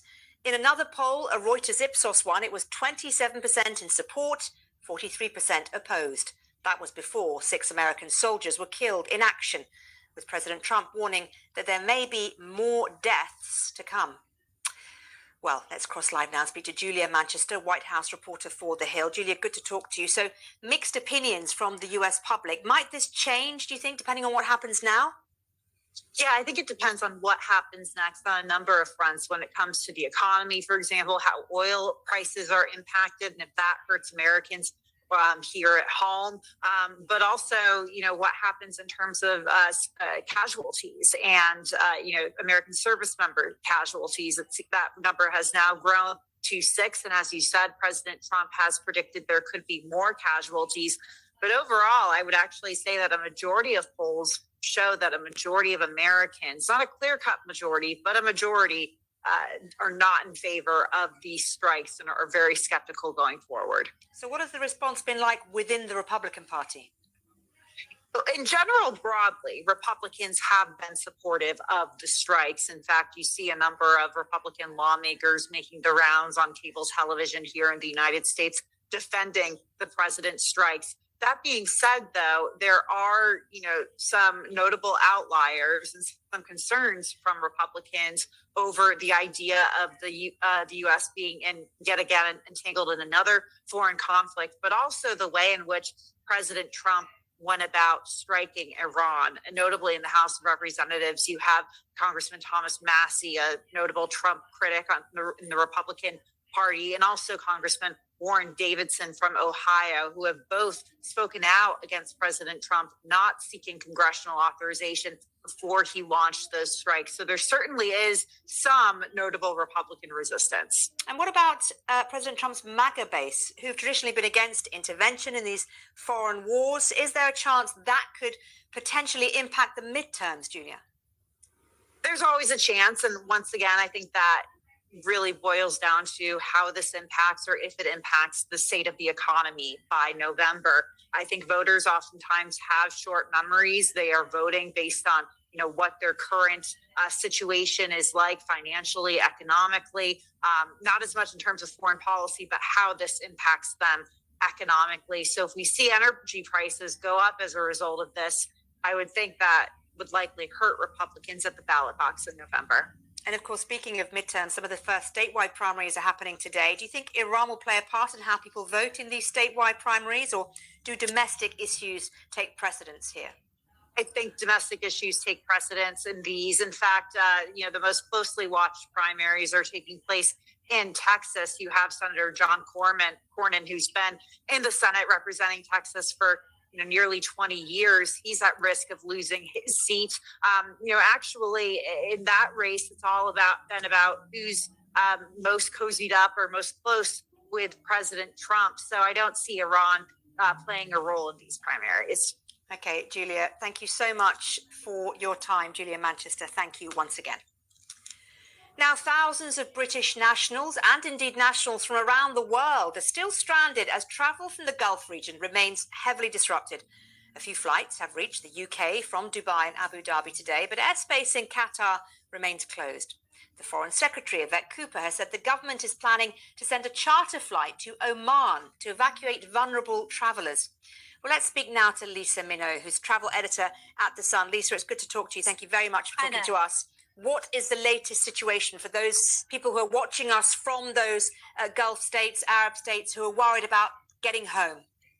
Well, American بعلم يقاوم والله كيتون كوفنا سي نعنا إيران يترخخ بالنانيا كيتون كوفنا تنكفنا نمنتايو قام هوي نمسيلك زي ما راحنا إسرائيل لك حتى كستاي نيكلور كيسترحها نيكلور زحازة سب أي دفرن راشاد أدحموه مش كل أوروبا توقي أحتى عيننا دار أنا جرمان كلها عد إنجليز أو عادي أحتوتها لا حبيلوا نمنتاي حيال سلازخوني زحر انتاي سلازخوني نيكلور سلازخوني وصلا بياسني سلامن the where was it important نتي شيء عم قتاسني سلامن تاين يغلوشي كموديلين نما نتي على طاسني سلامن تاي become important قتنش سلامن تاي قتل ودلي نمن قتلوا ما إسرائيل فجر قبروه هو سمتايسي نتي على طاولة سقير قتلوا منع سمتايسي كل كذا قام ولا ما راح تكون نيرو أخيبا كوي نيرو أب أخيبا نتطلع حتى إذا أب أخيبا كله تطيب بحالمتي وقتلوا ماما لتي بأخيبا كله كوي نعود قتلوا وسلم تاي مسيلك إيران من قست تحدقون نجار من قست تقتلوا كم زناي بعل تايب بحال شو هابن ليبيا من قست مستقتله فحفحيله خمزين نهبي نقص مصطفى انت خوت فحفحبله حج ساتم حسيبهم ما نبرهم انت حزبكن بريزيدنت كله السلع البريزيدنت امبر اللهم كانوا قتلوا ما تدخل حنتين بلد ان انت حزبكن ما راح هيمانوتهم قتلوا لتردي كله حجه كنت حزب فحفح دبل ወይ በቃ ሓራውፂኹም ናይ ልድሕጎዝ ጉህዩ ልበን እንዳሓረማይ እንትበኸያ ነረ ንሪኢኹም እንትኾንኩም 4 መዓልቲ ከኣኒ ሓዘን ኣውጆም ማለት እዩ ሕጂ ከምቲ ዝሓሰቡ ኣይኮነን እሶም ሓሲቦም ነበረ እሶም ዝተቐተለ ስመልኽ ነገረክ እዚ ያትላሕሲ ፕሬዚደንት ዲ ወላ መራሒ ሃይማኖት መራሒ ሃይማኖት እኮ ፕሬዚደንት እኮ ኣለዎም እዩ ፕሬዚደንት ኩሉ መራሕና ይተዓዲ ብኩሉ ኖ ፕሬዚደንት ኣለዎ ፕሬዚደንት ኣብ ትሕቲ ይሰርሕ ኣብ ትሕቲ ይሰርሕ ፕሬዚደንት ኣለዎ ሕጂ እሱ ምስ መፀ ፕሬዚደንት ኣሎ ቪቺ ፕሬዚደንት ካሎ ማለት እዩ ኣዎ ማሲ ፕሬዚደንት ላዕለዋይ ፕሬዚደንት እሱ እንድሕር ኮይኑ እሲ ፕሬዚደንት ድባል ሓራይ ትሕቲ ፕሬዚደንት ዘጋ ቪቺ ሚኒስተር ከምዚ ፕራይም ሚኒስተር ዝዓይነቱ ከምዚ ፕሬዚደንት ቪቺ ፕሬዚደንት ማለት እዩ ፕሬዚደንት ላዕለዋይ ኣሎ ዳሕራይ ቪቺ ፕሬዚደንት ኣሎ ሓቀይ ከምዚ ናይ ጥልያን ማለት እንዲ እዎ ከምዚ ናይ ዝዓዲ ማለት እዩ ኩለን በይኒ ከም ናይ ጥልያን ሕጂ ተሓሲቦም ነይሮም መሲልክ ፍፁም መራሒ እዩ ፍፁም መራሒ ንሕማ ውዳልካ ናይ ሃይማኖት ናይ ሙሉእ መራሒ እዩ ምሽ ናቶም ጥራሕ ከምዚ ፓቲካል እዩ ፓቲካል ናይ ጥልያን ርሕ ኣለኽ ናይ ኩሉ ኮተል ይኽምሽ ተረዳህ ክላ ዝያልዎ ወላ ነቶም ኣብ ኤርትራ ዘሎ እሱኻ ናይ ኩሎም ወላ ነቶም ኣብ ኤርትራ ዘሎ ፅናሕ እንደ ናይ ሺዓ ኮተሊኽን ከምዚ በቃ ሕጂ እኳ ከምዚ ሺዓን ሱናን እኳ ኮተሊኽን ጴንጤን ወይ ከዓ ኦርቶዶክስን ማለት እኳ ኣብ ኤርትራ ነው ሓንቲ ፍልል የብሉ ሕጂ ሲ ኣብ ዓለም ሙሉ ዘለዉ ናይ ሸዓስ መራሒኦም ማለት እዩ ያ እዚ ፓፓስ ናይ ቫቲካን ንዓለም ሙሉእ ካቶሊክ መራሒ ማለት እዩ ሰረዲክት እወ እሱ ከዓ ናታቶም መራሒ እዩ ናይ ዓለም ሙሉእ መራሒ ራሱ የስ ናታቶም ናይ ሸዓ ማለት እዩ ከምዚ ናይ ጳጳስ ናይ ኮተሊክ ማለት እዩ ሕጂ ኮተሊክን ክርስቲያንን ሓደ ይምሽ ብኢየሱስ እንዲኦም ዳኣምን ሓቀይዶ ግን ፍልል ኣለዎ እዋ ሕጂ እዚ ከዓኒ እዚ ከዓ ቁርብ ይፍልል እምበር እዚ ከዓ ብኣላህ ይዳኣምን ላኢላሃ ኢለላህ ይበል ተስላም ፍልል የምንፈልጦ ኮይና ናይ ሸዓን ናይ ስሙ እዋ ሕጂ ከምኡ እዩ ሕጂ እንታይ ያቆጥዕዎም ቶም ዓዲ መራሒ ሃይማኖቶም ስለ ዝኾነ ደስ ኣይበለቶም እዚኣ ሞር እንታይ ኮይኖ ንኣሜሪካ ፀልዮም እዚኦም ለውጢ ከምፅሉና ይኮኑ ኖ ነይሮም ብገንዘብ ደቃውሞማ ነይሩ መዓት ሚልዮን እኳ ማውፅኦም እኳ ዝኾን ዱዱ ገለ ምሽቀኒዮም ተጀመረት እኳ ናዕቢ እኳ ተጀሚሩ ቅድም የዱዱሎም ጎማን ሰልፊ ዝገብሩ ከዓ ሕጉሳት ኣለዉ ኣያተላ ኣብ ደገ ዝቕመጡ ኢረና ኣብላካሎ እኳ ሳቶም ብመላይን እኳ ኣለዉ እዮም ናይቶም ንጉስቲ ነበሩ ዓዲ ንግስነት እኳ ነይራ ቀደም ትፈልጥዋ ዲኹም ኤራ እሞ ናይ ንግስነት እኳ ነይራ ንዑ ገምፂሎም እዮም እኳ እዚኦም መፅኦም እዚኦም ድመፁ እኳ ከምዚ ብሰውራ ንሕና ንሃይለ ስላሴ ገምፂልና ንመንግስቲ ገምፂልና ዝመፃና እቲኦም ካልክዕኹም ገምፂሎሞም እዮም መፅኦም ሕጂ እቲኦም መን ድፈጠረቶም እያ መዓት ሚልዮናት ወፂዎም ኣብ ውሽጥን ኣብ ደገን ኮይኖም ንዑ ድቃወሙ እዮም ሕጂ ኣብቲ ውሽጢ ደሎ ሰብ ግን ይሓገዞምን ምስ መንግስቲ ጠጠው ኢሉ ኣጋጣሚ ኮይኑ ሕጂ ከመይ ይሓሲብዋ ነይሩ ዶናልድ ትራምፕ ከምዚኣ ናይ በኒ ዘላ ገይርዋ ድመፀ ከማ ብቐላላ ፒክ ገይሩ ደምፆም መሲሎም እዚኦም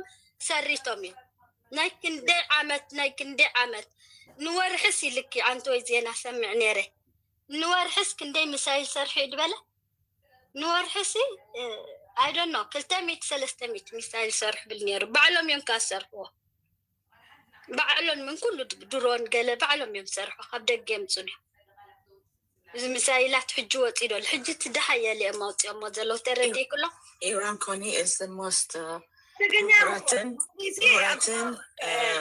ሰሪራ ሓፍተይ ሶሪ ጓልቲ ማዕረ እዚኣ ሓፀር እያ ዳሕና ጅሆን እንድሕር ሶምሲ ከምዚ ዓይነት ኣፅዋር ዝሰርሑ ኮይኖም ተረዲክ ግድን እዮም ክኸልዎም ምክንያቱ ኣብ ጥቃኦም ደላ ጎረቤት ናይ ዓለም ፀላኢቶም እያ ስለዚ እስራኤላውያን ህላውዮምን ገለመን ኩሉ ግድን እዮም ኣይትሰርሑን እዮም ክብልዎም እንታይ ደሊ ክዳ ዝዳ እዝማ እወማ በቃ ስምዕንዳ ዘወይልካይ ኮንካን እኳ ትትክሶ ኒክሎር መሐለው እኳ የብዲ ኮኖ እንተኮይኖም ዳቶም ካልኦት ዶ ይትክስዎ ዋ ሰም ዳሞ ሰም እንታይ ንባህል እዮም ቶለራንስ ኣለዎም በዓል እዚ ቶለራንስ ይብሎም ኖ ምሽ እዚኦም ዝኸይዱ እኳ እቲ ንኣሜሪካ እኳ ቴስት ገይርዎ እዩ እሳም ምሽ ምስ ኦባማ ከሎ ፅንሕ ማነ ንልዋመይ ከረዳእ ሓንሳብ ትዛረብ ኢኻ ፅንሕ ማዕረ ኦባማ ከሎ እኮ ተረዳዲኦም ኒክሎራን ይሰርሕኒና